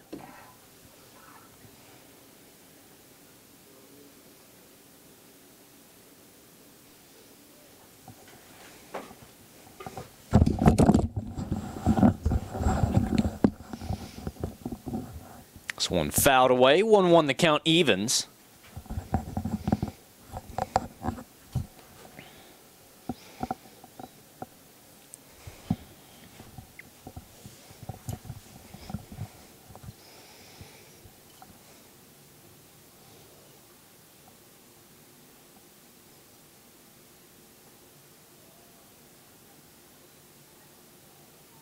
This one a bit high. Ball number 2.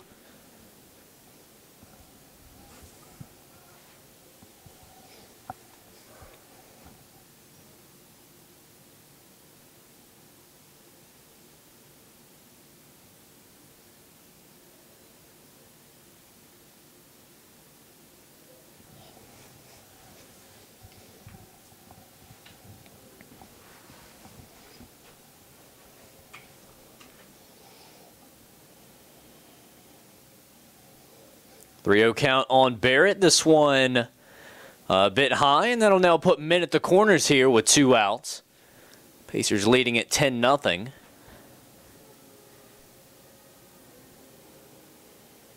Next at bat for your Pacers, third baseman number 30, Tyler Vaughn.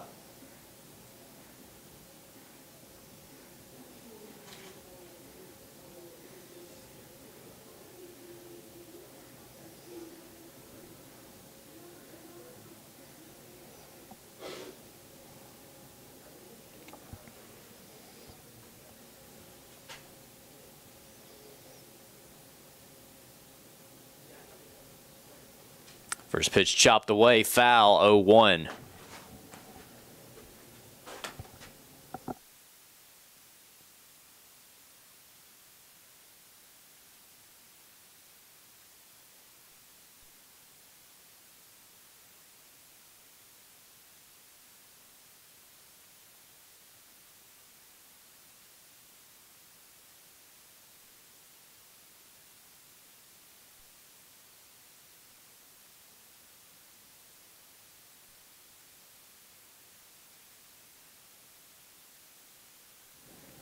And just like that, a stolen base later, Pacers tack another run on the board. They go up now 11-0.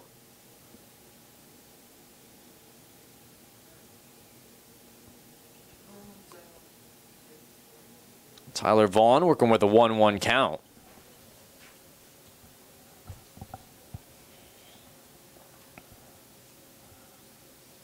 First pitch after the run, fouled away, is now runner will have to go back. Count moves to 1-2.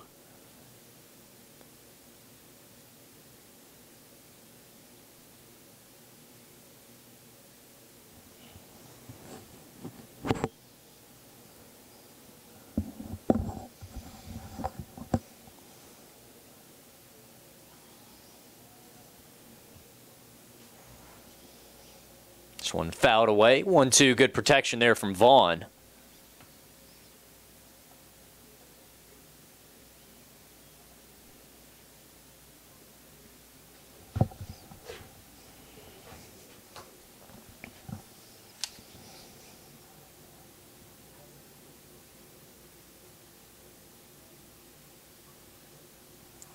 One-two pitch on the way. This one chopped up third base line. Foul out of play.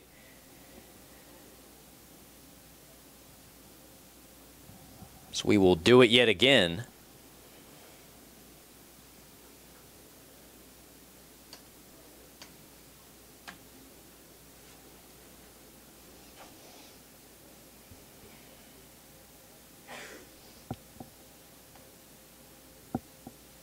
This one in the dirt. It gets away from the catcher. Barrett will score easily. Pacers 12-0.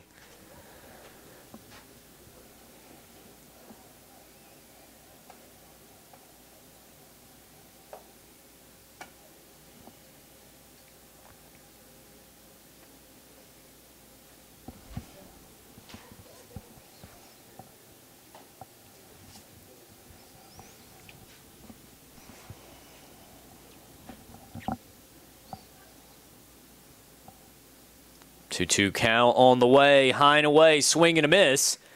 And that'll put an end to the inning. 3 innings in the book, 3 zeros for Methodist, and 12 now runs come across for William Peace. 3, 6, and 3 over the last 3 innings. To the top of the 4th we go right here on the Pacers Sports Network.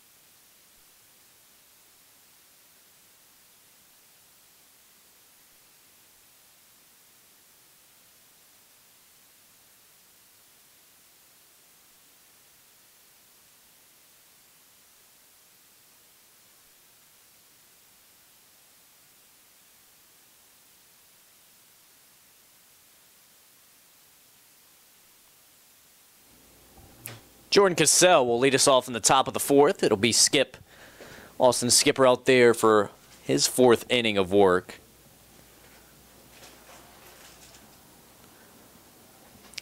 Methodist completely behind the 8 ball here as they trail 12-0.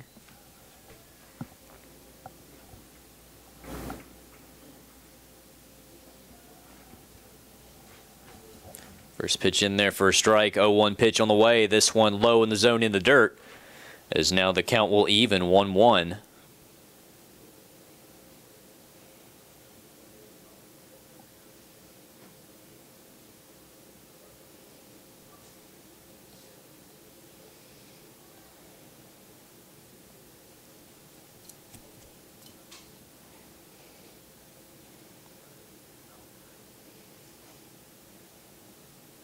Two pitch.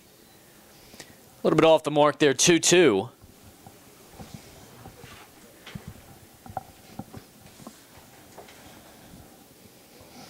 2 pitch on the way, fouled straight back. We'll do it again at 2-2.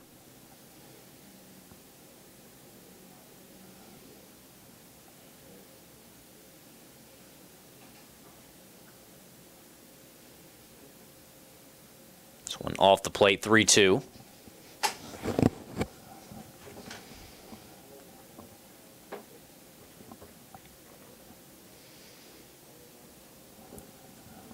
Three-two pitch, in on the ground. Seaton fields out at shortstop and throws across. And that will put him away for out number 1. Next at bat for the Monarchs, first baseman number 23, Spencer Nelson.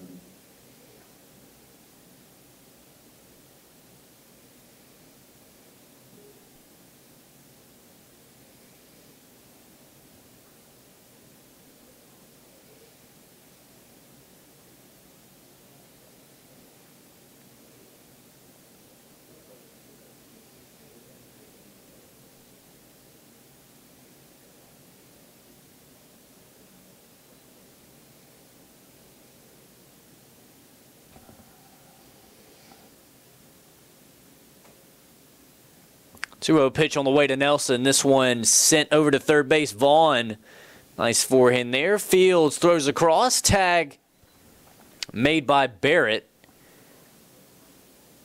And that'll be out number 2 here as Skipper just continues to roll. Baseman number 6, Wesley Hall.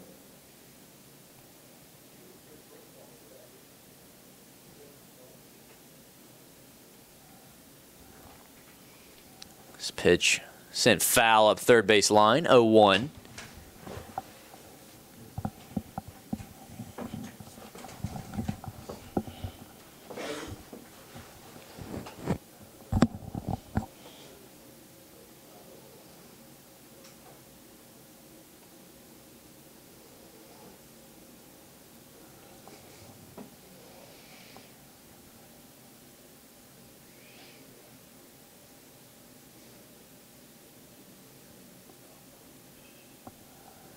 This one sent out towards left field as Hall will keep the inning alive here.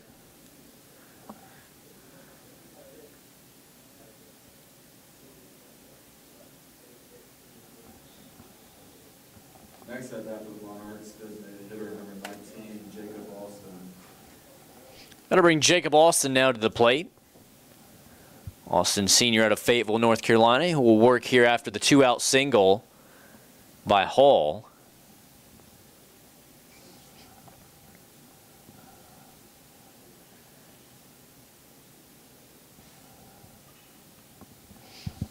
Chopper out to shortstop Seaton, and that one gets under the glove. That would have ended the inning. Now batting for the Monarchs, second baseman number 2, Ryan Hill.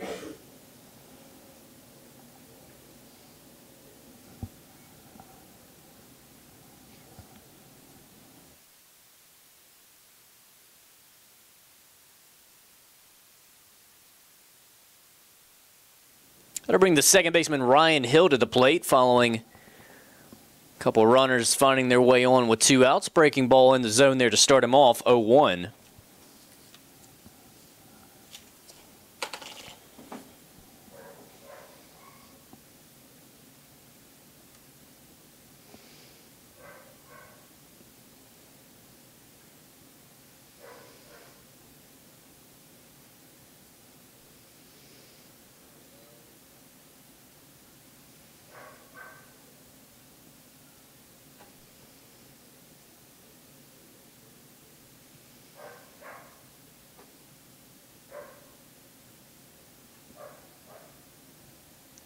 Skipper comes set. 0-2 pitch on the way. Pickoff move to first, and they're going to say safe. God. Close call over there at first base. Looked pretty good from up here. It's going to be an 0-2 count, meanwhile, back at the plate.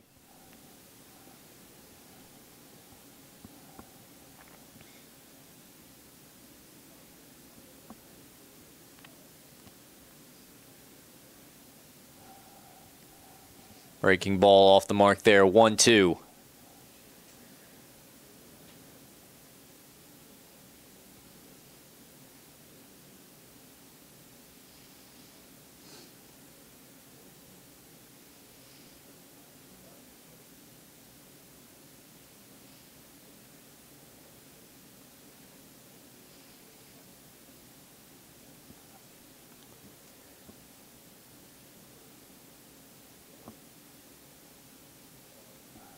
One-two pitch on the way. This one a little bit off on the outside. 2-2 count evens up. 2 men on, 2 men out. 12-0 your score here in the top half of the fourth.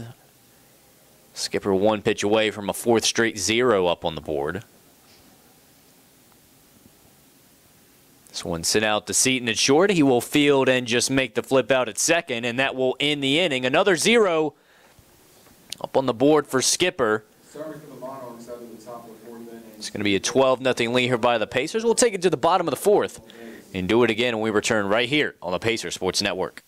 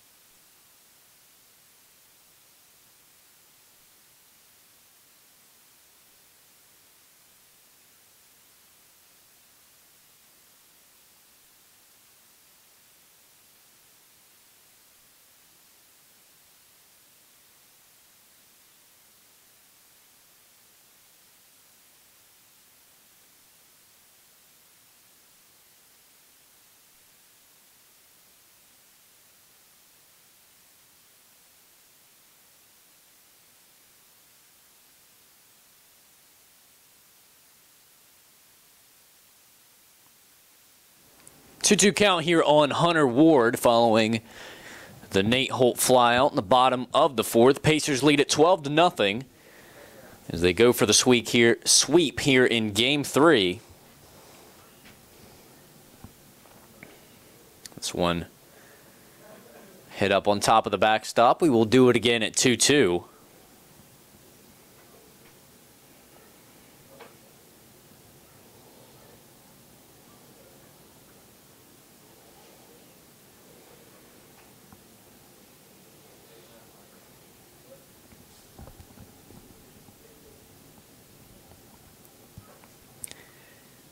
Next pitch from Caldwell, up in the air behind the plate. Catcher will come back and get that one. So it'll be out number 2 here. That'll bring the catcher Roseboro up to the plate.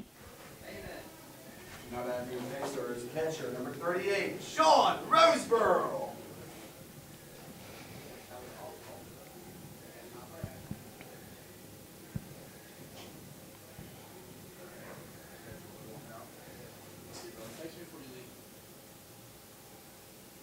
Two outs, bases clear here for Caldwell in his first inning out of the Methodist bullpen. Next pitch breaker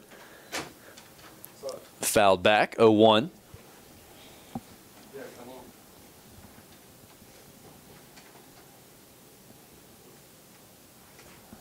Now that new Pacers pinch hitter, number 14, Gavin Wheeler.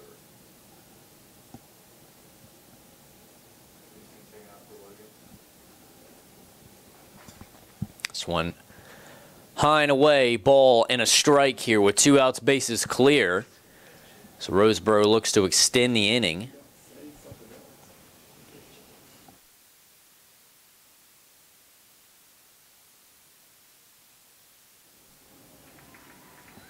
This one sent out towards the left field gap. Center fielder coming in, patrolling, will take care of that one for out number 3. That'll be the first 0 on the board. Pacers out of the bottom of the 4th inning, no hits, no runs, no errors. Pacers still leading here after 4. 12-0 your score. To the top of the 5th we go right here on the Pacers Sports Network.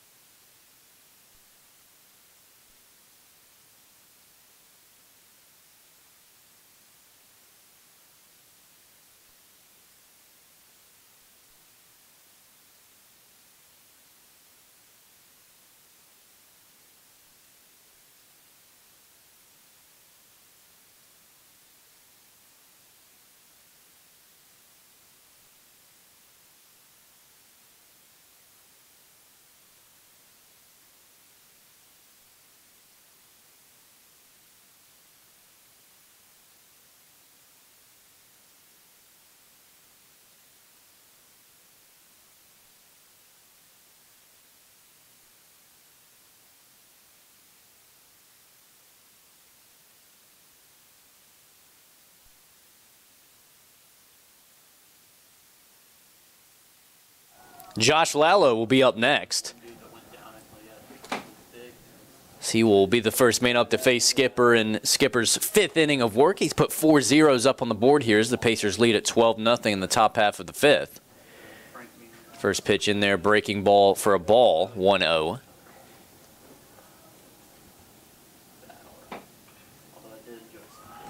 One 0 pitch gets through for Lallo, and he finds his way aboard with the leadoff single.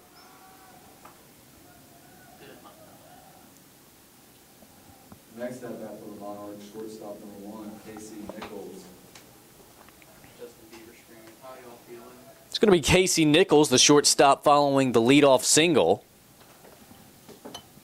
Who was the other girl that was filmed before Doja Cat? Was it Megan Stallion? I think I. 1-0 count here on Nichols. These games seem to be, you can tell how serious of an event this is. They have me. Yeah, they have me there. And then during the fucking the first year, they had Oscar De La Hoya, and he was like coked out walking the entire time. It They was had so bad. so many celebrities there. It was ridiculous. Ric Flair monitoring the slap boxing match.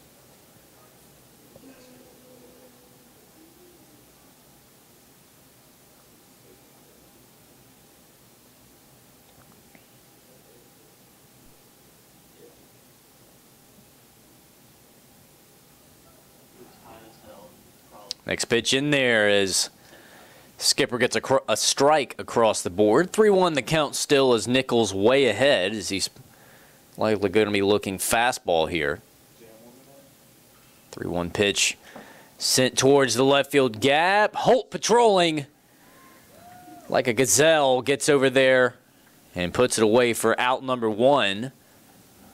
So that'll bring Christian Yarborough up to the plate. Yarborough Now the only the Monarchs at the top of the lineup, center fielder number 9, Christian Yarborough.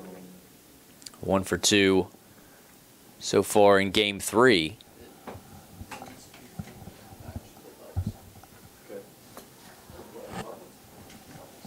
Oh, levels. Okay. First pitch, a little low, ball 1.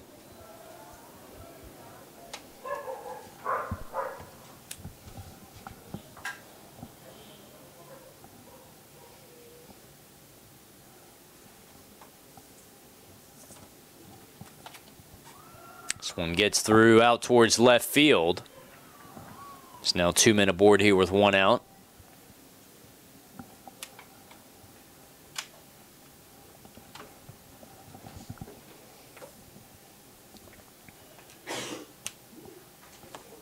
Now batting for the Monarchs.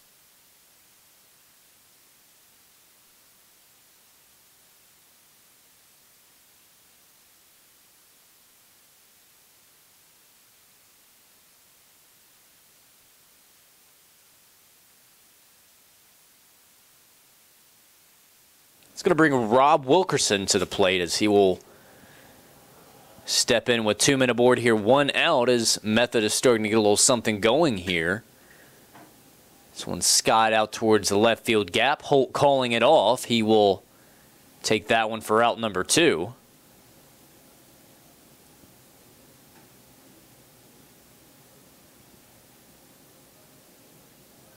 Next up after the Monarchs, first baseman number 32, Jordan Cassell.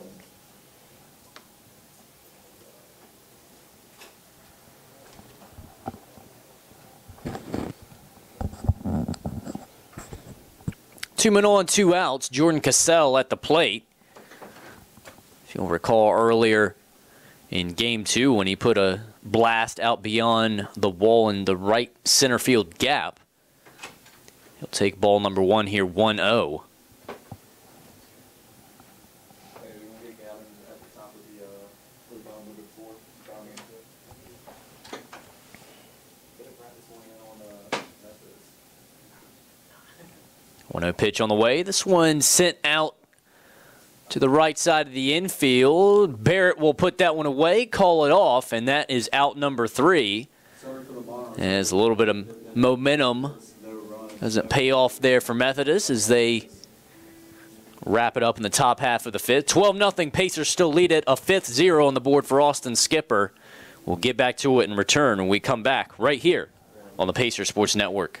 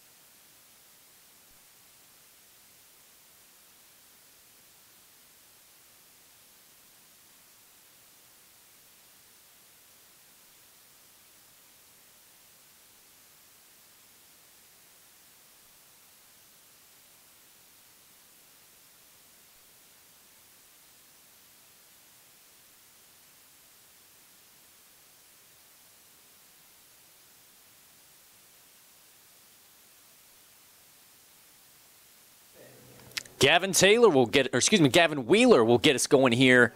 Pinch hitter for the Pacers in the bottom half of the 5th. Wheeler takes a breaking ball in there for a strike.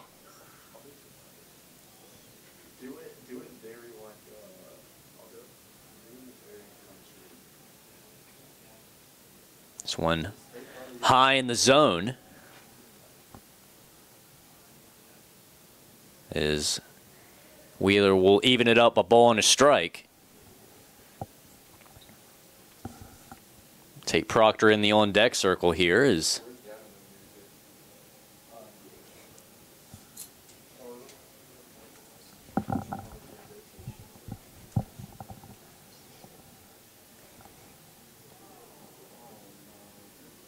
Broke his glasses. so now Wheeler will go down there on a dead ball.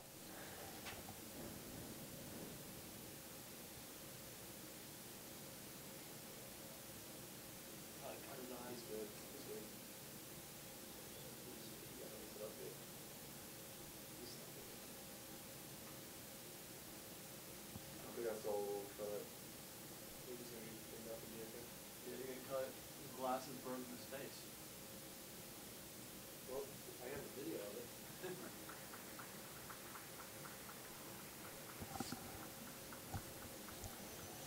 At least he got his helmet, not his.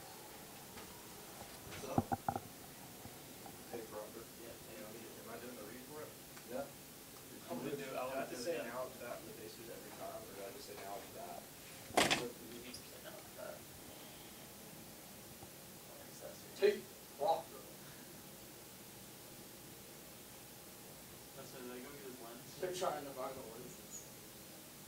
One came over here. They can see it right there. Imagine Sam. So I think 3. Dude, there's all types of bolts and crap all over the ground.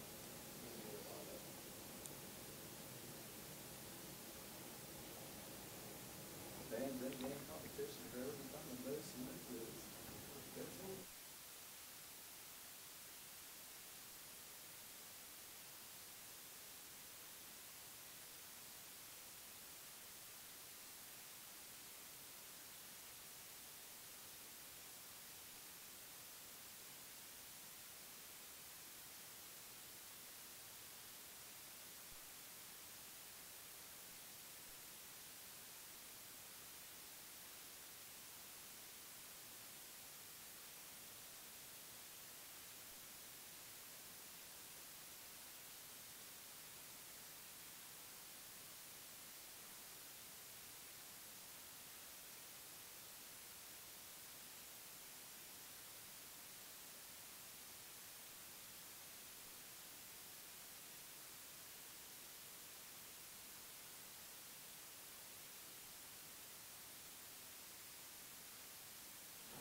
Looks like Wheeler is good to go out there at first base. Right fielder, number 33, Tate Proctor. It's going to bring Tate Proctor up to the plate now.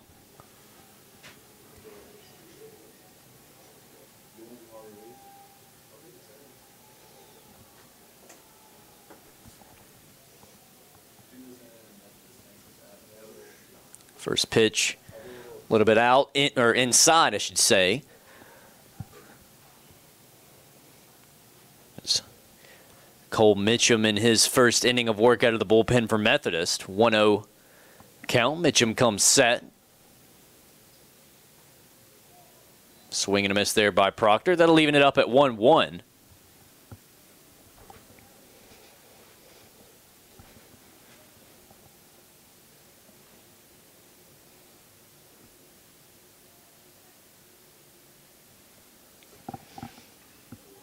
This one yanked out to right field. Kiss it goodbye. It's out to the highway.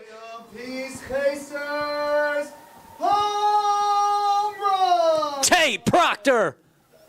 A 2-run missile Season puts the Pacers up 14-0. Tate Proctor!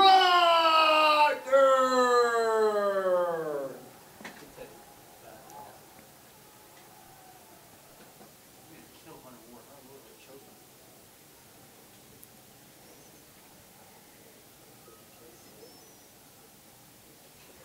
All the Peace seniors getting their share here on senior weekend. 14-0 your score in the bottom of the fifth. Now up to bat, left fielder, number 8, Gavin Taylor. That's the set. It's set. And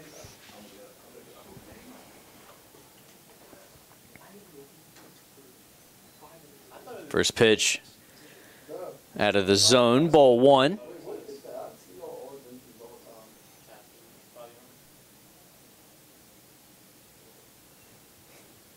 This one fouled away, 1-1. not bad. I like when they get to the bottom of them. They look good, like stronger catchers. No, like when it gets to the bottom, it's good. This one sent out to shortstop, fielded by Nichols, throw across in time. And there's out number 1.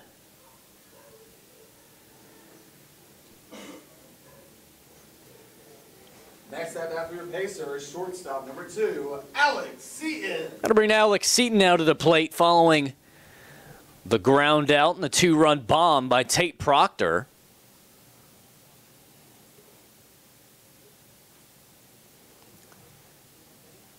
Seaton 1 for 3 so far here in this one. He chops this one foul down third base line, 0-1.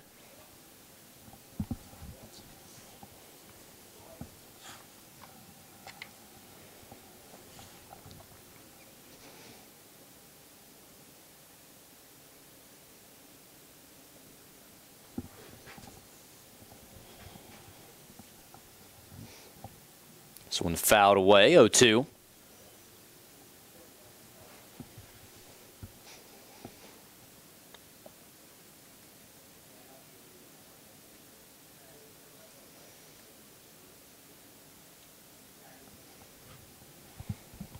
A 2 pitch on the way.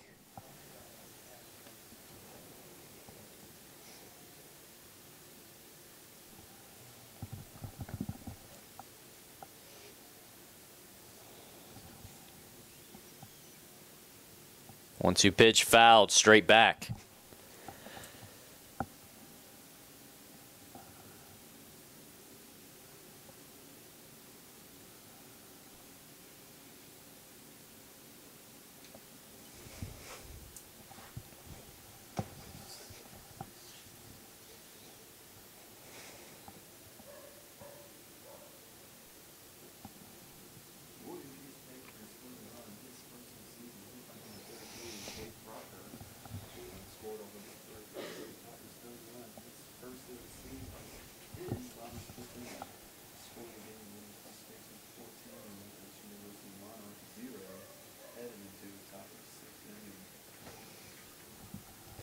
It's going to sit Seaton down on strikes, one of the rare times here this weekend After your Pacers, that he's gone down on strikes. That'll bring Tyshawn Barrett to the plate. So he will work with 2 outs and clear bases.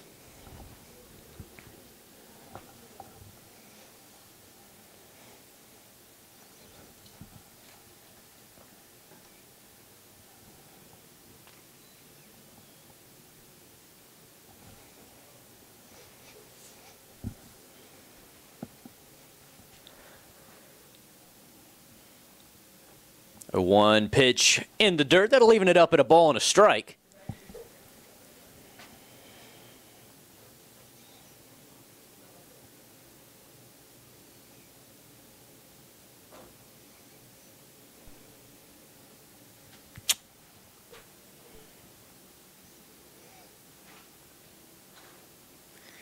Ball and 2 strikes. Bases clear. 2 outs here on Tyshawn Barrett.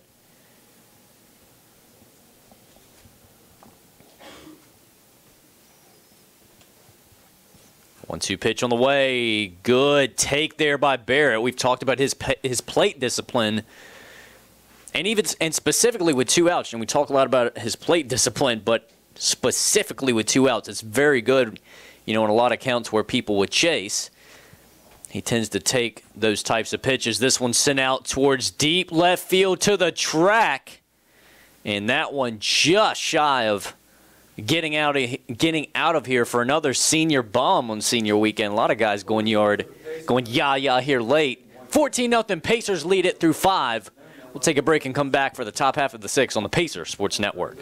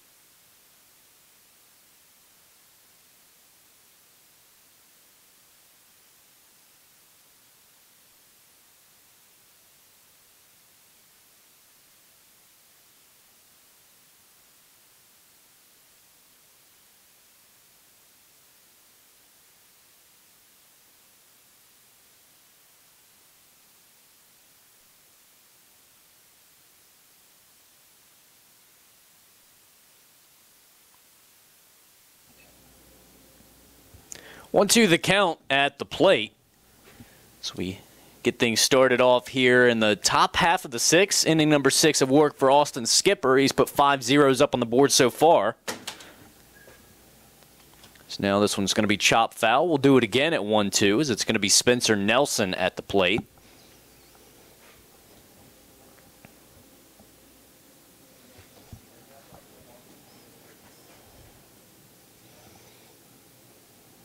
This one close, no call, 2-2.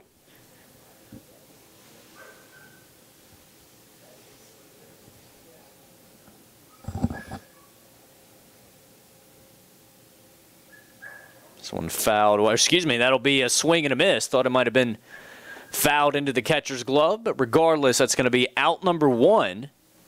Next up after the Monarchs, third baseman number 6, Wesley Hall. No over at third base for the Pacers. Jameis Hunt will take over for Tyler Vaughn over there.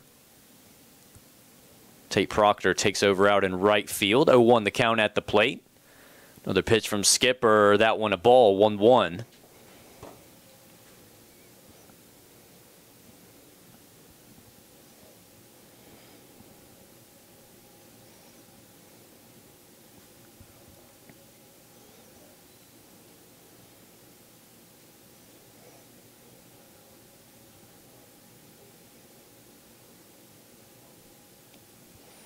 Swing and a miss there. That'll even it up 2 balls, 2 strikes. Skipper looking to get another strikeout here. So he will deal that one a breaker in the dirt. 3-2 the count.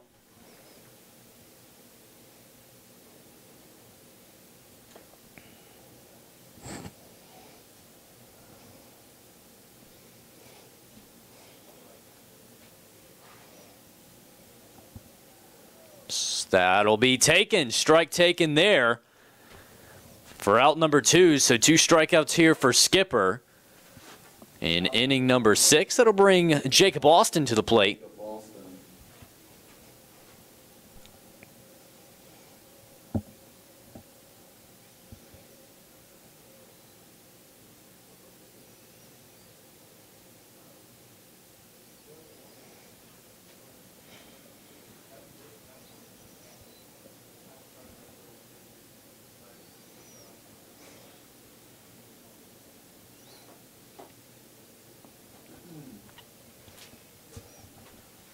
This one out towards center field is.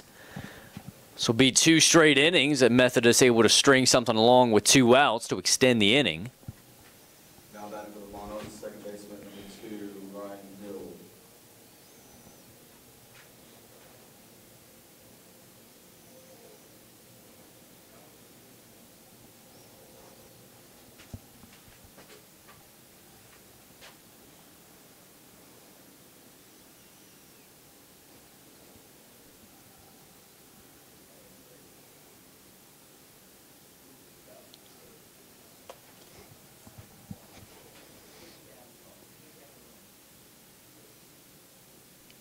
A 1 pitch on the way, close, no call, ball 1.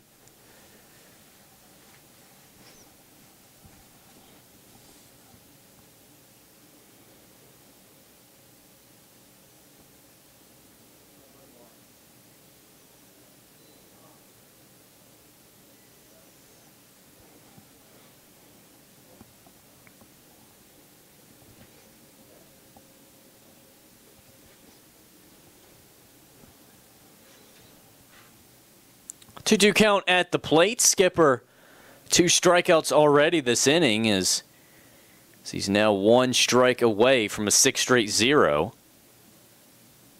So he deals up some heat there, a little bit too low.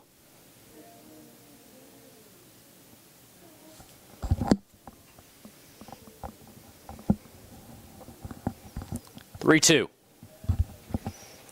This one fouled straight back. We'll do it again.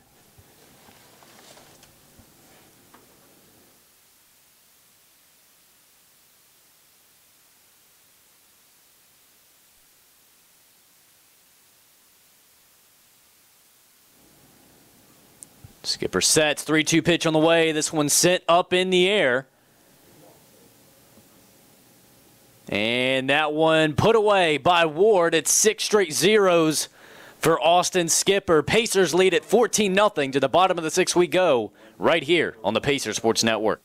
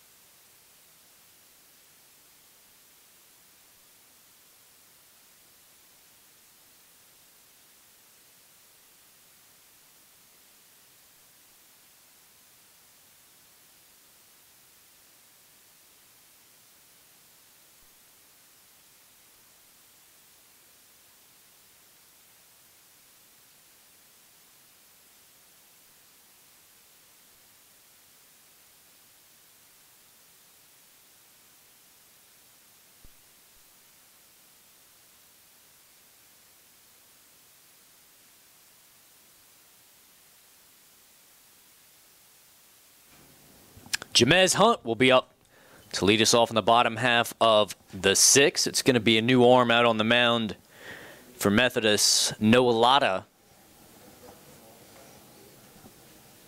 So he will deal a strike in there to get things started. 0-1. Next pitch in the dirt. 1-1 the count.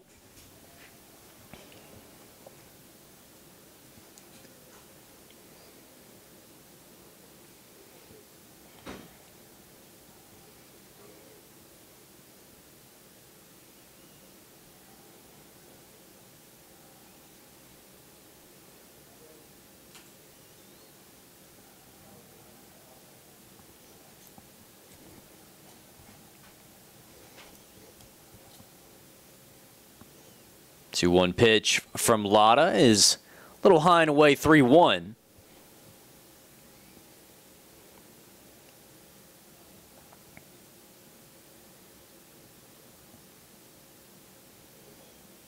Three-one pitch inside. That's going to be a leadoff walk for Hunt. It's going to bring Nate Holt up to the plate. He homered in his last trip up. Next at bat for your Pacers, center fielder number 15, Nate Holt.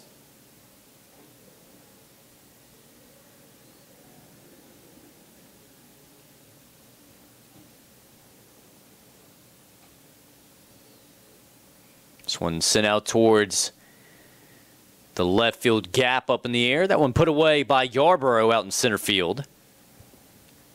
Hunt will head back up to first base. One out. Second baseman number 19, Hunter Ward.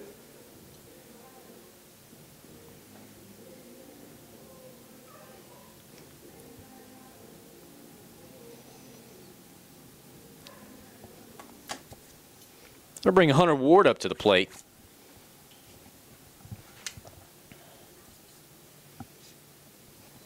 First pitch from Lotta, ball 1-0.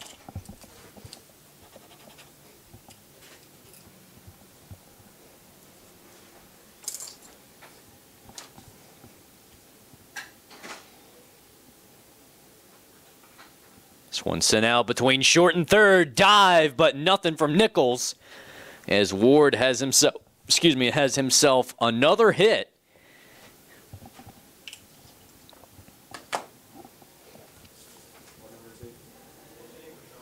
That'll bring Patrick Rogan to the plate. Now back for your Pacers, pinch hitter number 43, Patrick Rogan.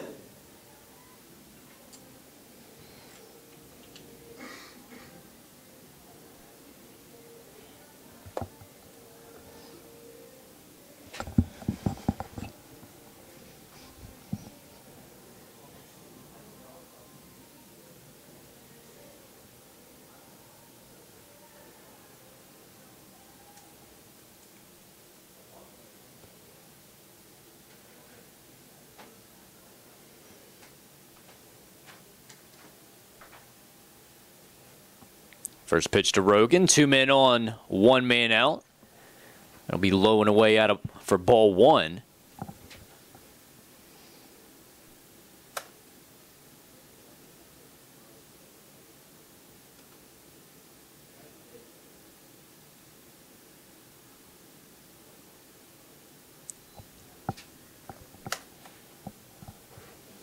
Next pitch in there for strike 1. That'll even it up at 1-1.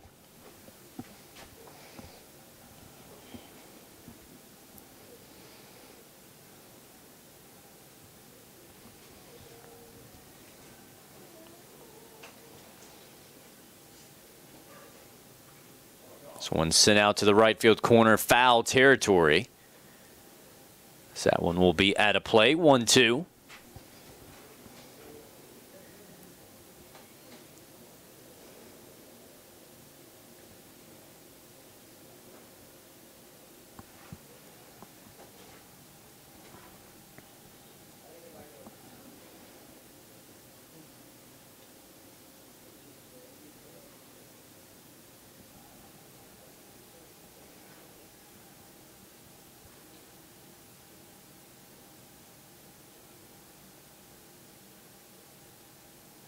One-two pitch from Lotta. This a breaking ball high in the air towards shallow right field. It's going to drop and no play anywhere as that'll load the bases.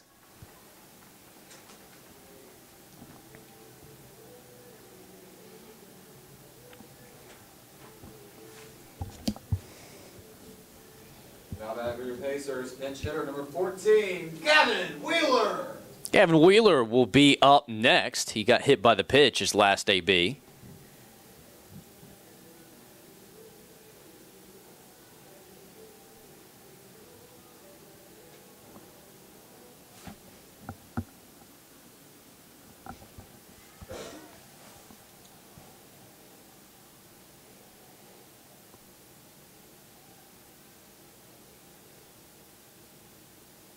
First pitch inside and low.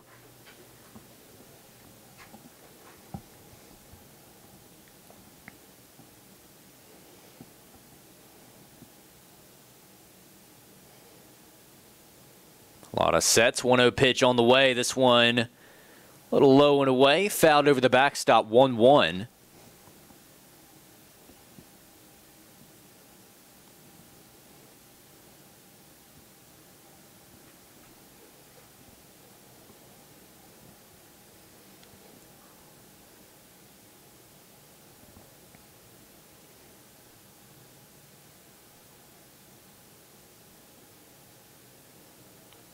One pitch in there is now Cal moves to a ball and 2 strikes on Wheeler.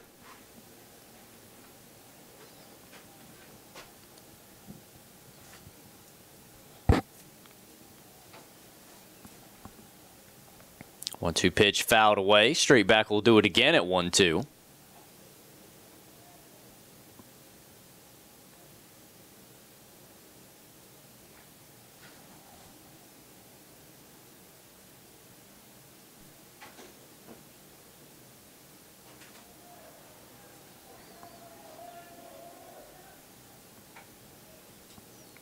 One-two pitch on the way, high, ball 2.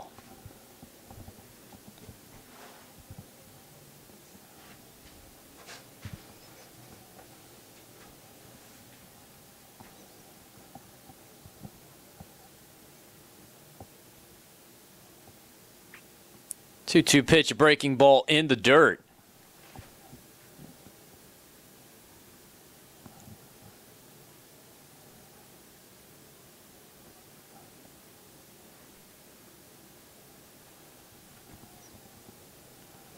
Three-two.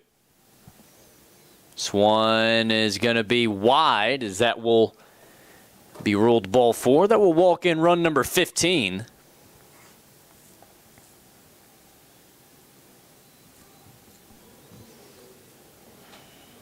Now back with your Pacers, right fielder, number 33, Tate Proctor. Going to bring Tate Proctor up to the plate. He took one out of here down in the right field corner his last trip up. I think still might be heading towards the highway as he's going to work here with bases loaded. Next pitch off the plate and low, 1-0.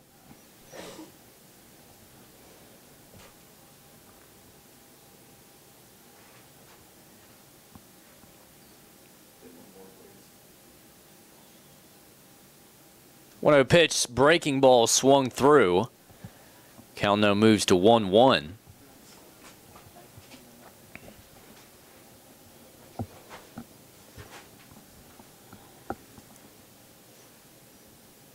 One pitch on the way. This one fouled away.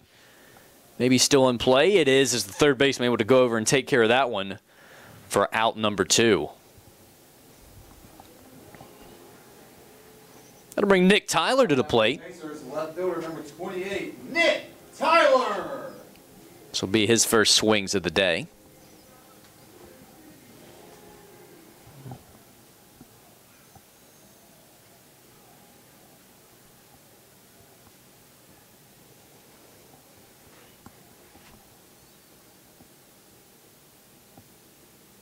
First pitch in there, an off-speed pitch on the inside, as that'll start him off 0-1. Alex Seaton in the on-deck circle if they can extend the inning here. Bases loaded, 2 outs.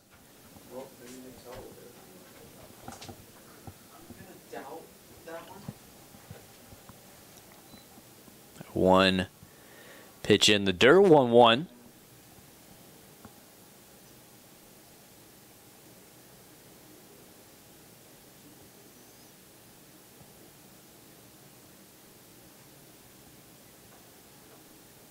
One pitch. This one sent out to deep left.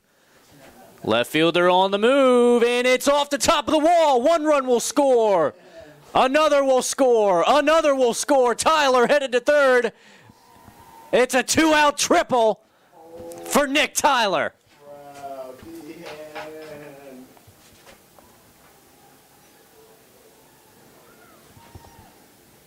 Next at bat for your Pacers, shortstop number 2, Alex Seaton.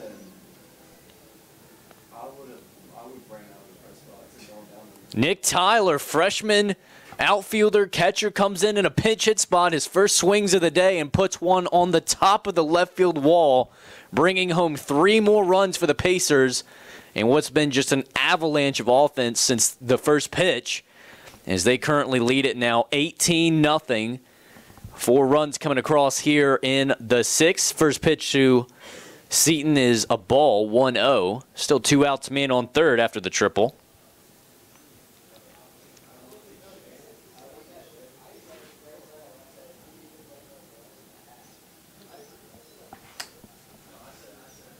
One the count here on the Pacers shortstop.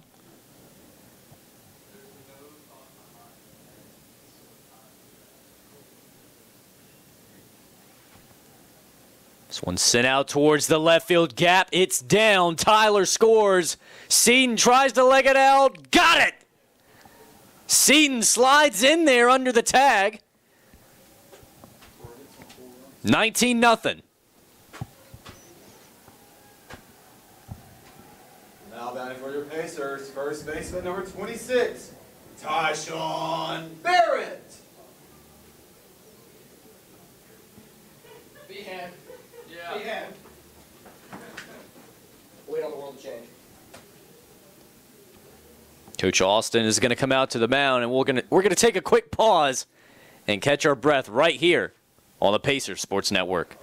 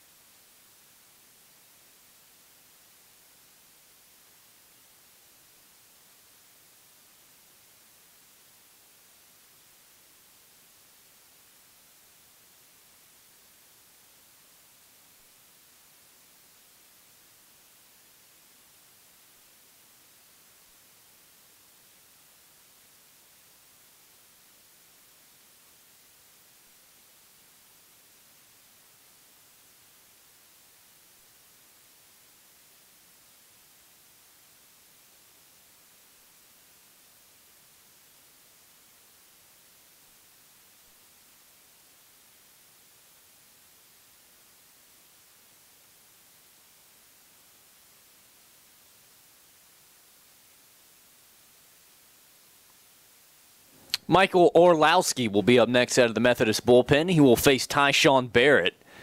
Here, 5 runs coming across for the Pacers in the 6th. 19-0 your score.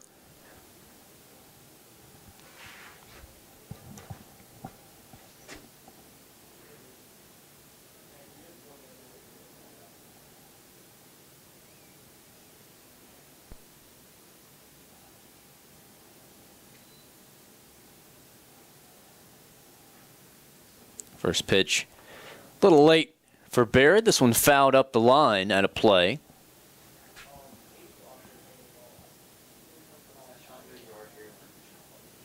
Yes. One pitch on the way. Fastball off the plate. 0-2.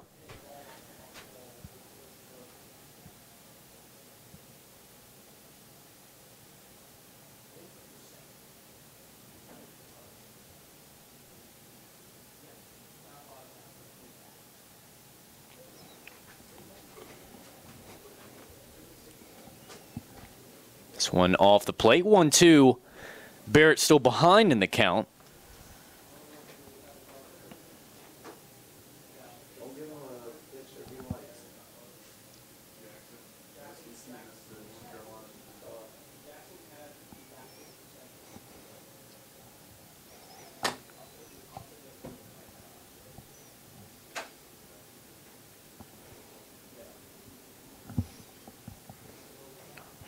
Orlowski comes set. 1-2 pitch on the way here.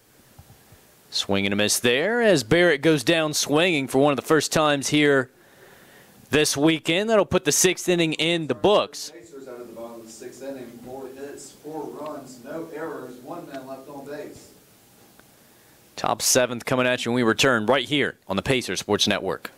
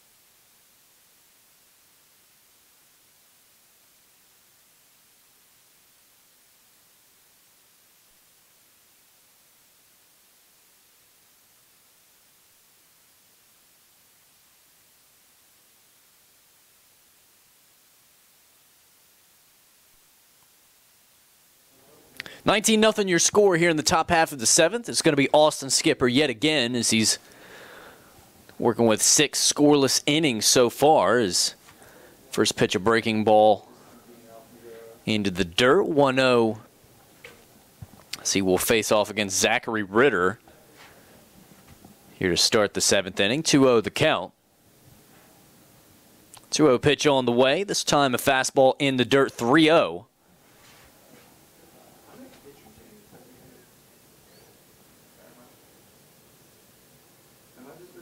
3-0 pitch on the way from Skipper. This one right down the middle, strike 1.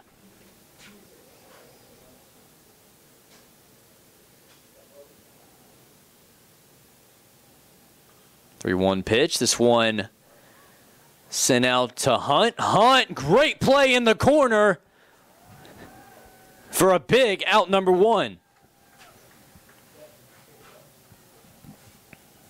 Next at bat for the Monarchs, pinch hitter number 27, Anthony Faber.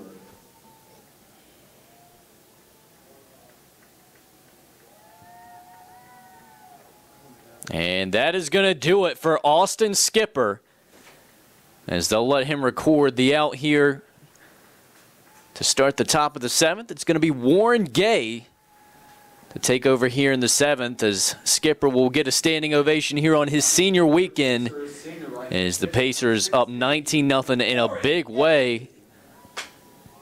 Here going for the sweep in Game 3. Warren Gay coming up when we return right here on the Pacers Sports Network.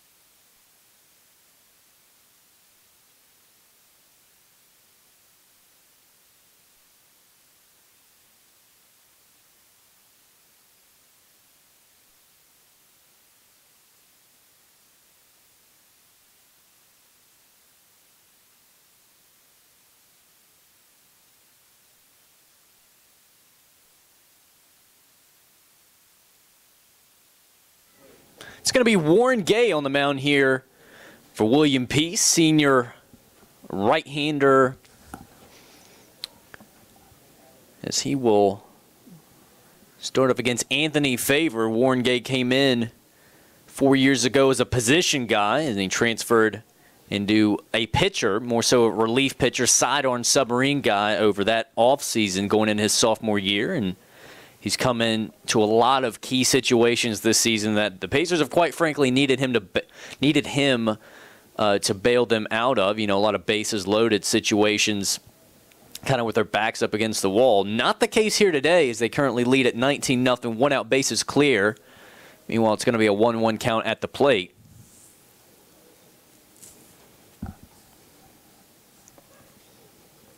Next pitch fouled up the line, 1-2.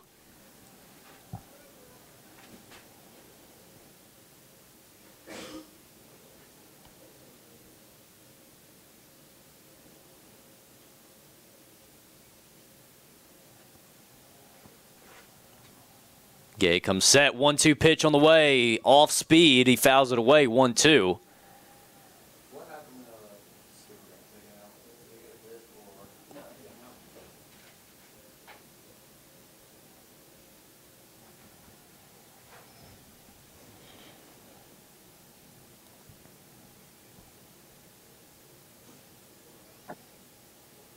One, two. This one fouled straight back as Gay continues to battle.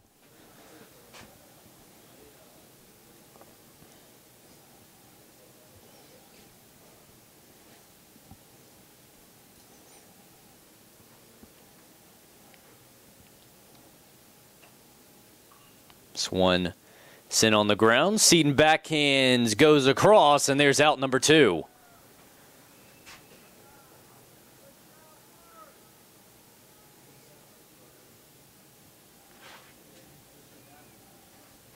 Next at bat for the Monarchs, pinch hitter number 22, Trent Little. Trent Little will be up next, sophomore. Coming in here with 2 outs and bases clear. He will be the second batter Warren Gay faces out of the Peace bullpen. First pitch of the AB. A little bit low, ball 1.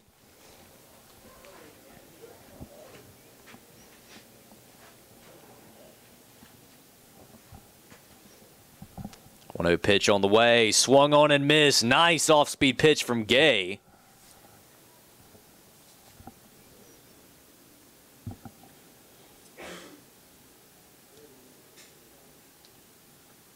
This one a little bit off the plate. Ball 2.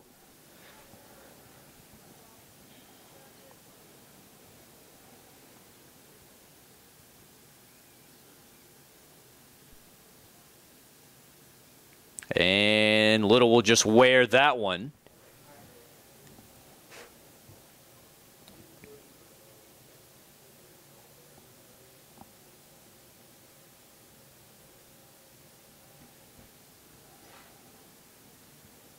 Now back to the Monarchs, right fielder number 3, Rob Wilkerson.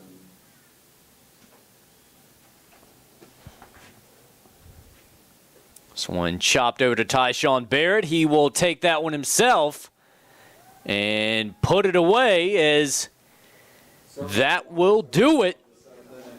No hits, no runs, no errors. 1 man left on base. That's the ball game. As that'll do it by way of run rule. Didn't know for sure if there would be a run rule today, but there is. 19-0 your final after 7, as Peace gets the sweep here. Pacers win! As Peace gets the dub here in Game 3. 19-0 your final, 7-4 your final in Game 2, 5-4 your final yesterday in Game 1. As they complete the sweep, which was, again, one of the probably the biggest weekend on their schedule at this point in the season. So we will cut it off here from Cary. Appreciate you all tuning in here on the Pacers Sports Network. I've been your host, voice of the Pacers, Will Dalton. Pacers will be on the road next week, as this was their last home weekend. As we appreciate having you guys in. As always, Pacers on their season will move to 18-13 overall. latest news and updates from William Peace University Athletics, please visit. Now 10-4 in conference play. They do go on the road next weekend. Instagram and Twitter at GoPeace. They'll take on NC Wesleyan on the road at Rocky Mount on Wednesday for a midweeker. And then next weekend at Greensboro. That will wrap up their regular season, Go Pacers! as they will conclude their regular season next weekend at Greensboro.